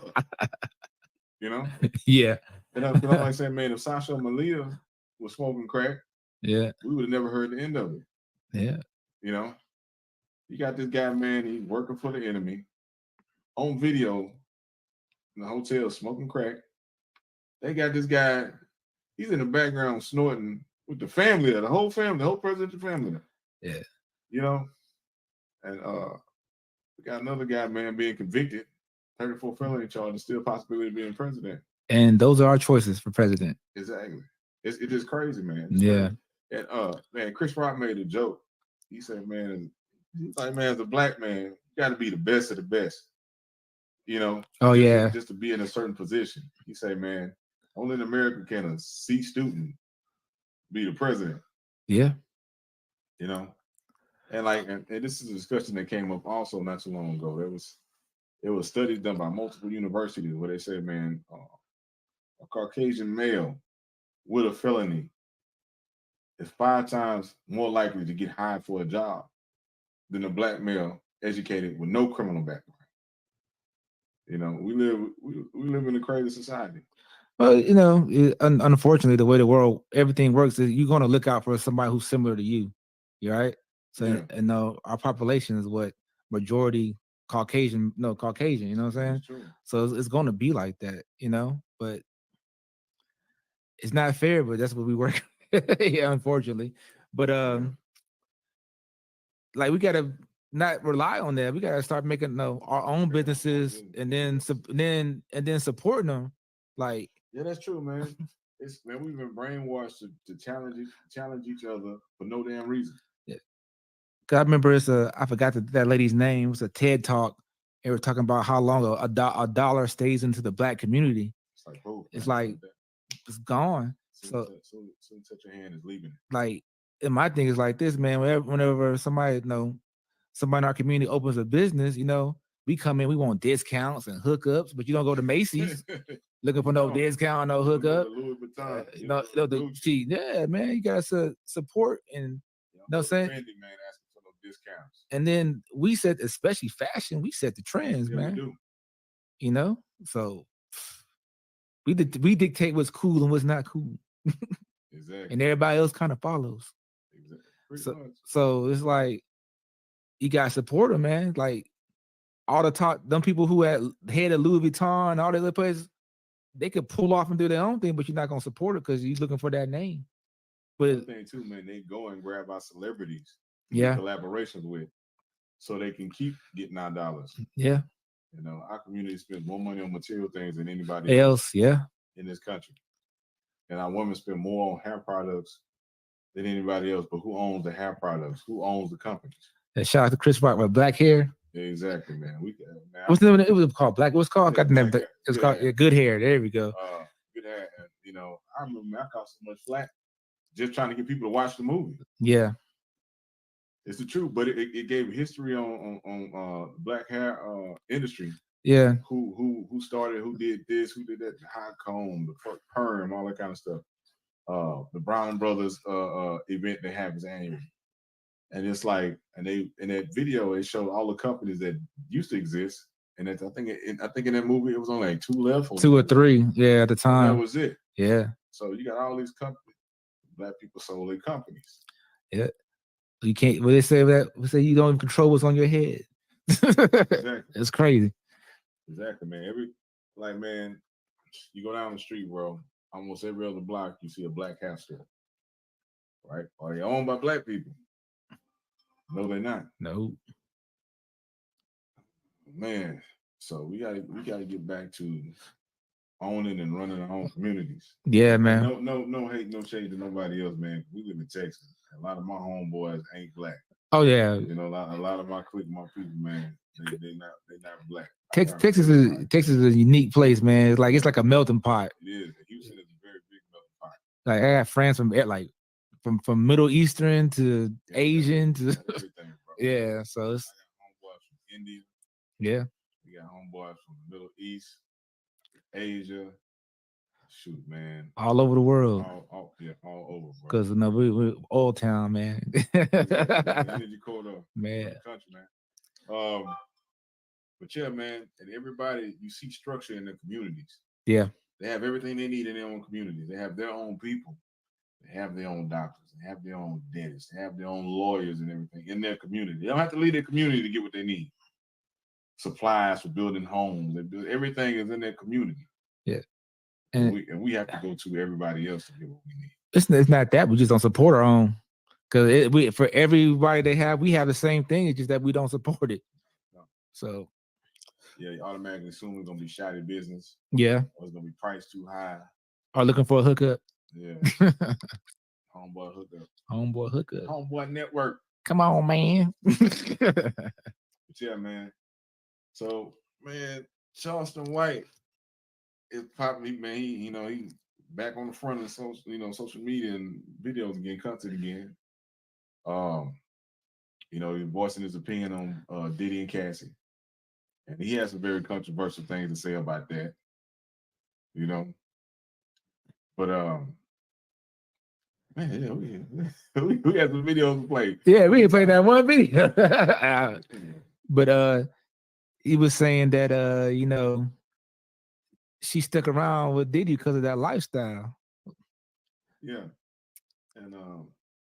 And recently too, man, not too long ago, he was on Cam Newton's podcast and they was talking about domestic violence. Because he pretty much said that, hey man, she took that whooping because she wanted to take that whooping. She stayed, like JB said, she stayed around for the lifestyle. Mm-hmm. And he said he learned a long time ago that you don't jump in other people's business. His viewpoint is that if you see a man putting his hand on a woman, he don't get involved. He said because he done seen too many people, the good guy get killed, and she still wind up leaving with the guy that was putting hands on him. Yep. Now, me myself, I've seen this numerous times myself, where they holler for help, and the dude put his hands on them, but they come to a safe haven. They come to. I've had people I've known. They come to my, you can spend the night over here. The middle of the night, they leave. Door unlocked. They done left one right back to the guy that was beating on them. Yeah. You know what I'm saying? You didn't give them all the avenues of help they can have. I got to hook up for a job for you. Yeah, I got to hook up to a system that can help you pay your bills and help you get up on your feet, get you a place on your own. All kind of stuff. It's a lot of help out there. But like I said, we're not condoning anything that Diddy did. We ain't condoning it. We're just saying why you stay so long. Excuse me, man, but man, Sharpson got a point. Yeah. He got a point, man. Like sometimes you gonna wind up be the one taking the loss, get in people's business. Yeah. Like and this is in police training too. You was a correctional officer, and man, I'm a military police officer, and with civilian police training and certification. We used to go out. We had base housing. We used to go out in town because the base housing was out in town. It wasn't no base, and we would go, and we would respond to domestic violence disputes. And we were trained that when you get both people, the man and the woman, you separate them and you turn them away from each other. Because there's been officers that's been attacked by the female once they see the man getting put in cuffs. There's been officers that have been stabbed or assaulted from behind because she was able to see the guy she called the police on that beat her ass get handcuffs on her, but now her feelings change once he getting ready to get put in that car. So sometimes you can lose in the end for doing the right thing. Yeah, it's when couples fight, man, it's a high emotional, thing. And when you're in that moment, you do irrational things, like on both ends. So I'm not gonna say like the woman's right or the man's right. Both parties probably do stuff that's irrational. You know what I'm saying? Yeah. So sometimes it's it's best just to get them separated and just because usually what end up happening, they be back together the next day, loving on each other. Most of the time, not all the time, but I've seen that a lot. I hate you, yeah. And next thing you know, they all hugged up the next day, like nothing, like nothing happened. But my thing is this, man, with the whole Diddy thing, man, like it seems like this stuff didn't come to light until you try to sue the parent company of Ciroc. That's when it all came to light. It was name of the company is Diageo. Yeah, it's like all of a sudden when he was trying to sue them for racism, then that's when all this came to light. It just kind of, this is my conspiracy theory. It's kind of strange to me. The same thing that came up with Michael Jackson with all that child molestation stuff when he was beefing with Sony. Yeah. So like I said, man, I'm like I said, I'm not condoning it. It's just ironic that you don't have a problem with this man doing this stuff until he about to affect your pockets. Then all of a sudden it's a big problem. Yeah. Like for me, man, it was like bite the hand that feeds you. Exactly. How dare you? How dare you? Yeah. We made you richer. We're gonna show you, basically. Yeah. That's how I'm taking it. We're gonna make an example of you. But that's why, man, you can't be dancing with the devil. Yeah. Yeah. Some people think they're big and bad, but there's always somebody else bigger and better. Always somebody richer and more powerful. Always. Yeah. So, but it's ironic to me that this stuff didn't come out to around the same time. It's just ironic to me, Yeah, he was wrong for that video though, man. No, most definitely. Yeah, I don't agree with that at all. When it comes down to celebrities, it's always the same stuff. They either gotta be crazy on drugs, or they beating on women, or they involved in some kind of child molestation or something. Yeah. You know what I'm saying? All that kind of stuff. They try to really tarnish their name and associate with something that's gonna really make you hate them as a man. To tear down their reputation. Yeah. Oh man, when it's a black man too, it's even 10 times worse. Yeah, because they swept under the rug. Like, what's the name of that one guy who had him the football player? The play for Steelers, was it the quarterback from the Steelers? What's his name? Sound Roethlisberger. Yeah, he had all them. The quarterback, all them cases. Yeah. Do you hear about that? Still playing. He was still playing. And there's also two men like the dude, man, from Oklahoma. Yeah. The basketball player from Oklahoma this past season, man, Josh Giddey. Yeah. Josh Giddey would be in charge with messing with a minor. Yeah. Somebody underage. But that was being kept on wraps. We didn't get too much news of that. But Jonathan Major running yeah. from a female gets charged. Gets crucified. Yeah. Running away from a female. How you catch a charge running from somebody? Yeah, it's crazy how the system works and how they highlight certain things. Yeah. And it's all by design. It's my opinion. It's the opinion of T Swin. Yeah. It's all by design. But sometimes too, like we always say, man, it's a Man Can't Always Be Wrong podcast. You can't help the system. Yeah. Don't help the system do what it's meant to do to you. Don't get caught up in these streets, man. It's like these guys, man, they be some gangsters, and sometimes when they be sitting in their courtroom, they get them football numbers, as they say. Yeah. They Pat falling out. Yeah. You know, but you was hard as hell when you were doing all that stuff. Man, you'd be surprised, like You know, some of them tough guys in jail, they be I ain't gonna say that. No, I'm gonna go something else. but it's ways, man. It's ways to make an honest dollar and honest living, man. Stay away from that. Because I like being able to sleep with peace. Yeah. And not have to sleep with my eyes open, looking on my shoulder and worrying if the door open. You know, if somebody gonna come and shoot my house up. These guys shooting up guys' mama houses because they can't get to the guy. Yeah. You know, they're shooting up your baby mama house because they can't get to you. What kind of life is that to be living? It's not one. You know, they taking your freedom being taken away. You can only go outside for so much time a day. Oh yeah, jail sucks, man. You Trust me. You eating gruel, bro. You eating slop. You don't know how much saliva is in that. They tell you when to go to bed. Mucus and saliva in there. I spent one night in jail, bro. I didn't eat, I didn't drink. Yeah. So I was like, man, this ain't for me. Yeah, that like, and then the lunchtime, like the dinner time, sometimes they don't feed them guys like two times a day, and then it'd be like one be like 4, 2, 3 in the morning, and the other one be like 6, 7, 8 at night. It's crazy. It's just it's no place for anybody to be. They got guys out here still picking cotton. Oh yeah. You know, in the penitentiary, they out there in the hot sun picking cotton. So man, like Ali Sadiq said. He had a stand-up shot to Ali Sadiq, man. He's Houston's own comedian, man. He has a domino effect. Great storyteller. Great series. Make sure you check it out. This Sunday, man, on Father's Day, he got another one coming out. It's the fourth installment of the domino effect. But he said, man, it's modern day slavery. Yeah. So why would you volunteer yourself in a modern day slavery? You ever seen that documentary? It's called 13. Yeah. That's a must watch, man. I need to watch that. Check that out. Yeah. If you haven't seen that yet, check that out. It's showing how they made laws specifically to basically make you a slave again. Yeah. So once you get a criminal record, you basically become a slave again. Yeah. Enslavement should only be, it's non-existent, but in the criminal system it is. It Yeah. can exist in the criminal system. And so, man, they got you in there working your ass off. For free. Texas is free. I don't know anywhere else. Yeah. Got you out in the hot sun picking cotton, man, like back in the day. Growing food and putting you in a hot box. Like you see in all the movies. Every year they try to make a slave movie and they keep showing you. But the shit's still going on. But man, but that ain't the life for me. That ain't the life for me, man. And I'm gonna say this also too, man. If you can, get out and go see the world. You know, sometimes there's a piece about, and America is a great country. Almost anybody can come here, or anybody here can make themselves, provide themselves with a very good life, change them circumstances.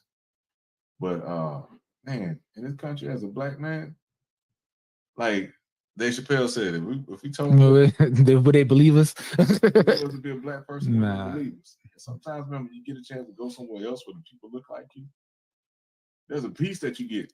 Yeah. You know, that you ain't got to worry about. There's certain things are going to happen just because of the way you look. You know, that people not going to think you as intelligent as you are because of your color. That you're not as qualified for a position because of your color. You know, or that you go out and you get pulled over for the simplest things in your vehicle, and you're thinking, "Am I going to die?" Yeah. That's something that's unfortunate. That's something that all black males face, man. You know, whenever you have international police, you don't know how that's going to end. And I've been I ain't been a police officer. I've been in corrections before, but you know, I actually work with the supposedly good guys. You know what I'm saying? Yeah. I still get nervous because you don't know how that interaction going to go. Yeah. Because I've been in circumstances where I've been pulled over. I remember one time I was like 21, man. That's back when I used to be out in the streets playing. I used to play pool a lot. I used to stay out late playing pool, and I was coming out of from the pool hall late at night. So I never really drunk like that. Mm-hmm. So I pull out and there's a cop right there, and I got kind of scared because I forgot to turn my lights on. So I kind of swerved trying to get away, like, oh, get over and turn my lights on, you know. So you like, I won't get in trouble or whatnot. I won't think something's going on where it is. So they, of course, they get me and pull me over, right? Yeah. And so I used to work for I ain't gonna give the fast food chain no love, but I used to work for a fast food chain, and I used to have no free promotion. I used to have to wear gloves, you know. Yeah. You had to wear gloves when you're handling food, and so I had some gloves in the car. They thought I had bags of marijuana in my car. They're like, "What's this in the car?" Like, dude, I work at it. They thought you chopping the bodies or something. Nah, man, they thought I had something. What's that bag? That's not a bag, man. It's gloves, man. It's gloves. And after they found out I didn't have I had no criminal record. I was clean. They let me go. But still, it's just the fact that the first thing they thought is that I'm selling drugs instead of just a hard-working young man. Like I said before, man, we got stopped one time. And dude was like, "Where's the drugs and the guns?" Yeah. I was like, "Man, everybody black don't sell dope." Yeah, and I didn't had that happen to me too. I remember one time right there off of Imperial, you know what I'm talking about, right there, you know, where it meets like kind of like you go to that bridge on Parramatta. Mm-hmm. So I was driving over that bridge, coming from work, Yeah. coming from work. Guy, That's where that chick was in that Dodge truck and started busting. Oh, I didn't know about Yeah, that. that was last year. She just started busting at the car, had road rage. They got, So I was coming home late from work, same fast food chain. I'm so glad I'm working there. Coming home from work, get pulled over for no reason. Yeah. Cop hop out. What are drugs? I'm like, dude, I'm coming from work. What are you talking about? And then, I work there, guy. let me see your ID. Give him my ID. He goes, I guess he runs it. I'm clean. Yeah. Throws it back at me, and this takes off. He threw it at you. Yeah, and this took off. He probably wanted to take your money because He thought I was selling drugs. you know how they do. No, I know because I worked. I always had nice cars, so he probably thought, you know, I was selling. I just grinding at the fast food restaurant all the time, 24/7. Yeah. You remember a movie, man, called New York Finest? Yeah. That's one of the movies. What's his name when he first got out of prison? He started it. Yeah. And the police officer in that movie, he was getting all the information on all the dope spots. Yeah. And hitting them up by himself because he was stealing the drug money. They would go in and kill all of it. Yeah. Yeah, he probably was hoping you was somebody so he could take what you had. Yeah, I ain't have nothing. He was disappointed. No, he was disappointed. Super disappointed. But that's why we tell man, I recently got pulled over speeding. Yeah, man. And I told the guy, he was like, "What's your ID?" I said, "Man, here you go." So my ID, you know, ex-military, ex-police officer. You run my record. It's quick and clean. Yeah. I said, I ain't got nothing. I said, I don't do nothing. Yeah. Where you going? Hey, man, I got my family, man. We on the way back. Nephew graduating, trying to get to the graduation. You know? With this being said, what we were trying to say, man, young man, keep your record clean, man. Yeah. Because if you fit, even if you didn't do nothing, but you had that on your record, they're gonna ping you for the same thing again. Because then it's called what? You're habitually doing it over and over again. They'll get you. So try to keep it, man. Try to stay charge free. Don't get caught with no dumb stuff. Cause like they'll get you for stuff. Like I had a homeboy. I had a homeboy. They pinned him with a charge just because he had the charge before. No, for real. I believe it. The system dirty like that. He chained it because say, "Oh, you already got this on here. Let's get him again." Yeah. Luckily, he had money to fight it and he got dismissed. But they'll do stuff like that, man. Like I said, man, don't help the system. Don't help them. These dudes up here cutting body cams off. They And planting illegal substances in vehicles. And be as even if they wrong, man, try to be as respectful as possible, man. Don't give them a reason. You got some people, man, they get mad because they feel like you shouldn't be living better than them. Yeah, that's true. Your car too nice. Yeah. You know, so they tearing in the apart, they pulling the seats apart every time they see you. I had that happen numerous times. I was driving the little SI Civic. How you get this nice car? Like, this is a Civic, bro. It ain't that expensive. Are you serious? Like, man, I told him that. Yeah, I don't think. I said, man, I'm sitting there, and look, the dude called for backup. Yeah. He called for backup. They come out with their guns drawn. I'm like, bro, I know you done ran the license plate. Mm-hmm.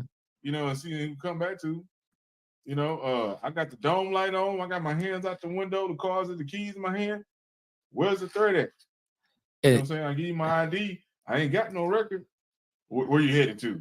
I say, I'm headed to my job, right? I'm parked in front of the job outside the gate. I'm going to the subway, which is across the street. So I say, I work right here. I got my uniform on. I say, you see the name. I'm going right to the subway to give me some lunch for work. I'm working night shift tonight. Yeah. All right. Like, come on, dude. It's crazy though. Like since I downgraded my car, like my car's like it's a newer car, but I don't have a car that fit the description no more. Yeah. I don't get messed with at all. They drive right past me. Don't even look at me. Don't even look my direction. Yeah. What old boy say? He said, put some glasses on and get a. Oh yeah. Put some glasses on. That Godfrey. Yeah. Godfrey, man. He said, put some glasses on. And Starbucks get a couple but it's a shame though. Like when I was driving nice cars, I used to always get pulled over. Now I'm driving a car. It's a new car, but it's not a BMW or nothing. You know, something that's moderate. That's what they feel I should be in. Yeah. You know, so even though I could get a nicer car, but glasses. Keep Starbucks with glasses all the time. Yeah, just man, you just gotta move differently, man. It's crazy. It's unfortunately, gotta move differently. You gotta. Yeah. A lot of and we talked about this. A lot of people don't have to have that talk with their kids. Yeah. Like we do. I have to constantly. I got a nephew living with me, and I had to constantly tell him, "Hey, dude, you're a young black man. The world is hard, but it's gonna be hard for you. There's gonna be certain places people feel you ain't supposed to be there. You can't go. Yeah. There's gonna be people feeling a certain way. You're gonna have to move a certain way just so you can make it home. Some people that ain't got to do that. They can be willing, they can be free, they can get pulled over, and the cops gonna tell them they having a good time and just being young and having fun. Yeah. But they trying to give you 20-something years. You know? So you have to be aware of your surroundings and move accordingly. Yeah. You know what I'm saying?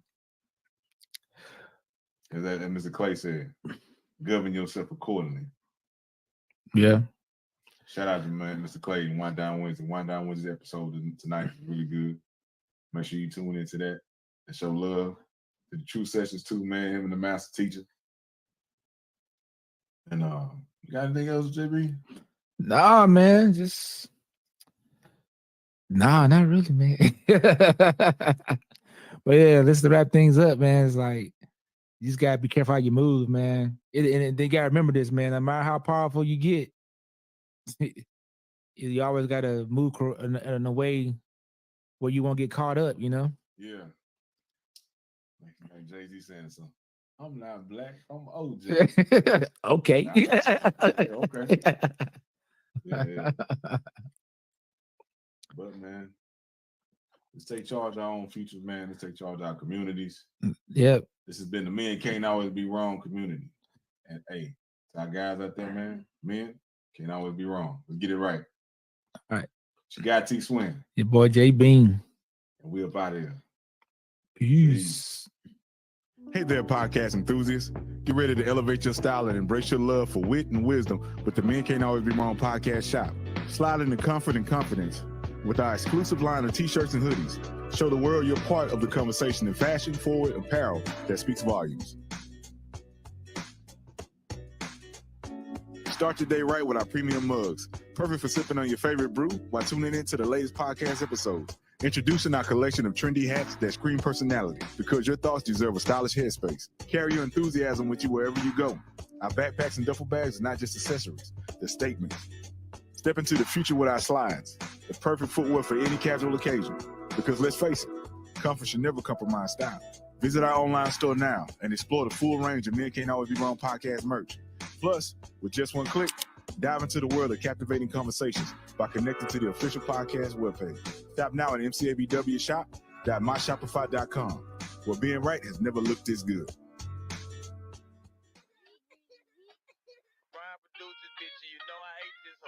Hey everyone, it's your guy T Swin. Are you ready for a story that's all about love, perseverance, and self-discovery? If you haven't checked out Love for Suckers by Tony Swinton, here's why you need to grab a copy today. Available on Kindle.com. Dive into a digital copy. Start reading in seconds. Prefer a physical book? No worries. Head over to Amazon.com or mcabw.com and support a Black-owned business. Order your paperback copy. And for those who love listening on the go, Love for Suckers is also on Audible.com. Let the story come alive wherever you are. To all of you who've already dived into this fabulous story, thank you. Your support means everything. And if you loved it, why not share the joy? Drop a review on Kindle, Amazon.com, Audible, or MCABW.com. Ready to fall in love with reading again? Click the link in the description. Make sure you like, subscribe, and follow. Love is for suckers.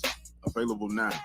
Take my arm, treat her like a queen, treat her like a lady, make her feel safe inside my arms like a baby, show her that she can grow, she can flourish, she can work with me, let her know it's real, me, my mama go to church with me, lay her on the bed and get her to scream on it, make a song for her, get Ronnie to sing on it, you know, show her something she can feel, I'm from the land of the trio, I gotta keep it real. I know you need someone to hold you down, baby.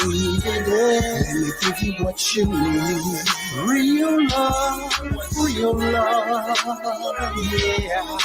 I might not be a rich man now, baby, but I can give you. The time is now, the time is here. Round up the soldiers and lend me your ear. Pick your head up, stick your chest out. Be strong, listen closely, cause men can't always be wrong. The time is now, the time is here. Round up the soldiers and lend me your ear. Pick your head up, stick your chest out. Be strong, listen closely, cause men can't always be wrong. Men can't always be. Men can't always be. Men can't always be wrong. Men can't always be. Men can't always be. Men can't always be. Men can't always be wrong. Men can't always be.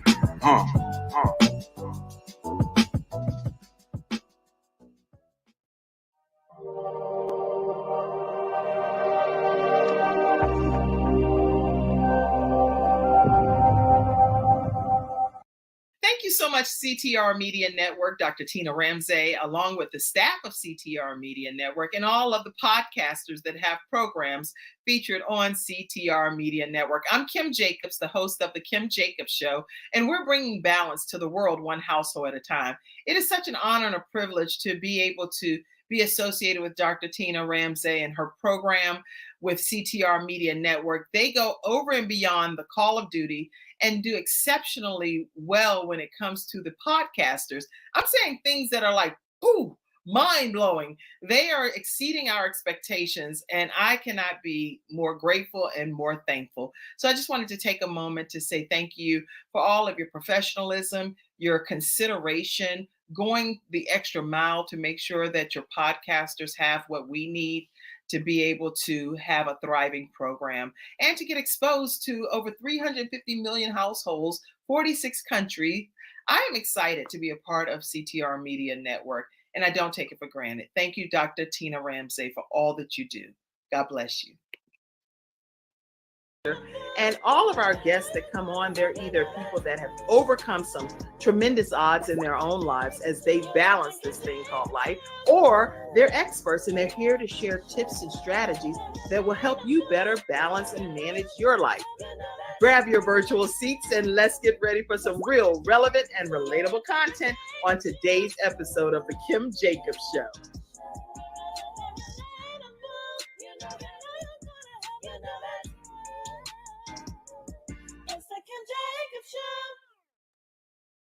Hello, everyone, and welcome to this episode of The Kim Jacobs Show. I am super excited to be with you all here today, and I have a very special guest that will be here with us also. She's backstage sharing some things right now, and I'm encouraging you all to do the same. Go ahead and take a moment to share this broadcast and invite your friends and your family, your coworkers to tune in. We're going to be learning some valuable information today, especially when we're talking about how to balance this thing called life.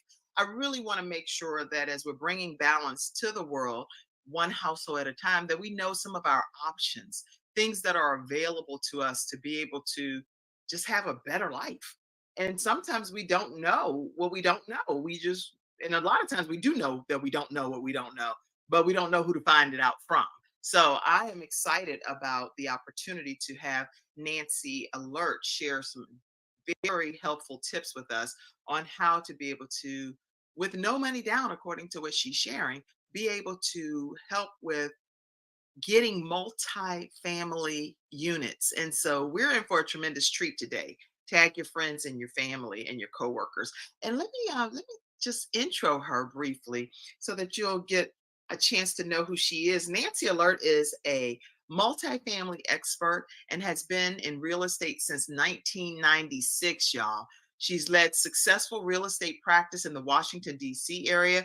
And we're going to talk about where her licenses are located and where she's licensed to share in her real estate field. But she's the #1 best-selling, international best-selling author of Journeys to Success, Sales Professional Edition, and Hold My Crown. She was nominated into the RE/MAX Hall of Fame for earning over $1 million in 2 years. So this woman is in Who's Who in Black Washington, D.C.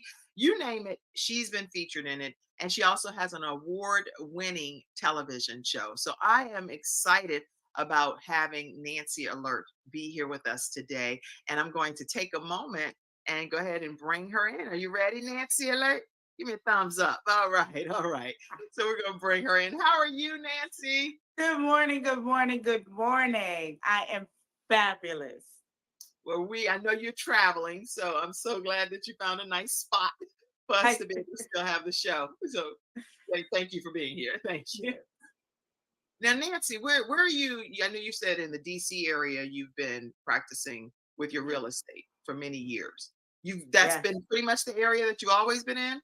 Yeah, so I started in Virginia, then I got my DC license, and I got my Maryland license, and recently I am now able to sell in Dubai. I saw that. I was like, what, abroad, right? I know. So I'm in Maryland, Virginia, DC, and Dubai.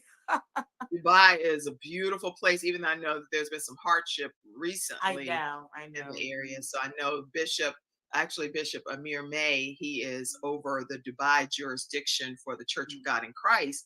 And he was raising funds at an event that I was attending this past week to help with some of the hardship that's happened there with the residents. So there are sisters and brothers everywhere around the world. We're sisters and brothers, and we need to look out for each other, you know? Yes, we do. Yes. Am I my brother's keeper? Yes, and my sister's keeper. We have to be. We have to be that. Not just only our biological brothers and sisters, which we should automatically be for that. Right. But we our should sisters also be. and brothers in Christ. Yes. Yeah.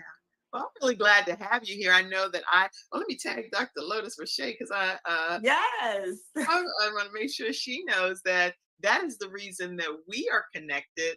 We recently participated in a conference that was a game changer, wasn't it? Yes, that was a one. I mean, so many entrepreneurs with great advice, people that use their pain and turn it into purpose. I mean, it was fantastic. Yeah, it was really great. Wow. And I know that with you being in real estate, has that always been a passion of yours, or you want to tell us kind of how it all began for you? Well, so my mom says I've never met a stranger. So I've always been a people person, right? I've always been a people person. I always want to help people, but I didn't really know what I wanted to do. I did know that I did not want to have a 9-to-5. From day one, I knew a 9-to-5 was just not going to be it for me. It's just, they're going to fire me because it just wasn't going to do it. So I thought about it, and the truth of the matter is, at the beginning, I'm like, I want a career or a job where I can create my own hours and I can create the ceiling for myself, not someone else, right? I create the ceiling based on what I do and how I do it. And I'm like, well, where can I meet people from all over the world, right? And help them and make a lot of money. It's like, oh, real estate, let's do it. And I started that in 1996. And from that point on to now, and which is like, I think 28 years, the money is what got me into this, but I always tell people the people is what kept me in it because I enjoy meeting all the people. And when I say I meet people from all over the world every day, I meet people from all over the world. And the exciting part of that for me is I'm a foodie. I like to eat and I like to experiment with food. So I'm able to sample because they always want to cook for me or whatever, introduce me to their food and culture. And I love, love, love it. Yeah, Love it. I read about that too, that you love. Is it Korean food? Yeah, so I love Korean food. I love Ethiopian food. I love sushi. I like anything exotic. The only thing is I don't eat pork, but I will try.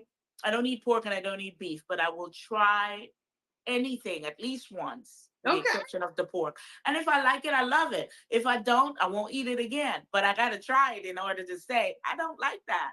Right? What about oysters? You like oysters? Do I like Oysters? Oh yeah! Oh my goodness! Yes, I just had me a whole raw tower the other day. So I love oysters. I love clams. I love sushi. The raw. Yes, yes. Okay. Well, I can't have Oysters are good for shellfish. you. No, I can't have shellfish. So haven't. I don't know how this even happened. When I was younger, I did not have an allergy to shellfish. I actually used to work at a crab factory when I was a kid, and would crack the crab. Right. And I think I ate more than I actually put in the bucket for my 25 Right. cents. But I was like, okay, I got to put some of these in the bucket because I Right. literally get paid per Right. perfectly cracked shell. So I would crack the crab and put one and then crack it and eat one. I'm like, okay, Kim, you know what? But I can't have it. I love salmon and halibut is one of my favorite Right. fishes and stuff. But it's funny that you said that you weren't allergic, but you are now. The funny thing was, I was allergic to shrimp, and I think it was the iodine in the shrimp I was allergic to. But I kept eating it until I'm no longer. You're like, oh, we I don't kept get eating rid it. of this Things would allergy. come out on my face, and I would still eat it. I'm just and now I'm not allergic to it anymore. That's funny. Anyway, listen, everybody. Today we are talking with Nancy Alert, and we are talking about how to be able to properly invest in multifamily units without having to put money down, according to what you're saying, right? So yes, I am trying my best to determine how does that process work. So let's jump right into it so we give people a chance to walk away with lots of notes. I hope y'all have your notebooks, as Lotus Roche have says. your pen and paper. Pen and paper, get it out. Let's go. You can always go back and watch the replay too, but let's talk about how do you propose? Well, first of all, you think everyone should be some type of owner. Of course. So a lot of people are afraid. So we're going to take care of that first, and then we're going to jump in. But everyone within the sound of my voice, if you can hear me, you can do it. Okay. Yeah. Everyone should own at least one multifamily unit, at least one 4-unit building. And it's easier than you think. And we're going to get into that and let you know how easy it is for you, John Q. Public, to own a 4-unit building. 4-unit building. Now, why 4-unit versus 8-unit or 20-unit? Just that's the starter kit type of thing. So, right, for everyone, I usually say 4-unit, and that's when I'm in a coaching or a website, a webinar or a workshop, because that's where we're starting. And if we're starting, then you start at a 4-unit, which is a residential, right? Right. Anything above 4 is commercial. Oh, see that. So that if, right there if is anything already... above 4 is commercial, which means you're paying the commercial interest rate and the commercial down payment and things like that. But if you get a 4-unit and you live in one that is a residential property, you live in one and you rent the other 3. So that's residential. Yes, and that's how we come into the 0 money down and the 3.5% and the 5%. So before, even for your residence, if you bought a 4-unit building, you had to put 20 to 25% down. That was the down payment that was required of you. Okay. Right? And last year, November 18th of 2023, the rules changed. It was like a game changer. They changed the rules where you no longer have to put 20 or 25% down, 5% conventional financing. So those individuals that already have an FHA loan, they can go conventional and put only 5% down. We're going to come back to the FHA loan in a minute. So 5% down. If you already own a property and you have an FHA loan, 5% conventional, you could buy a 4-unit building. So let's get going, right? If you don't own any property, you can do FHA, which is a minimum of 3.5% down. You do have to live in the property in one of the units. So you buy a 4-unit building, you live in one, 2 of the units pay your mortgage and your expenses, and the 3rd and the 4th unit is your income. You can't beat this if you buy it right. And when I say if you buy it right, I mean it has to be cash flowing, people. You can't just say, oh, I love this. This is a cute neighborhood and I love this 4-unit. You can't just say, the numbers have to make sense. It's a different purchase than when you're purchasing your forever loving home where you're going to raise your family and live and be happy. This is an investment. So the numbers have to make sense. If it's cash flowing, yeah, let's get it. Let's get it. Okay, so many questions come to mind, and I know, this show isn't really scripted or anything, so we're just having a conversation. Yeah. So any questions you all have in the studio audience, please type them. Also, let us know who you are and where you're visiting in from, and invite your friends. Now, when I think of this, like you said, there are some people that don't own property already, but this may be their very first investment property, but they're required to live in one of the 4 units. The other 3 would kind of be their investment. It'll be the rental property. Yeah. So you buy one building, 4 units, and you automatically have a portfolio because you automatically have 3 rental units. Now, how do you qualify for something like that if you don't own property already? And what if some people that are tuning in, their credit score is not desirable? Okay. Okay. So before I answer that question, I'm going to go to the third way you can buy, because we talked about the conventional financing with 5% down. We talked about the FHA financing with 3.5% down. Then I talk about this program, which I think they should pay me. As much as I talk about this program, I should be getting a check from NACA. And NACA is NACA.com. NACA.com. NACA. And NACA is not a low income program. NACA is like a equalizing program, leveling the playing field so everyone can become homeowners, because not too far in the past where we had the redlining and the blockbusting where lenders weren't lending to certain people and lenders weren't lending to certain neighborhood, and people were trying to get everybody out that didn't look like them, So NACA came in, and NACA was the organization that coined the term predatory lending. They're the ones that brought Countrywide and Bank of America down. So now Bank of America partnered with NACA, and they give them like $20 million or something like that every year to help create homeowners. And so the program, you have to do like a workshop where they teach you how to be responsible homeowners. So when you own the property, you're not going to lose it through foreclosure because you're not getting in over your head, right? So the program, it doesn't matter what your credit score is. They pay for the down payment and the closing costs. Of course, you have to financially qualify for whatever amount you're going to purchase, but they give you the down payment, the closing costs. It doesn't matter what your credit score is. And so how you're able to purchase a multifamily, and you can buy a multifamily unit with NACA. So what are your excuses? You should not have any excuses. No down payment, no closing costs, and it doesn't matter what your credit score is. If I were you, I would run to NACA right now and sign up for that workshop and then call me. Wow. That's it. Sign up for the workshop, do the workshop, and then call me and give me a NACA ID, and we can take it from there. I'm telling you, that program is one of the best. You can buy a 600, because I just helped someone buy a $655,000 townhouse in Fairfax, Virginia. And she's a doctor. So again, I want you to know it's not a low income program. It's just a program that is helping you become a homeowner. That's Yeah. so good. This is Yeah. so good, y'all. I mean, am I on an island by myself over here? This is some great information that's being shared. So once they get their NACA ID, which means that they've gone through the Through appropriate. that workshop. And the workshop is on a Saturday, and they've Okay. been doing it a lot online, which is great. I don't know if they've gone back into the offices now where you would have to go into the office and do it. But either way, it's from, I think, 9 to 4. You can give up 9 to 4 on Saturday if Yeah. you're getting free money to buy a property that's going to start creating passive income and take you into some lasting wealth and generational wealth if that's what you're looking for. That's good. And Right? so, like, I'll give an example for something personally, because I'm over here taking notes too, by the way. So I'm not just telling y'all to take notes. I'm taking notes. So I can go back and watch the replay too.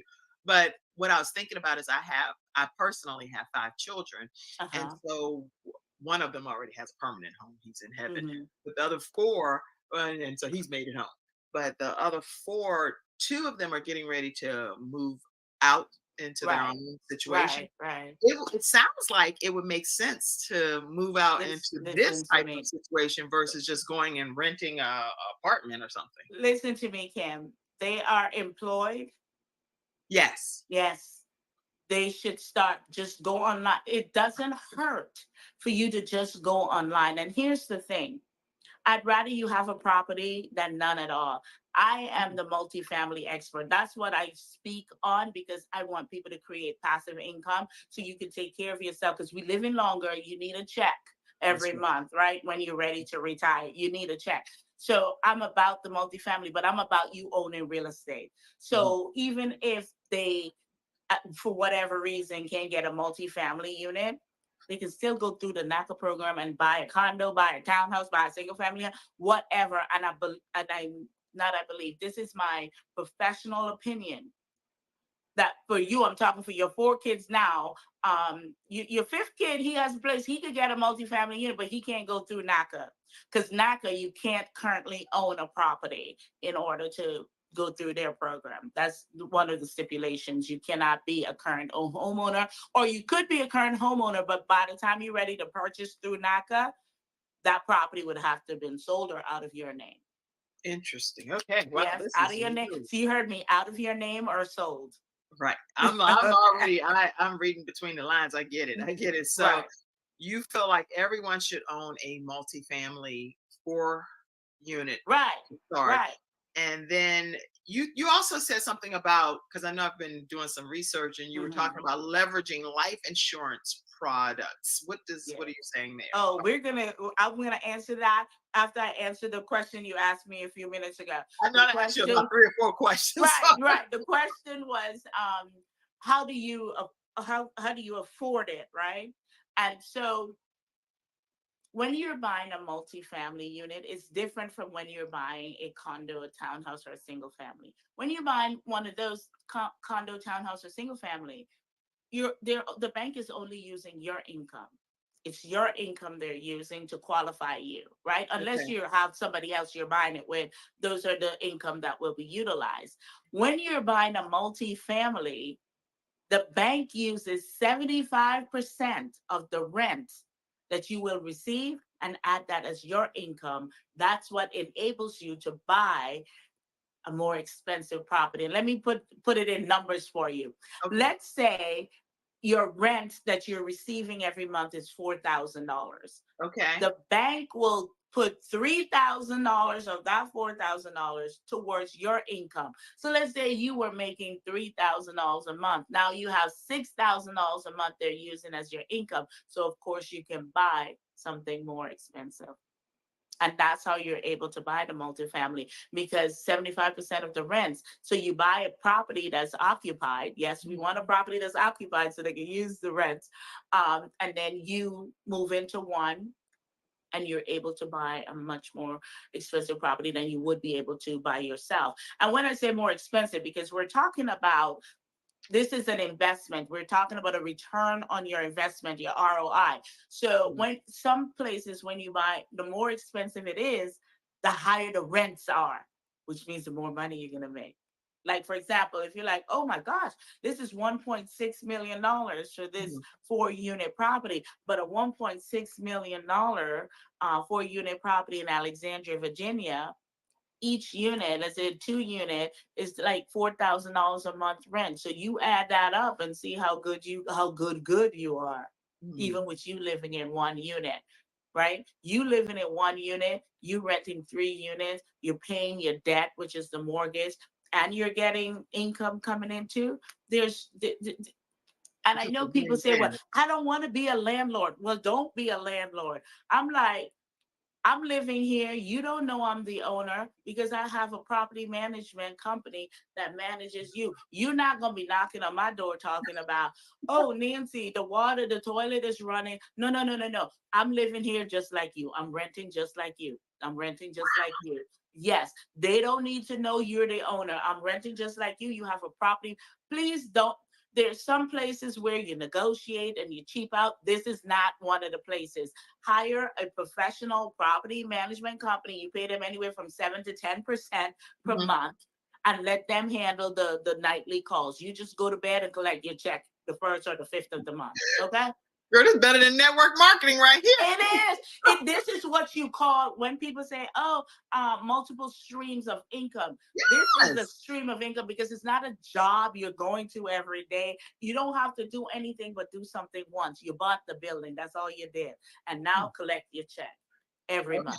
Well, so y'all, please ask your own questions. I see Dr. Tina J. Ramsey. She's the founder of CTR Media Network, which allows us to stream here on the Kim Jacobs Show in 100 countries. So all right, the opportunity to stream in all of these different countries thanks to what she's sharing. She said, very interesting, very interesting. Put your comments in the comments, and that's powerful. Yes, it is. Listen, I'm trying to get a visual. When I go to the bank now, and already took ownership of it. When I go to the bank, first of all, I go online, I find a property. The property needs to already have existing tenants before I prefer that for you, especially if you have done it before, bought multi units before, doesn't matter. If you are first time, this is what I prefer it to be occupied, because the banks doesn't have to think about, well, what if, even though we can show them the trailing 12, meaning what they were paying the last 12 months, it's easier if you already have tenants in place, right? And if it's fully occupied, we buy it letting the people know that somebody got to move within 60 days of you buying it. 60 days is what the lender gives you so that it doesn't appear to be an investment property. So if it's 4 units, one of the tenants have to move within 60 days so you can move in. Girl, you are Nancy Alert. First of all, that name alone, right? It puts you in a whole different, that's your real government name. I thank my daddy every day for this name. Even when I was married, I kept it. I'm like, I'm keeping Nancy Alert because I've never met a Nancy Alert. I've Googled me. I'm the only one. Yes, you have to keep Nancy alert, and you are making us alert about this knowledge that we're coming into once you come into the knowledge, you're supposed to walk therein. And I'm saying once you learn it, you can't unlearn it. And a lot of the thing is, most of us, it's the information we don't have, the knowledge. And sometimes we fight the knowledge when someone is trying to give it to, well, not trying, when someone is providing us the information, we fight it because of all of our past experiences and what happened, and somebody done did this to you or whatever. So now you can't really see the knowledge I'm working on providing to you. You're just thinking about what Susie did to you 10 years ago, which now she's still doing it to you because she's preventing you from moving forward. That's right. That's right. Right? So stop her from hurting you and just take note. I'm saying trust but verify. I tell everybody, trust but verify. Check me out. Google me, what have you. Google whomever you're working with. Make sure you check people out to make sure that they are who they say they are. Because I understand what's going on out here. But what you have to understand is when people say, people always say that the information that you receive, no, that's not what I was going to say. It just went totally out of my head what I was going to say. Take your time. We have a whole hour, girl. But in the meantime, while you're thinking about it, let me put these comments up. How do you start is what one person was asking too. So I'm sure that thought will come back to you, but let's answer some of these questions. Okay, so how do you start? So it depends on where you are, what it is that you're looking to do. Are you looking to buy a 4-unit as an investor, meaning that you're not going to live in any of the unit, or are you looking to buy a 4-unit as an owner occupant for one of the units, right? And that determines what programs you get into. So if you're going to be owner occupant in one unit, you can do FHA financing, you can do the NACA financing. If you're buying it as an investor and you're not going to live in any, you do conventional financing. Okay. And to get started, here's what you do. And I'm going to say this. I've been a realtor for 28 years, and not every realtor, most realtors, I will say, is for you to go to find your ever-loving one home where you're going to live and raise your kids, right? You have to look for an investor friendly, meaning someone that's worked with investors and understand that this is not about heart, this is about ROI, return on investment. You have to. And if you're looking for a multifamily unit, you cannot go to someone that has never sold a multifamily unit, because they're not going to be able to help you. And those are the facts. Those are the facts. Right? I'm not saying that your realtor friend that you know, because everyone knows at least 20 realtors. Okay? Right. Everyone knows at least 20 realtors. I'm not saying your realtor friend is not a good realtor. What I'm saying is your realtor friend may just be the realtor that can find you and negotiate for you the house that you're going to live in. When it comes to the investment part, they may not be, and they might want to try and error with you, learn on the job with you. Right. You don't want that. This is one of your largest assets. And you want to make sure that the person that's representing you is representing you, and they understand all the intricacies of multi-unit and all the other things that come with it. If they don't understand what subject 2 is, if they don't understand that you can actually assume a VA loan without getting new financing, or without even if you have bad credit, there's all kinds of ways as an investor or even as a buyer that you can purchase property without putting money down or without going and get a new loan. You can assume a loan or you can do a subject to, right? Okay. So like VAs and just know whatever I'm talking to you about, all of the stuff I'm talking to you about, I've either done it or in the middle of doing it. So this is not theory. This is me giving you the real, because I'm in the weeds. I'm in these real estate streets every day. So my first condo I bought in, I think it was 1994, before I was a realtor, because I've always been creative. So I could make a deal. I could make a deal happen. If Mary says it can't happen, bring it to me. We'll find a way to make it happen, because there's always a creative way, always another way you can put it together and make it happen, right? So my first condo I bought, it was in Manassas, Virginia, and it was assumable unrestricted, and I bought it in 1994. And if for assumable unrestricted, any property that was financed before 1989, and it was an FHA loan, it was assumable unrestricted, meaning you didn't even have to qualify credit wise for it. You just take over the loan, right? You just take it over and keep it moving. That's how I bought my first property. And then after I became a realtor in 1996 and got married in 1995, we bought our first townhouse together in Annandale, Virginia. That was a VA financing. We did it contract. Then it was called contract for deed. Right. Today it's called subject to. What that means is we bought it subject to the current financing. So Leah was the owner and she had a VA loan on the property. And we bought the property, had all the tax benefits, but the loan was still in Leah's name. The loan was still in Leah's name. And you have, how many every years that you negotiate before you get it out of your name. We negotiated 2 years. And full transparency, we bought it that way because our credit sucked at the time. It did. It sucked. It sucked. And so we bought it that way because credit wise we couldn't afford it. Financially we could. So we bought it contract for deed. Leah's name still on the loan. We have all the tax benefits. She gets the information, the all the interest paid and stuff like that directly from the lender, and then she send it to us so we can file our taxes. And just so you know, this is legal on your tax form. There's a slot where it says, are you claiming interest paid that was paid to somebody else, meaning that she's the one name is on, and you check that box so you get the credit. And we got that. We assumed that for 178. Right? I don't know why she couldn't sell that property. It was a beautiful property. I don't know why she couldn't sell it, but she couldn't because God wanted me to have it. That's all right. I'm I was gonna say it's God just a God thing for you.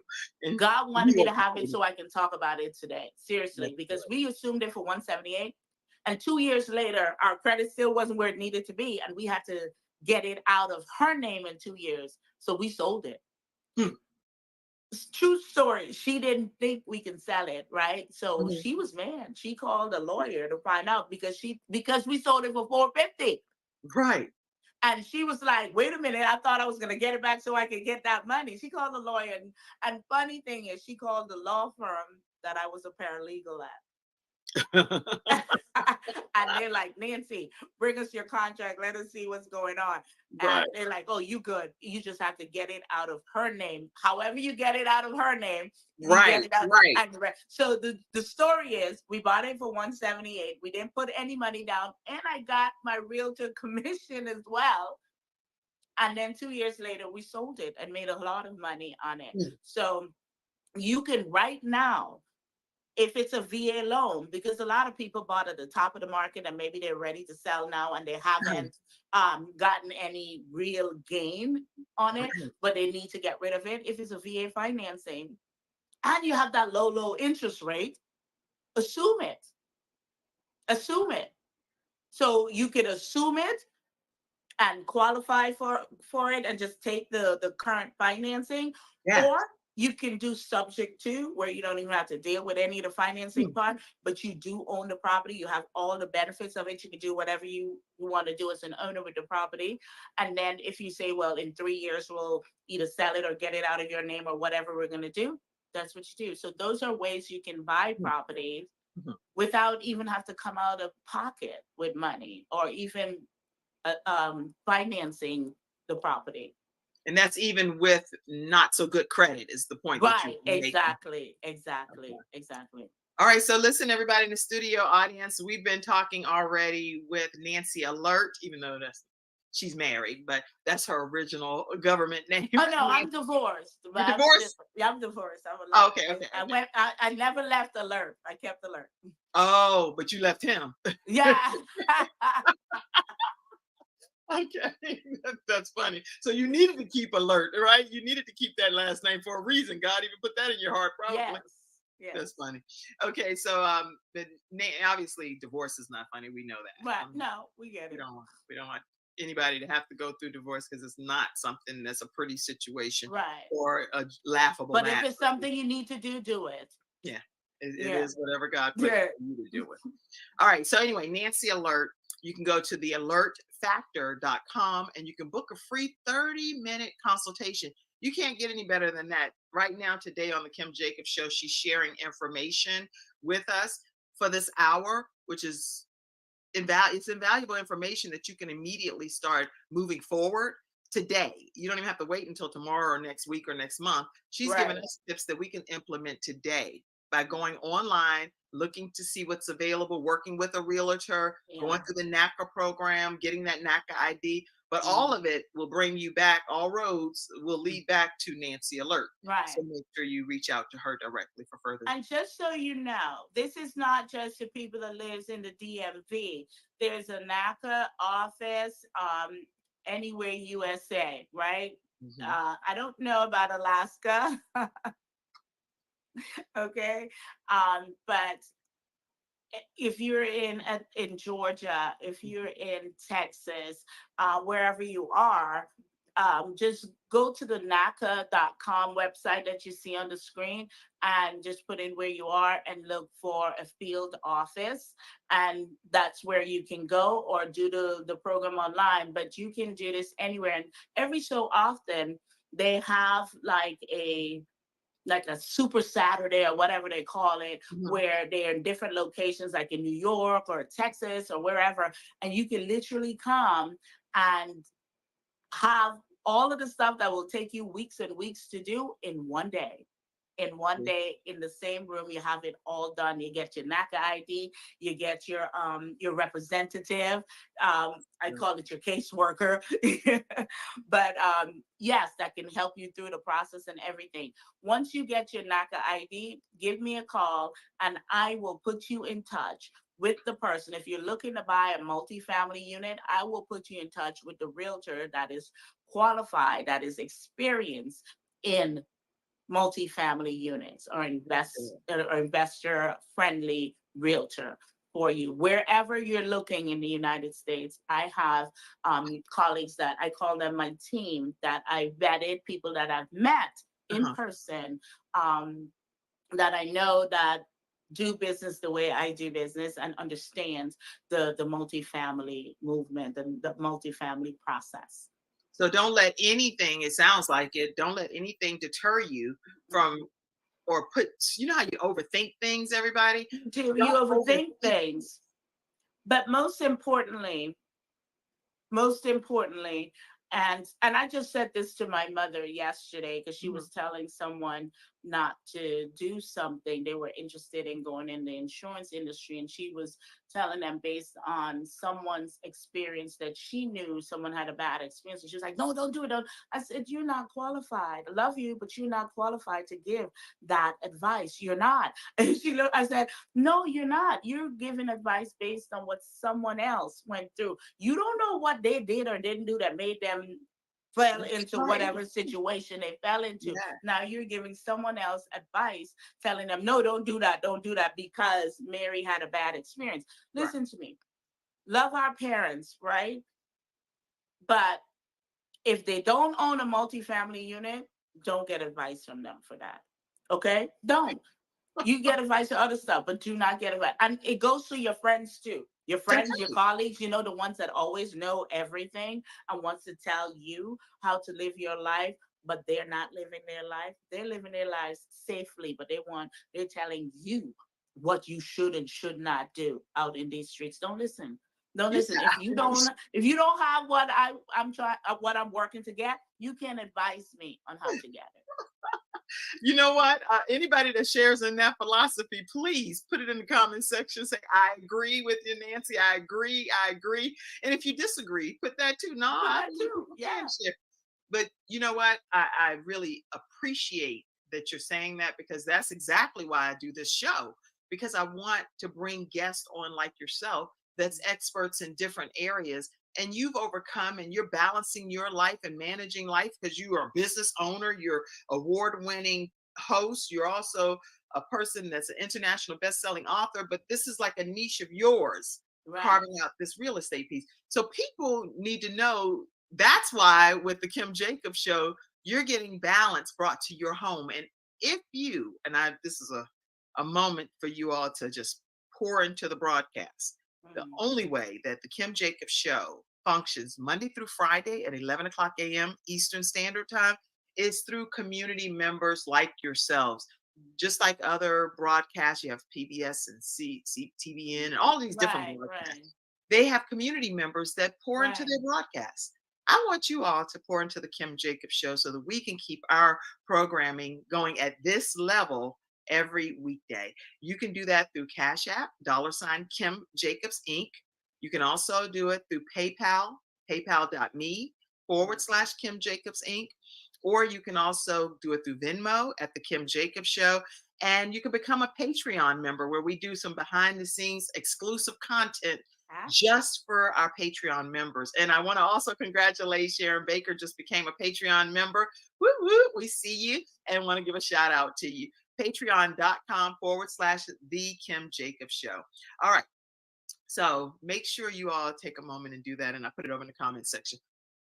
What I think I'm hung on and stuck on is the fact that your credit doesn't have to be perfect for you to be able to qualify for these situations, because they're using the rent from the existing tenants. Yeah. And even if it's for 4-unit property, one of those tenants will have to technically within a 60-day period, I took a bunch of notes here, Of would have to purchase. get out in order for you to be able to reside in the property, so it's not an investment property, correct? Right, exactly. I'm dealing with one of that right now, and this one is a $1.5 billion property, 4-unit, and it's fully occupied. So we let them know ahead of time. Somebody's got to move in 60 days if we're buying this. Somebody, we're going to look at the units and pick the one that he wants, and that they got to move, because otherwise it's mortgage fraud. Because you're saying, and mortgage fraud will get you 30 years in jail and $1 million fine. So we don't want no part of that. No mortgage fraud. No mortgage fraud. Let's stay clear of mortgage fraud. Right, because you out there trying to be extra creative, talking about, yeah, well, we'll say we live in there and we don't. I don't know who's coming to check. I don't know, but I'm telling you, no, don't do it. Don't do it. Don't do it. Yeah, I'm put you front and center on that one. Go ahead, say it again. Yeah, so the mortgage fraud, seriously, it's 30 years in jail and $1 million fine if you're saying that you're getting this financing to live in the property, but you're actually buying it as an investment property. They'll get you, because somebody will not like you and know that you're doing it, because people like to talk, and this is how criminals get caught, because they're always running their mouths, and then next thing you know, somebody's mad at you and they call up whomever they need to call up, and next thing you know, you in jail. And that's not just realtor jail, that's real jail. Yeah, this is real jail, y'all. So don't do it. Don't do it. Don't do it. So I'm going to answer the other question that you had asked several minutes ago, is the leveraging of the life insurance products. So most people think life insurance is for death benefits. I don't even talk about death benefits with the life insurance. It comes in as an afterthought. But what I talk about with my clients is how you can live your best life leveraging these life insurance products, not what you're going to leave for somebody to fight for later on. If you have children and stuff, we talk about that. But if you come to me and you're married, and the first thing I want to talk to you about is leveraging is mortgage protection, right? So you buy a property, you and your husband and wife, or wife and wife, husband and husband, whoever, you buy it together, you own it together, and one of the partners passed. And let's say one of the partners was a stay-at-home partner, right? And this is why I got my license, because this happened to 2 clients of mine. And I was like, no, I'm not going to help you buy your largest asset and then have you lose it. I'm going to have to show you how to protect it. Right. Okay. So that's when I got my life insurance license. And then every client of mine, once we settle, I'm like, in 30 days, we're going to be sitting down at the table and we're going to talk about mortgage protection. We're going to talk about some IULs and them kids you have. We're going to talk about some insurance products that can get them to pay for their college, to start a business or whatever, because the 529 is only for, if they don't go to college, you still have to pay taxes on the money, because it's only for college. If they want to go travel the world, you can use the insurance money. If they want to start a business, you can use the insurance money. I'm just saying. So those are the things I talk to every client about 30 days after they purchase. So they had the time to move in and what have you, ready to cook me a dinner or something. I don't know. Yeah, some exotic food item, right? Exactly. We come back to the food, and then we sit and we talk about the mortgage protection. It is important, because here's the thing. Let's say your wife or your husband is a stay-at-home, because it's equal opportunity these days, is a stay-at-home parent. And the parent that works or provides the income passes. how are you protected? Because, oh, by the way, that insurance you have at the job, maybe $100,000, may not. I don't know. Maybe $50,000. That's not going to keep you in the lifestyle that you have been living. So the mortgage protection, what it does is you keep the house, and plus, let's say the house is $500,000, you got a mortgage protection for $500,000, and it's really inexpensive. And so you get $500,000 when the person passed. Now, if you can afford the mortgage the way it is, then you keep it and then you go buy another building. That's all I'm saying with that. And that's how you can create generational wealth, right? You keep the house because you can afford the payments, and you go buy a building. And if you can't afford the payments, you refinance it, because you have to refinance it. If you just throw money at it, it doesn't reduce the monthly payment because it's a closed-end loan, which means it doesn't matter how much money you put up into it now, you're still paying based on the original loan amount. So you refinance it, then throw the cash at it, like maybe half of what you got. So now you have a lower monthly payment that you can afford. So this is one thing you should think about. I call it buy, rent, live, die, pass it on. It's simple. Somebody type that. Buy, rent, live, rent, live, die, because we all gonna die, and pass it on. Nobody's making it out alive. So you buy your multifamily unit. And you're renting it throughout the years. You're renting it, getting your income. Life is good. And then you're ready to retire. You take all of the equity out of that property. When I say all, as the most they will allow you to take out, you take it out of that asset, and you live your best life. You travel the world, or you stay at home if that's what you choose, and fish, whatever you're able to do. You don't have to depend on Social Security or what have you. If you need to go to an assisted living facility, you have money to do that. Okay. So you take out all of the equity out of your property, you live your best life, and then you die. And when you die, you pass it on to your children, your wife, your whomever, right? But the good thing is you spoke with Nancy when you bought it and you got the mortgage protection. So not only does your wife or your beneficiary, whomever, gets the house, the property, the 4-unit, they also get, let's say it was worth $1 million, they get $1 million. Now, again, they can do the same thing. They can pay down. If it's a 4-unit and it's cash flowing, don't touch it. Don't do anything. Don't do anything, right? But remember, you're taking out all the equity. So if you're paying a higher thing, then you could put some money and pay it down to a manageable, so you can keep getting cash. And then you take the rest of the money, you start a business, or you buy another multifamily unit. And that's how you create lasting or generational wealth, lasting income or generational wealth. Remember, you put the insurance on it, it covers it, so you get a check and you get the asset.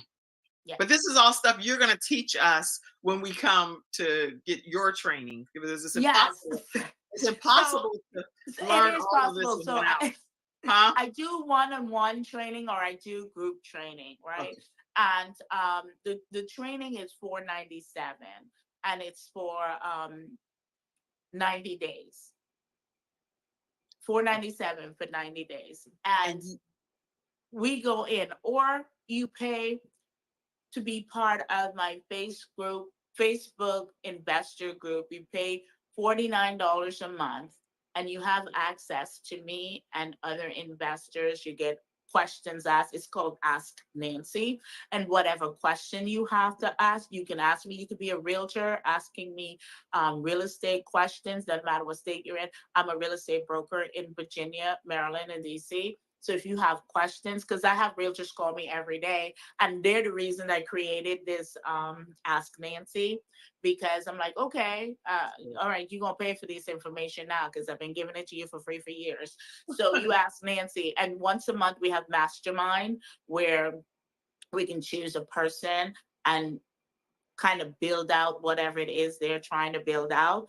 But throughout the month, you have questions. I answer them. Sometimes people in the group may answer the question for you. You give whatever, you have access to me for the entire month. And I do communicate pretty quickly in that chat group. And then we have the once a month mastermind, and it's $49 a month for that.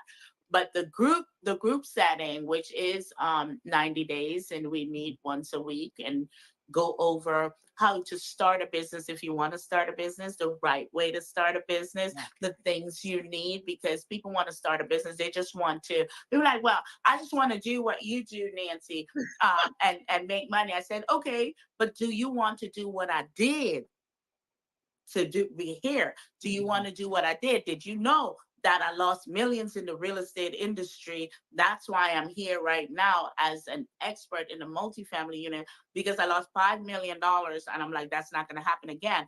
And I evaluated that experience, because you have to evaluate it, because experience is not the best teacher. Evaluated experience is what's the best teacher. And once I evaluated why I lost those 8 properties when the real estate market jumped off the cliff and dragged me with it,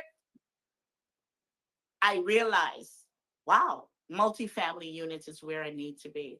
And this is why I'm on that crusade to teach everyone, show them why this is exactly what you need, what you should be doing to create the life that you were born to live. We weren't born to be like, oh, struggling and stressing. No, if you do it right and you do it once, you'll be good. Now, when you say you've lost millions, exactly 5 million, that's a lot of millions to lose. That's a lot of millions for anybody to just ultimately even have. So for you to have lost $5 million, a lot of people, as you've seen, many people, and can smile now instead of crying. Right. Yeah, I would love, from a balance perspective, for you to share how you got to the other side of that mountain and you're still here to smile about it, please. So when the real estate market jumped off the cliff, I owned 8 properties and individual properties. And I had a property in Chicago on the Magnificent Mile. It's right there, 10 East Ontario Place. I think it was on the 28th floor of the building. I paid $440,000 for that 1 bedroom, plus $40,000 for the parking space. So $480,000 on a 1 bedroom condo in Chicago, and their real estate market is worse. It's terrible. And at the same time, which I always laugh at it now, at the same time, I sold my client a deal, and I just spoke with him this morning. I sold him a 4-unit building in DC Northeast across from the stadium for $280,000. Okay. Okay. $280,000, which is worth north of $950 right now. Yeah. And he gets notes all the time. Do you want to sell? Do you want to sell? We want to buy. He's like, no, not interested. But at that time, I have to be honest, for some reason, even though I was selling it, I was afraid, because I thought, oh my God, that's like a 4. I don't even know why I thought that was beyond, because there was a 4-unit. You got 4 units for $280, but I bought 1 unit for $480. Right. Let's do. I mean, and oh, by the way, he still has his, and I don't. So when the tenants stopped paying, and remember back then, we got all those stated income loans and those no doc loans, and each property had 2 loans on it, a first and a second, because you're not even putting money down. It was just you blink and you got a loan. So I had 8 properties, and each one had 2 loans. Wow. 2 loans. And so when the tenants stopped paying for about 3 years, I kept paying it myself because I wanted to preserve my credit score. And finally, I was like, Lord Jesus, take the wheel. I can't do this anymore. I'm giving this to you. I'm not taking it back. I'm giving it to you. Handle this. I can't. So I lost all of those properties. I did. I tried to do a short sale on a couple of them, but this is the issue with the banking industry. I called them up. I said, look here, I know I'm paying my mortgage, but I could see I'm going to have an issue real soon. Can we do a modification? Can we do blah, blah, blah? And they said to me, we can't talk to you unless you are 90 days delinquent. So now you want to just totally my credit score up before you could even talk to me, right? And you're not guaranteeing you're going to help me, but you won't talk to me unless I'm 90 days delinquent. Because why are they talking to you? You paying your rent, they're like, your mortgage. They're like, you good? Figuring it out some kind of way, so we don't need to talk to Some you. kind of way you getting this mortgage money to pay Right. me, so we're good. So then I was like, oh, okay. So I stopped paying all of them, right? And then, of course, they're like, well, you're not paying it. And if you're telling us you're not getting the money in that you're supposed to get, how we go get you a loan? How you gonna pay? So you see what I'm saying? You're in a conundrum, literally. It's like I'm like, I can't. Just take it. So take them all. And that's how I lost them. And then in my infinite wisdom, I'm like, real estate is my life. I'm going to stay in it. However, I need to be doing something to get some money. So I went and I started a magazine. My client and my partner and I, Her Life magazine. It was a magazine in the DC metro area that highlighted women that did great things in their community and their lives. And it was a free magazine, but fueled by advertisement. So you know how that's going to go right now. So I lost $400,000 dealing with that mess. And then I had to live off of the money I saved. Thank you, Jesus, that I had saved well. But then what you don't know will hurt you. People say what you don't know won't hurt you. Nah, that's one of the biggest lies ever told. What you don't know will hurt you. Because at the time, I did not know that I could have borrowed against my stocks. I had 300 base shares of Facebook. And every so often, I want to shed a tear when I realized that I had to sell it because I had to live. But had I borrowed against it, now I would have it. How much is Facebook worth? I paid $32 for it when I bought it. How much is it worth now? Yeah, per share. Like I think it's over $400. Right? So when you think of it, those are all the money that was lost because I didn't know. So during the time when I was paralyzed mentally because I lost so much, I didn't know what to do. I started because of what a friend said to me, a client actually. She was like, I don't like this Nancy. This Nancy is not the Nancy that I know. What's going on? And I was like, well, I've lost everything and I don't know what to do. All the decisions I've made brought me here. I'm in Brokeville. I don't know how to live here. I don't know what to do. She's like, girl, you Nancy alert. My tagline was getting it done. And she said, go get it done. You got it done before. You have the information. You have the knowledge. Go get it done. And I thought about it and I did a lot of research and I read a lot. And so then I found out about buying on margin. So then when I was coming back from the fall, I bought a lot of stocks on margin and stuff. And I made some money. And I was like, oh, this is how they do it. So the thing is, the information is so important. Yes, it right? is. When you say don't hate the play, hate the game, I'm like, don't hate anybody. Just learn Don't the hate rules of anybody, the just game. learn. Just Get learn better. the rules of the game so you too can participate. And that's what I did. That's I learned the good. rules of the game so I can participate and so I can share it with you so you too can participate and you too can live the life like everybody else is living. So you no longer have to say, well, they grew up with money or somebody helped them. Yes, somebody helped. There's always somebody in your corner, whether you want to acknowledge it or not, that they might not have given you money, but they give you the encouragement or whatever to get you to be in that mindset. And how did I switch it? I had to change my mindset because I was literally frozen for 3 years mentally. I was like paralyzed, couldn't do anything. But once I changed my mindset and created strategy, plan, and a routine, then my life became back what it was and even a little better. Yay, I'm excited. That's an inspiring story for all of us that's watching today. And by the way, Facebook on Meta platforms, it's $501.83 today per share type. So I mean, yeah. There you go. So yeah, you had a good deal back then, right? $30-something. Okay, listen, some comments. How much is the Facebook? 500? It says Facebook share price today, Meta platforms is $501.83. So I bought it when the day it came out, when Facebook went public. That's when I bought it. $32. Mm. And then I had to sell it, I think 2 or 3 years later. I mean, I made some money, but not $500. Listen, everybody, I know we've had a hearty discussion with Nancy Alert today, and I know on your bucket list, and before we close out, just something personal about you. I know you want to definitely travel to 3 different countries because you do that every single year. Every year. And so tell us just a few of the countries you've already visited and maybe some of the ones that are on your bucket list that you'd like to still visit. Yeah, I believe because we live in such a global community, right? I love traveling because I like experiencing the different cultures.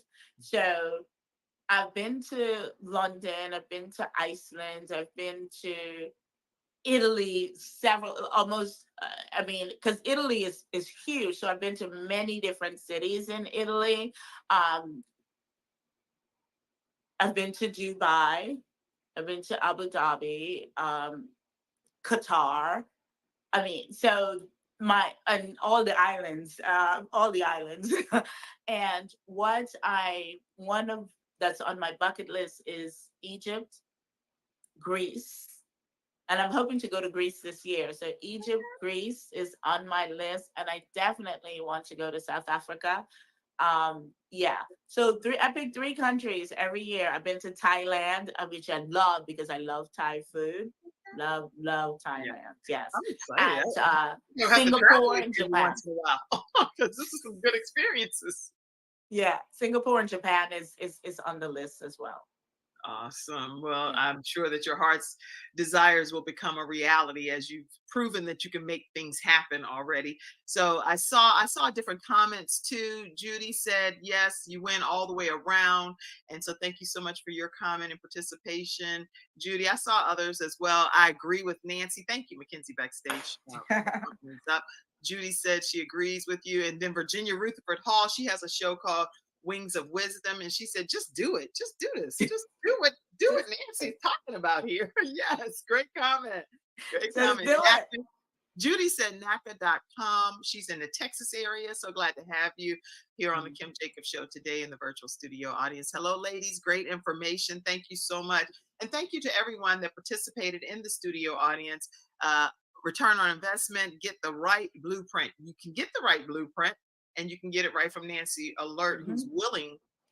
Not everybody's willing to even listen to me, y'all. Not everybody's willing to share this level of information. Many times people are like, I got for me and mine, and that's it. And they go on about their business and they live a great life. Nancy Alert is willing to meet with you for 30 minutes to pour into you free information outside of what she's already shared here on the show. Then you can join her program and learn more about it. But all you have to do is go to thealertfactor.com. I'm saying this for our audio podcast listeners over on iHeartRadio and Spotify and different places.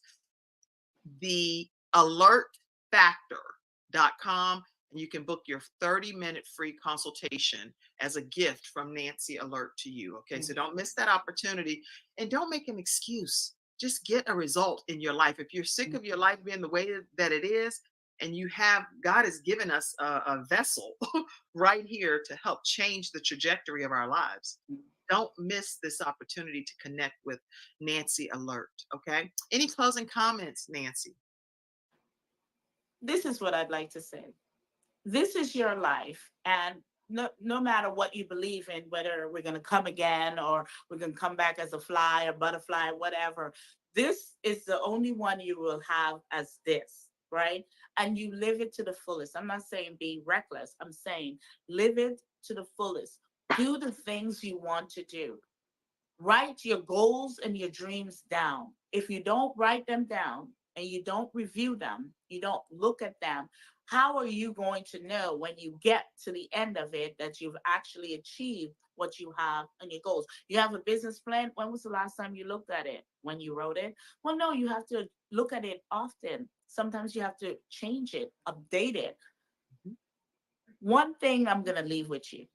When you wake up in the morning, before you jump up in hurry, Harry, running out, missing your coffee, missing this because you're about to be 10 minutes late because you didn't wake up in time, and you forgot that you're in the DC metro area, New York, California, wherever, where there's traffic. Real intense. There's traffic. There's traffic every day. Before your feet touch the ground. This is the routine that's changed my life. I pray and meditate. I pray, or you can pray or meditate depending on what your beliefs are. I pray and I meditate, right? Then I set my intention for the day. What is it that I am going to do? What is it that I'm looking to accomplish? Thank you, Jesus, for giving me breath and life today so that I can do the things I need to do to get me to the place I want to be at, and do it in your name and stay away from the things that I don't need in my life. Thank you, Jesus. Amen. I ask God to guide me, give me the direction so I can go in the direction that I am looking to go in, or the direction that He wants me to go in. Most importantly, the direction He wants me to go in, and do those things and bring only positive energy in my direction. Stay away from the negative people. They will drain you. Stay away from the people that don't truly support you. And know that everyone that's smiling with you is not with you. Stop talking. Stop telling everybody your business. Move in silence, and you'll get it done. Wow. Okay, y'all, we can't get any better information than what has been shared here today on the Kim Jacobs Show with Nancy Alert. So make sure you all go ahead and stay connected with her. Get your free consultation. Don't miss out on that opportunity. And for all of you, I see Justine Hill, you said this was great information. Thank you so much for sharing it. And I'm sure quite a few people will be connecting with you. So go to thealertfactor.com and share it with your own social media followers and friends, because everybody should be given the opportunity to excel in life in this capacity. And if she personally can't help you in her area, she's already committed to personally connecting you to a realtor in your area that shares the same philosophies that she shares. So you cannot get any better than that. I'm so grateful for you being here today and so willing to share freely at the level that you did, Nancy. Thank you. Thank you for having me. Thank you. Thank you.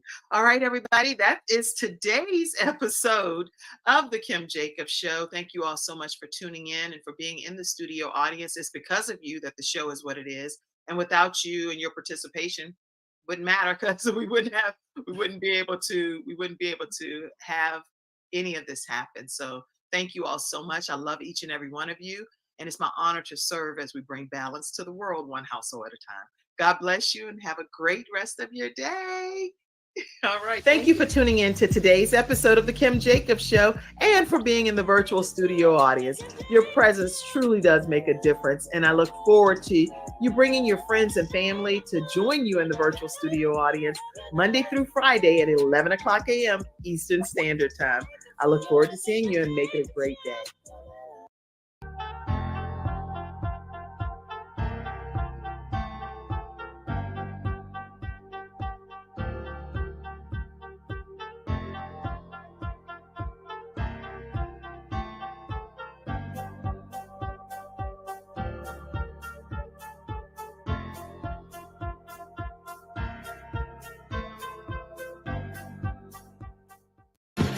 Sweet blessings from the airwaves, guiding all through endless days.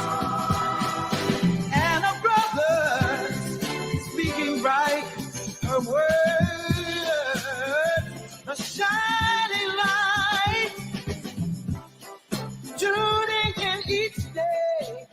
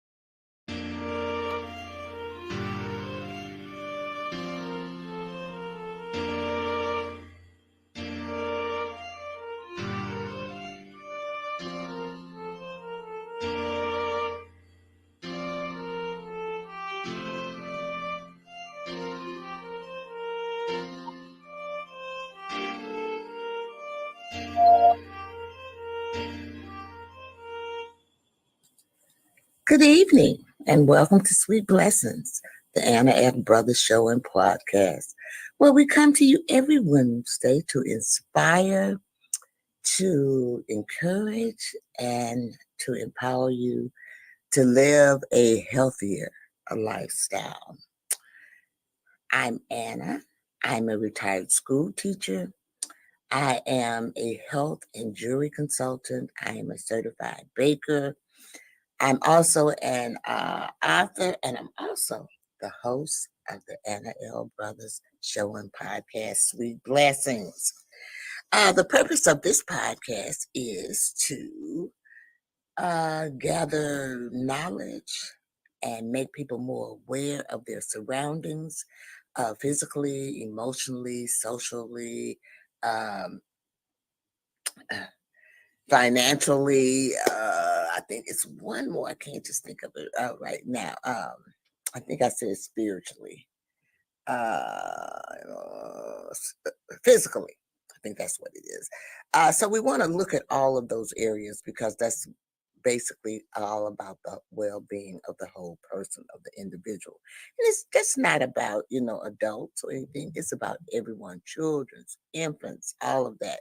All of those things are very, very important as individuals, and we should know some of those types of things that we need to do for personal development.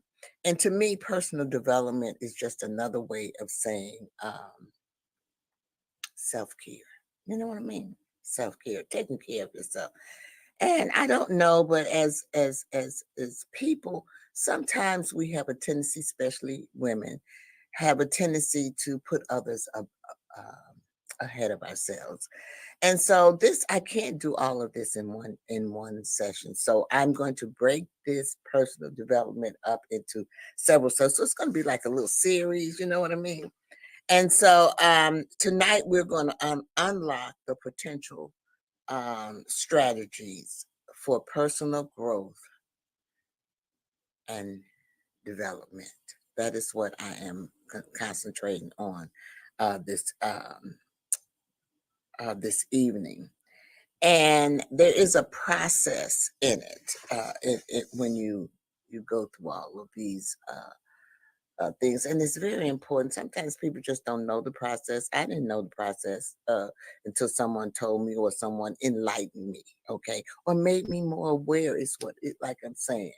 So before I get started, I do want to let you know that those people who on Facebook, you can support me by sending stars. Stars help me earn money to make more content.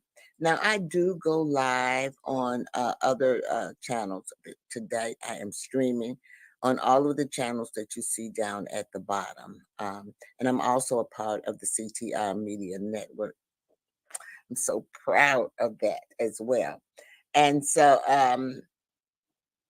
if you are interested, I go live on Facebook. This is my Facebook, and I do my jewelry on there. So if you're interested in knowing a little bit more about my jewelry, you can go to my Facebook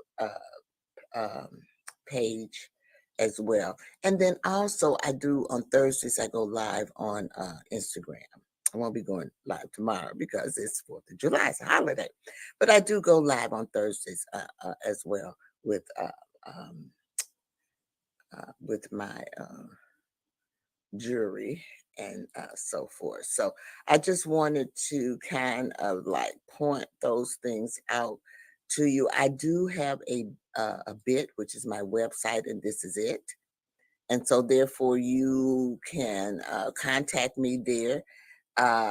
If you are interested in advertising, or you want to sponsor an episode, or you want to just do a commercial or have a guest slot on my program, you can reach me at lastine1@gmail.com. You can also reach me at my bit.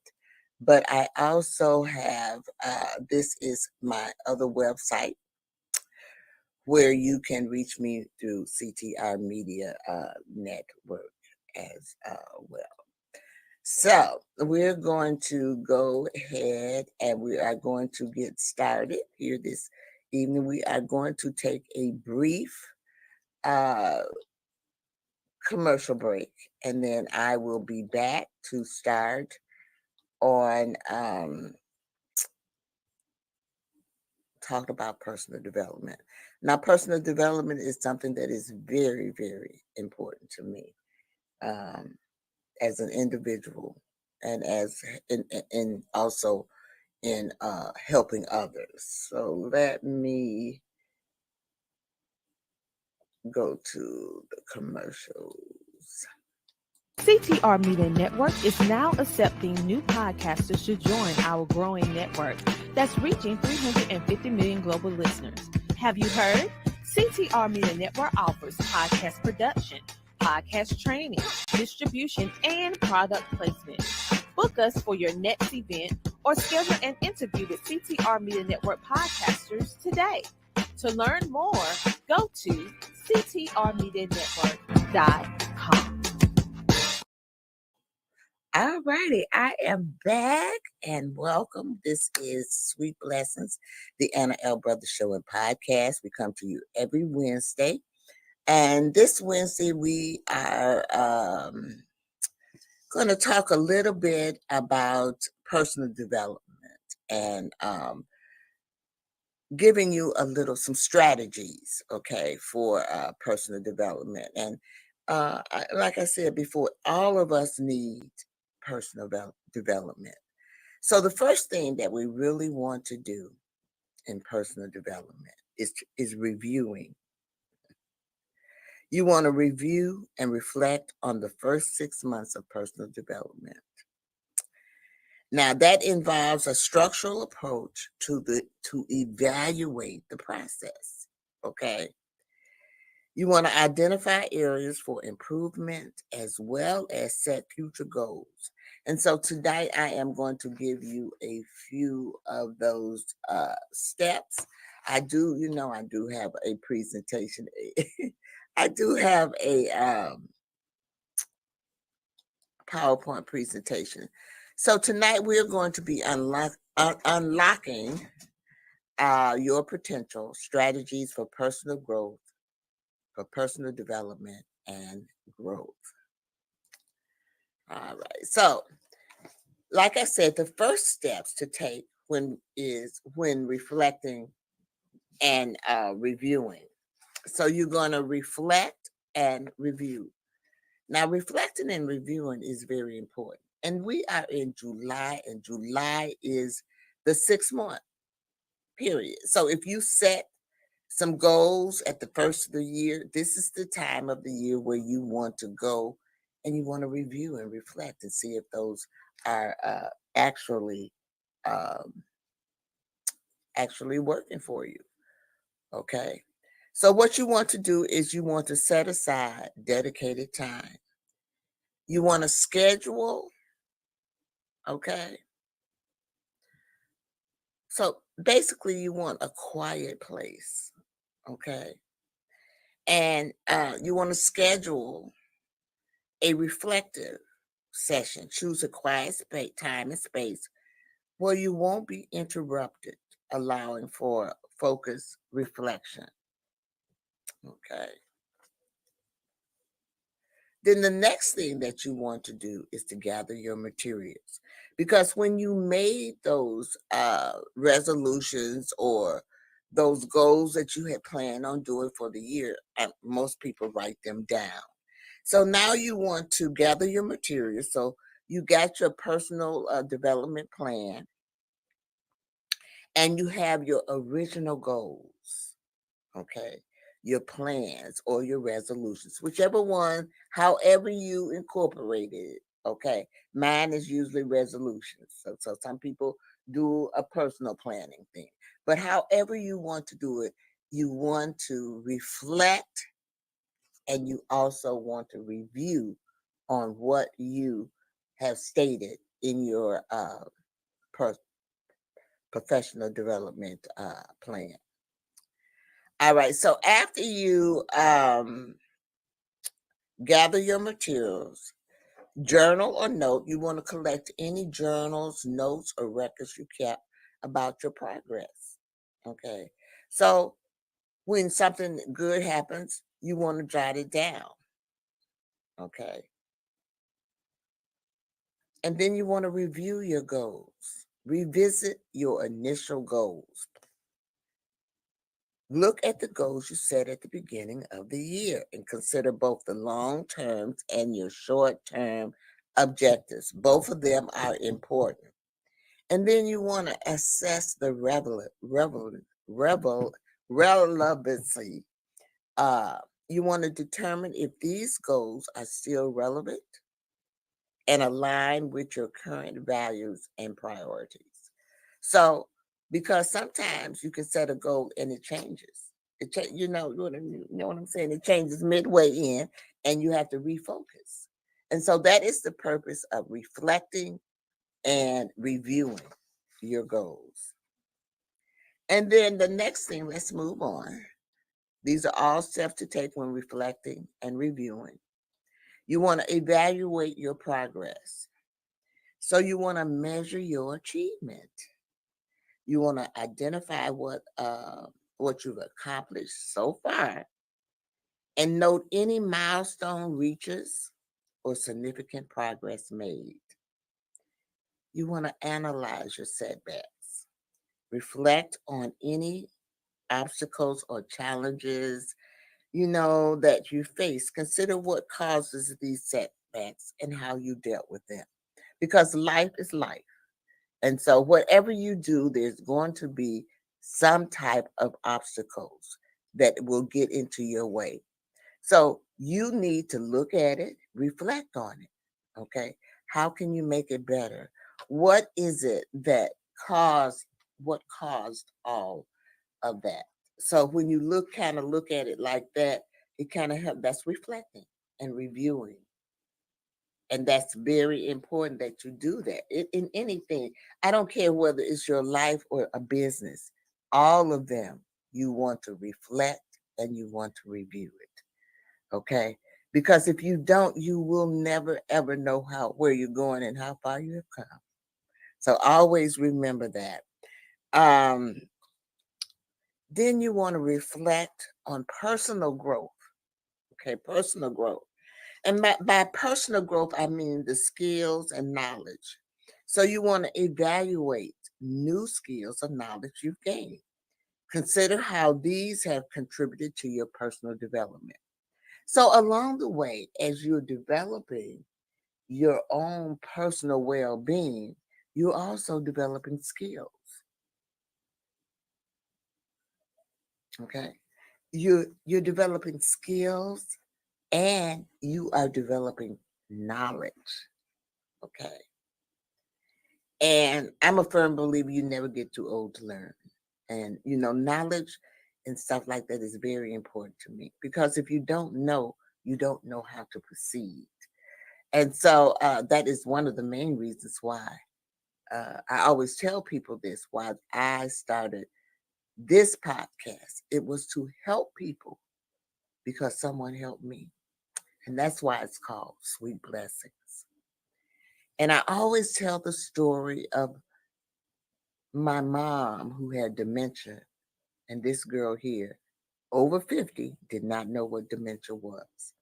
So those type of things they don't teach you in school unless you're in the medical field or psychology or something like that. So it went over my head.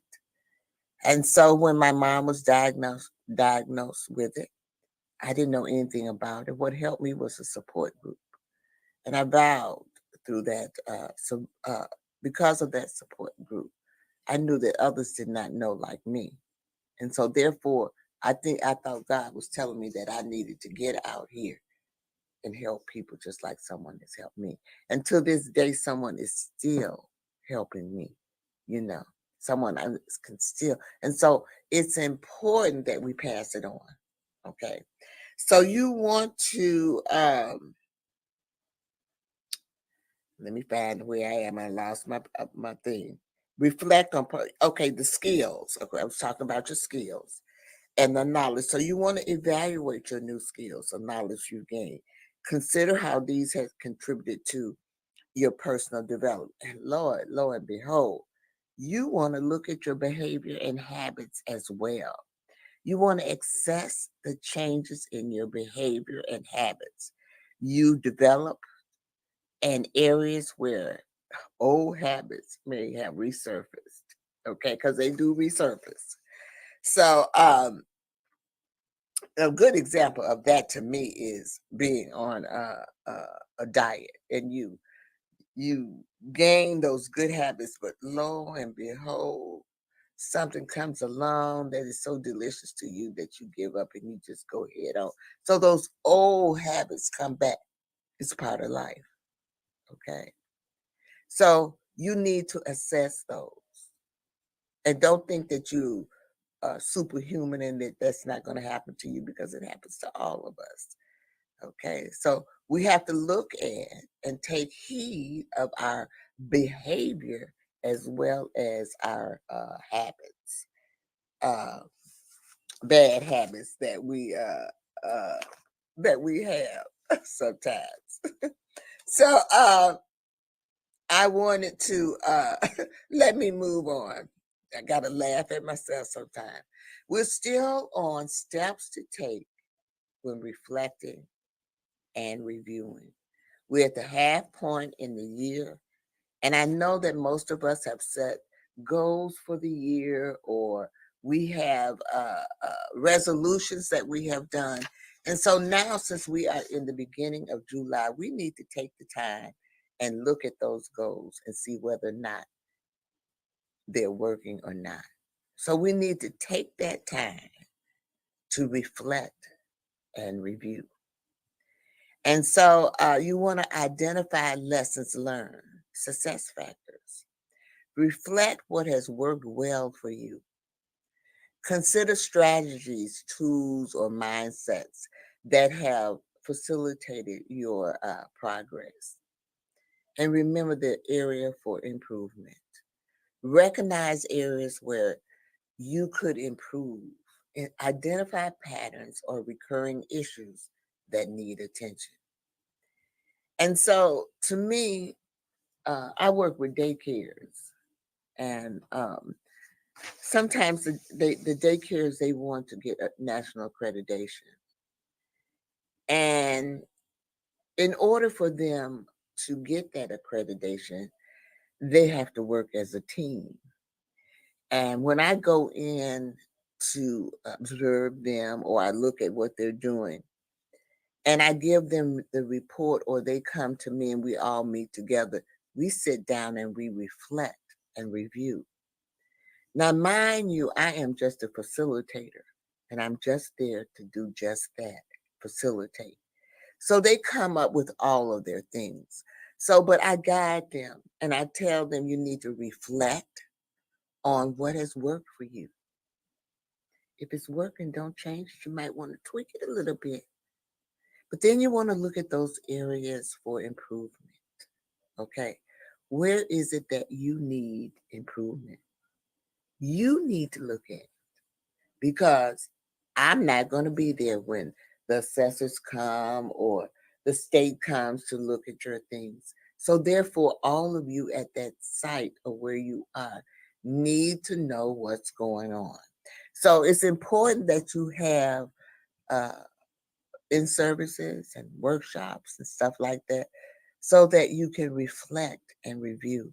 And it's always good to give an evaluation after anything that you do.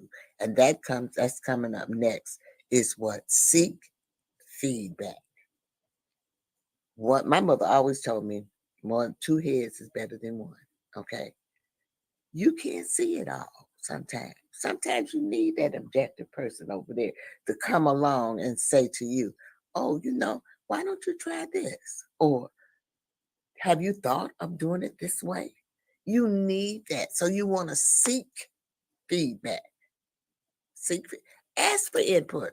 Reach out to your trusted friends, your mentors, or your colleagues for their perspective on your growth and progress.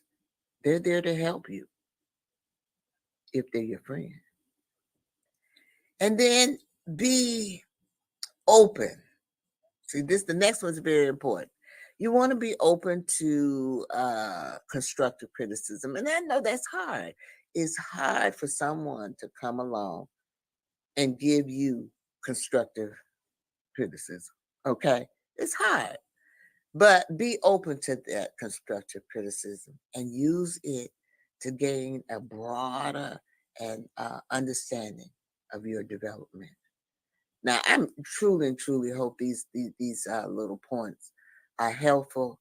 Last year I did something on personal development, but it wasn't this detailed. And personal development is such a large area that I've tried to break it down. And so these are the first steps that you need to do when you are reflecting and reviewing. So I'm also going to show you in this podcast how after you have did your reflecting and reviewing, what do you do next? Then you want to know how to maintain or just adjust it. And I'm going to talk a little bit about that as well. So my teaching stuff is coming out tonight, y'all. We're still on steps to take when reflecting and reviewing. And the reason that I'm spending so much time on this, because it's important. It's important that you reflect and review. Because if you don't reflect, you will not know what you're doing and how you're doing it. You got to reflect it. You got to. I don't care. In everything, you should reflect. You know, that was one of my main things when I was teaching at the end of the year. I always did reflection. Always, always. And I taught my children that too. Look at what you did. Did you do it to your satisfaction? It has to be to your satisfaction. It doesn't have to be, there's certain things that you got to do. So let's move on. So we want to adjust goals and strategies, which definitely what it's saying is we want to refine our goals. And based upon your reflections, refine or adjust your goals. You want to make sure they remain SMART. Now, a lot of people might not have heard of SMART. Now, SMART is a way of measurement. So you want to make sure it's a way of measuring or looking at your goals. So you want to make sure that your goal is specific. You want to make sure that your goal is measurable. You want to make sure that your goal is achievable. You want to make sure that it is relevant, and you got to put a time on that goal, time bound. So I'm going to talk a little bit later on in this episode about SMART and what each one does. And I'm going to give you some examples of it so you'll know exactly, because a lot of times people don't know how to do goals, to write goals. And so writing a goal is very important. So we're going to develop new strategies. We're going to create or modify strategies to overcome identified obstacles and leverage your strength. That's what we basically want to do. And after we look at all of those things, guess what we need to do? We need to plan for the next 6 months, set new milestones, establish new milestones and timeline for your goals. Break down larger goals into manageable steps and create an action plan. How many of you all have an action plan? It's important to have an action plan because the action plan kind of keeps you on target. So you want to develop one, and you want to develop a detailed action plan for the next 6 months, outlining specific action and resources needed. Now, your goals are your goals. You set your own goals, but you got to self-evaluate those goals. And I do believe, let me see where I am, because sometimes I get off of my what I'm doing. So I want to make sure that I get ahead of my notes. Oh Lord, but anyway, let's move on because I'm still in steps to take when reflecting and reviewing. Document your reflections. Write it down. That's what you got to do. Write it down. Now, I don't really care how you write it down. I write mine down in a planner. I got a big planner. It's a big book. I got a big one and a little one. But in the big one, I write down little things in that. I reflect on this. I said, well, next time I'm going to do this. And I write it down in the book. So when I need to know what I'm thinking about or what I was thinking about, I can go back to that journal because there's a specific spot for it. Okay. Because my mind wanders. I always tell people that I was an early childhood teacher. I taught babies, 3, 4, and 5-year-olds. And so therefore, sometimes my attention span is just like those 3, 4, and 5 years old. I'm over here, over here, over here, over there. And so I have to write things down. Okay. And it doesn't mean that, I'm going to still remember, but I still have to write it down. So, when you document your reflections and your insight, and this helps you in updating your plan. And this can be a form of a journal entry, a report, a personal development plan, but use visual aids. Consider using visual aids in charts, graphs, or vision boards to track your progress and future goals. And I say that, and graphs and stuff like that, I would teach to my children, my 3-year-olds. They know if it wasn't anything but 2 candy bars up there, which one did you like the best? We could graph it out, okay? And you want to start at a young age graphing so that when they get to be, in grammar school or high school, they know what a graph is, okay?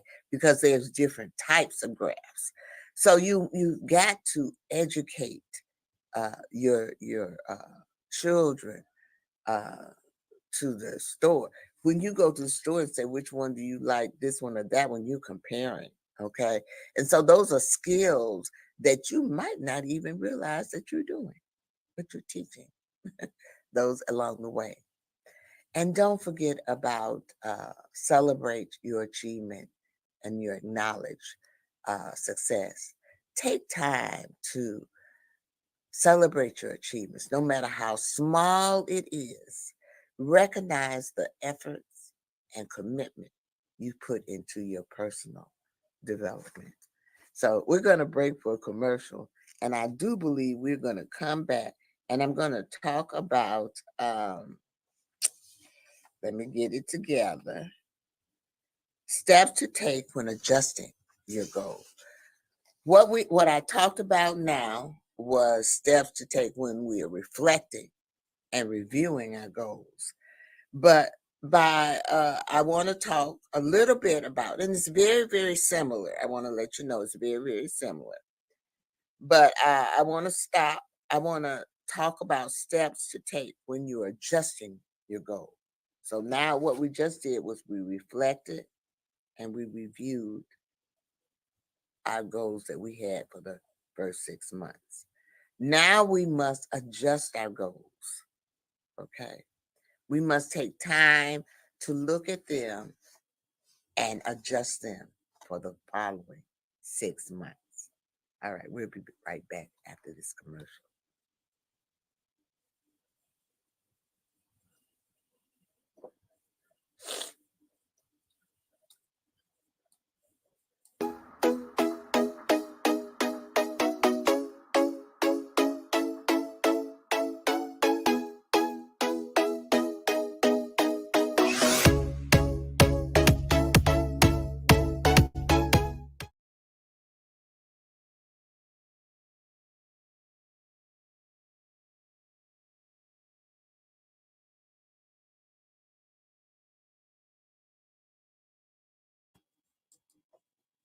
All right, we are back.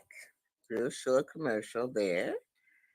And we were just wrapping up with steps to take when reflecting and reviewing. And so now we are going to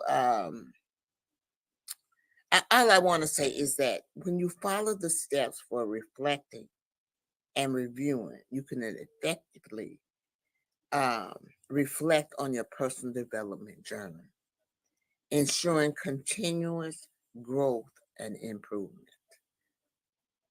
That's what reflecting and reviewing does. So now let's look at steps to take. I'm still in steps to take when we reflect and reviewing. So you're going to do regular check-ins. So you want to schedule regular check-ins, and you want to keep yourself motivated. Keep yourself motivated. All right. Now we want to get into steps to take when adjusting your goal. So just remember to stay motivated and I'm looking at my notes again. And do regular check-ins. Regular check-ins. Are you on task? Okay. And do things to make you stay motivated. Now let's look at steps to take when adjusting your goal. So we reflected on our goal. We reviewed our goals. And now we want to take time to adjust our goals. So what we did was we reflected on current progress. We reviewed our achievements. We assessed what we have accomplished so far. And we have identified our setbacks that we've had or the obstacles that we have faced.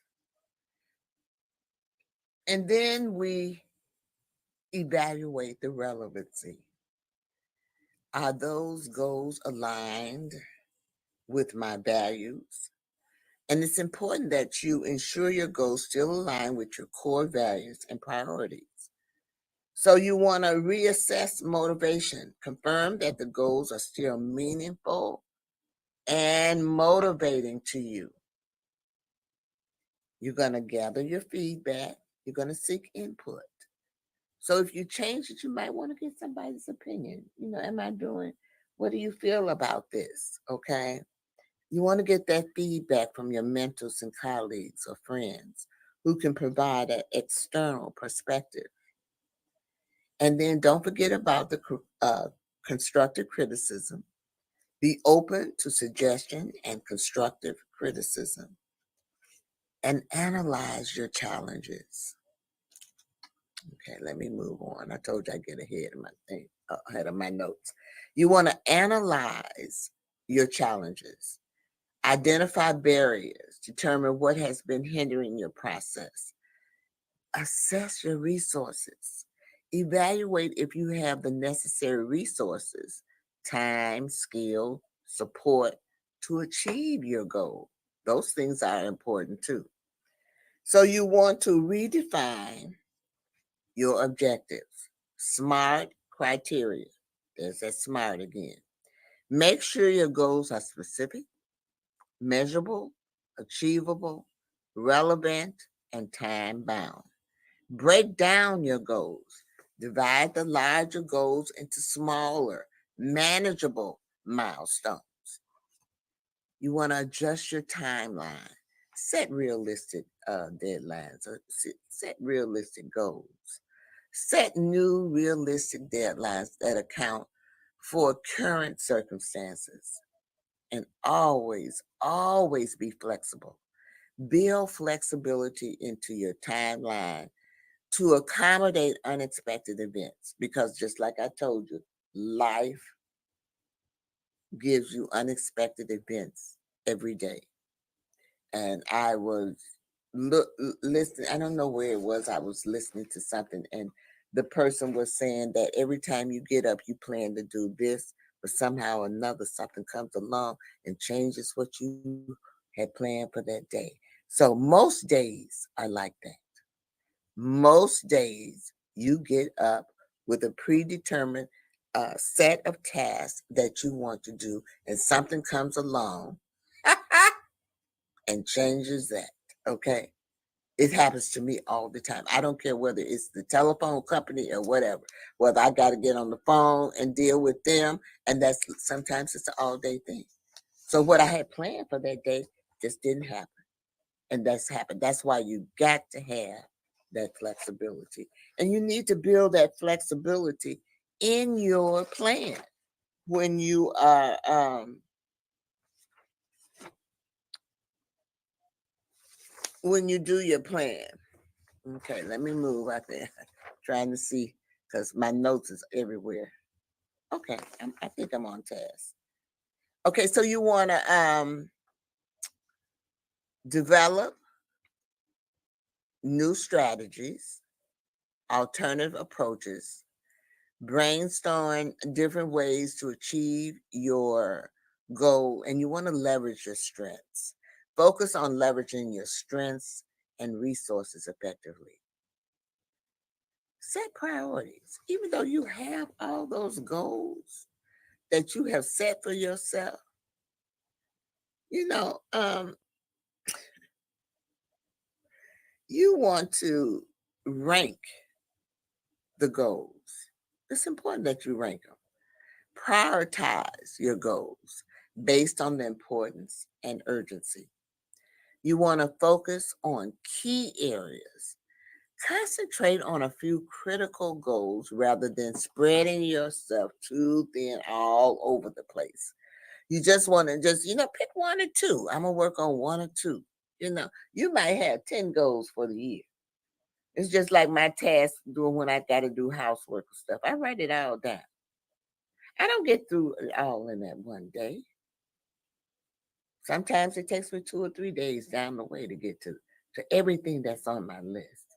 But I do write it down. So I focus on the key areas, the areas that need to be done right away, like the bathroom. I'm just using this as a hypothetical example, okay? Because you need to focus on key areas. And sometimes those key areas, now with me, my key areas are usually where I have problems. So I try to, the areas that I'm doing well in, I kind of let them move on. But I try to focus on those areas where I'm having problem or I need a little help in. Okay. And then when I get those up, then I move on to another one. So after you have done all this, you want to create an updated action plan. Detailed steps, outline specific actions required to achieve each goal, and look at the resources that you need. Identify any additional resources or support you might need. Okay, let me see where I am. I got to look at my notes because sometimes I move. I'm still on steps to take when adjusting your goals. So you want to monitor, and I've said this before, you just can't set the goals. You got to monitor and you got to review regularly. So you got to have those regular check-ins. Schedule regular reviews to monitor your progress and make further adjustments if necessary. Track your milestones. Keep track of milestones and celebrate achievements along the way. Stay accountable. This one here is important.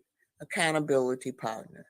So you want to share your update goals with a trusted friend, mentor, or accountability partner. Now, it's important to have an accountability partner. You might not think so. And you don't have to. You're just there to help that person along the way or encourage that person along the way. And I'm going to give you an example because my girlfriend, she is trying to go vegan. And so she entered this vegan challenge where you have no sugar, no salt, and it's one other thing, no meat. We know no meat and all that. You only eat vegetables and fruits.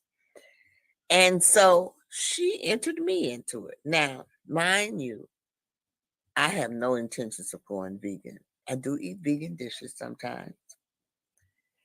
And I vary. Sometimes I have dinner where I don't have any meat. I try to be versatile in that respect. But I was her accountability partner in that thing. But what I did, because to me, she's already along the way. I am not along the way, and I don't know if I want to be vegan. But because, and I told, like I told her, that is such a drastic thing to take upon right away. It's something that should be done gradually if you're going to do it. So what I did was I cut out beef. That's what I did. But she helped me with mine, and I helped her with hers. Now, believe it or not, with me just cutting out that beef, I lost 6 pounds, y'all, for the month of June. This was June. So give yourself challenges, do that. Be accountable for things. It's nothing there but encouraging that other person. You're sharing your update with someone, and regular updates on your program, your progress, to stay accountable. Like I said, you want to maintain the flexibility, adjust as needed. Be willing to adapt and adjust your goals as circumstances change. Continuous improvement. It should be ongoing. You want to keep going. As long as you're living, you want to keep improving yourself. You want to view goals adjustment as ongoing process of continuous improvement.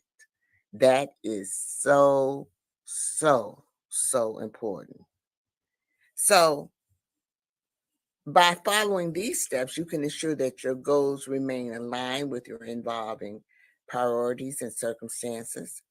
And it also increases your chance of achieving them successfully. So before I leave, I wanted to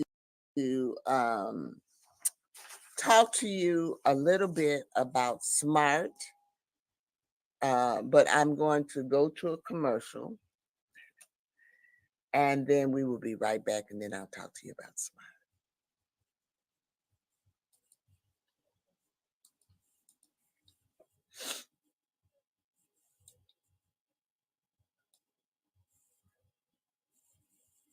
Join the She Trucking Foundation today and be a part of a supportive community of women in the trucking industry. Unlock exclusive access to valuable resources, including mentorship, educational workshops, and networking opportunities. Whether you're an experienced professional or just starting your trucking journey, She Trucking is here to empower you and help you thrive. Visit www.shetrucking.com to join us and drive your trucking career to new heights. All right, we are back. And before I leave this evening, I wanted to talk to you about SMART goals.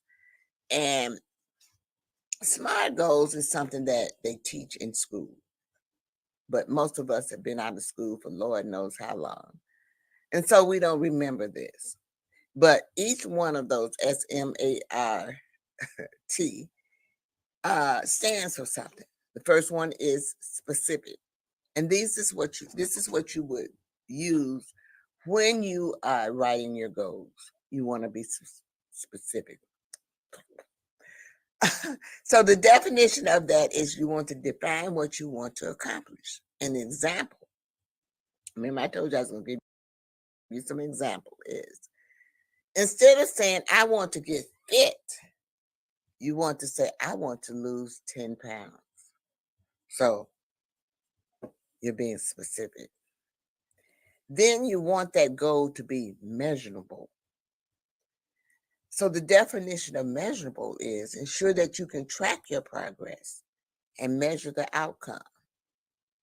So the example for that is, I will track my weight loss process by weighing myself every week.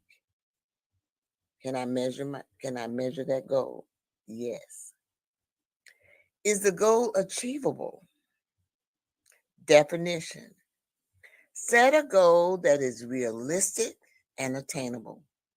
given your current resources and constraints. Example, I will lose 10 pounds in 3 months by exercising 3 times a week and following a healthy diet. So when you write your goals, you want to make sure, you see how we took it from the specific to the measurable to the achievable. Now let's move on, because we also got to do, is it relevant and time bound? So the definition of that is you want to choose a goal that matters to you and align it with your other relevant objectives. Example, losing weight will improve my overall health and energy level, which will help me perform better at work. So is it relevant? See how you made that goal relevant? By participating and setting this goal, you've shown how it is relevant to your life. And then time bound. You want to set a definition or set a deadline to create a sense of urgency to help you focus on the goal. An example of that would be, I will lose 10 pounds in 3 months starting July 1st and reaching my goal by September 30th. So that is, I just want to say, by using the SMART method or the SMART criteria, you can create goals that are clear, tractable, and achievable, which increases your chance of success. So we're going to take one last commercial, and then we will be back, and I will give you a brief summary. Does this resonate with you? Has a company ripped you off in the past? SettleShark is changing how consumers get money back from companies. SettleShark assists consumers during the entire process, from beginning to end. Our process is simple, convenient, affordable, and powerful. You're in control. We are here to help you. Contact us today at www.settleshark.com or call 1-888-704-0708. All right, we're back, and I was just finishing up with personal development and growth, and the strategies you would use. And like I said, personal development covers many things. And so next week, I will be talking about motivational books to read. And there's quite a few of them out here. So I'm going to give you a brief synopsis of those books and also talk to you about meditation, because meditation is also a part of personal development. And so I hope that you will tune in next week. And I just want to say at this time, I want to say thank you, thank you, thank you for tuning in to Sweet Blessings, the Anna L. Brothers Show and Podcast. And I hope that in some way this evening that I have inspired you. I hope that I have encouraged you. And I also hope that I have empowered you to live a healthier lifestyle by reflecting and reviewing and adjusting your goals midway through the year. So I always close my show with the 3 L's, live, laugh, and love. So I want to tell everyone who's listening this evening to live your life to the fullest. Life is short. And so therefore, you need to live it and be happy. The second thing is to laugh. Bring laughter into your life. Laughter is so important because it is good for the soul. And what this podcast this evening was about, self-care, love. Love yourself. Loving yourself is the most important thing that you can do. And so with that being said, I'm going to bid you adieu and hope that you will tune in next Wednesday for sweet blessings.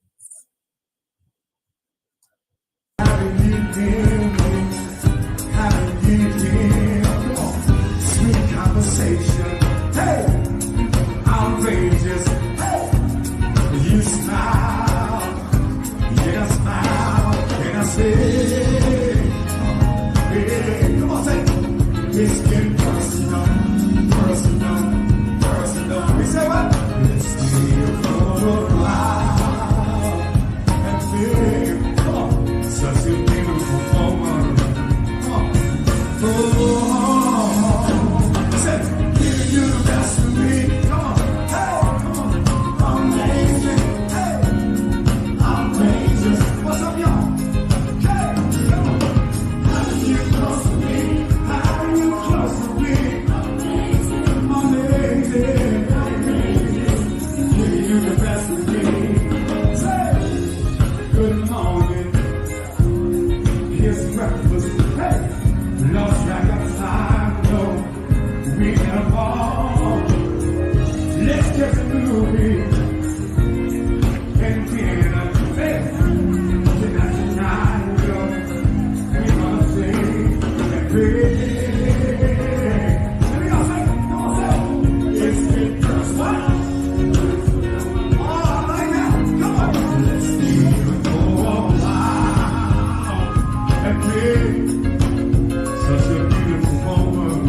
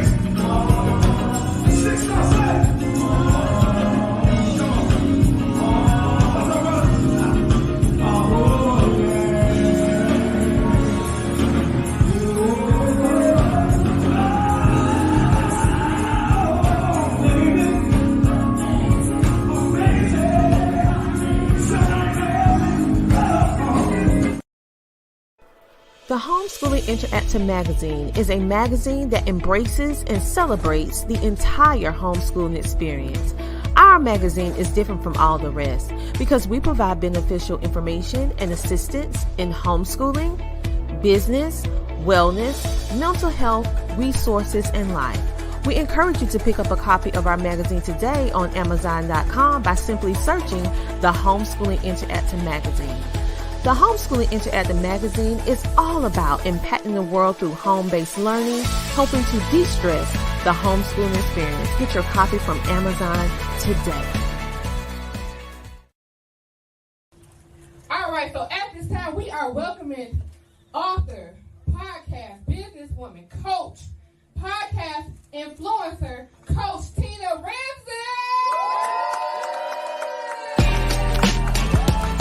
What up, family? CTR Media Network. Yeah.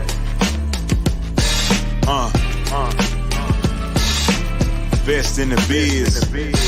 Yeah. Join the team.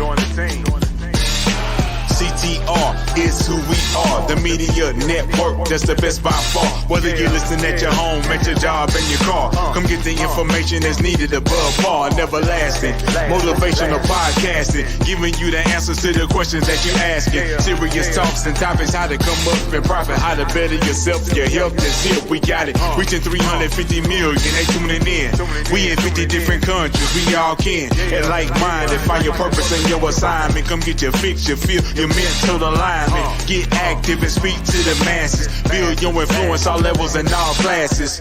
Now you know you can monetize and grow. CTR Media Network, start the show. CTR Media Network. CTR Media Network. CTR Media Network. CTR Media Network. CTR is who we are. The Media Network, that's the best by far, you know. CTR Media Network. CTR Media Network.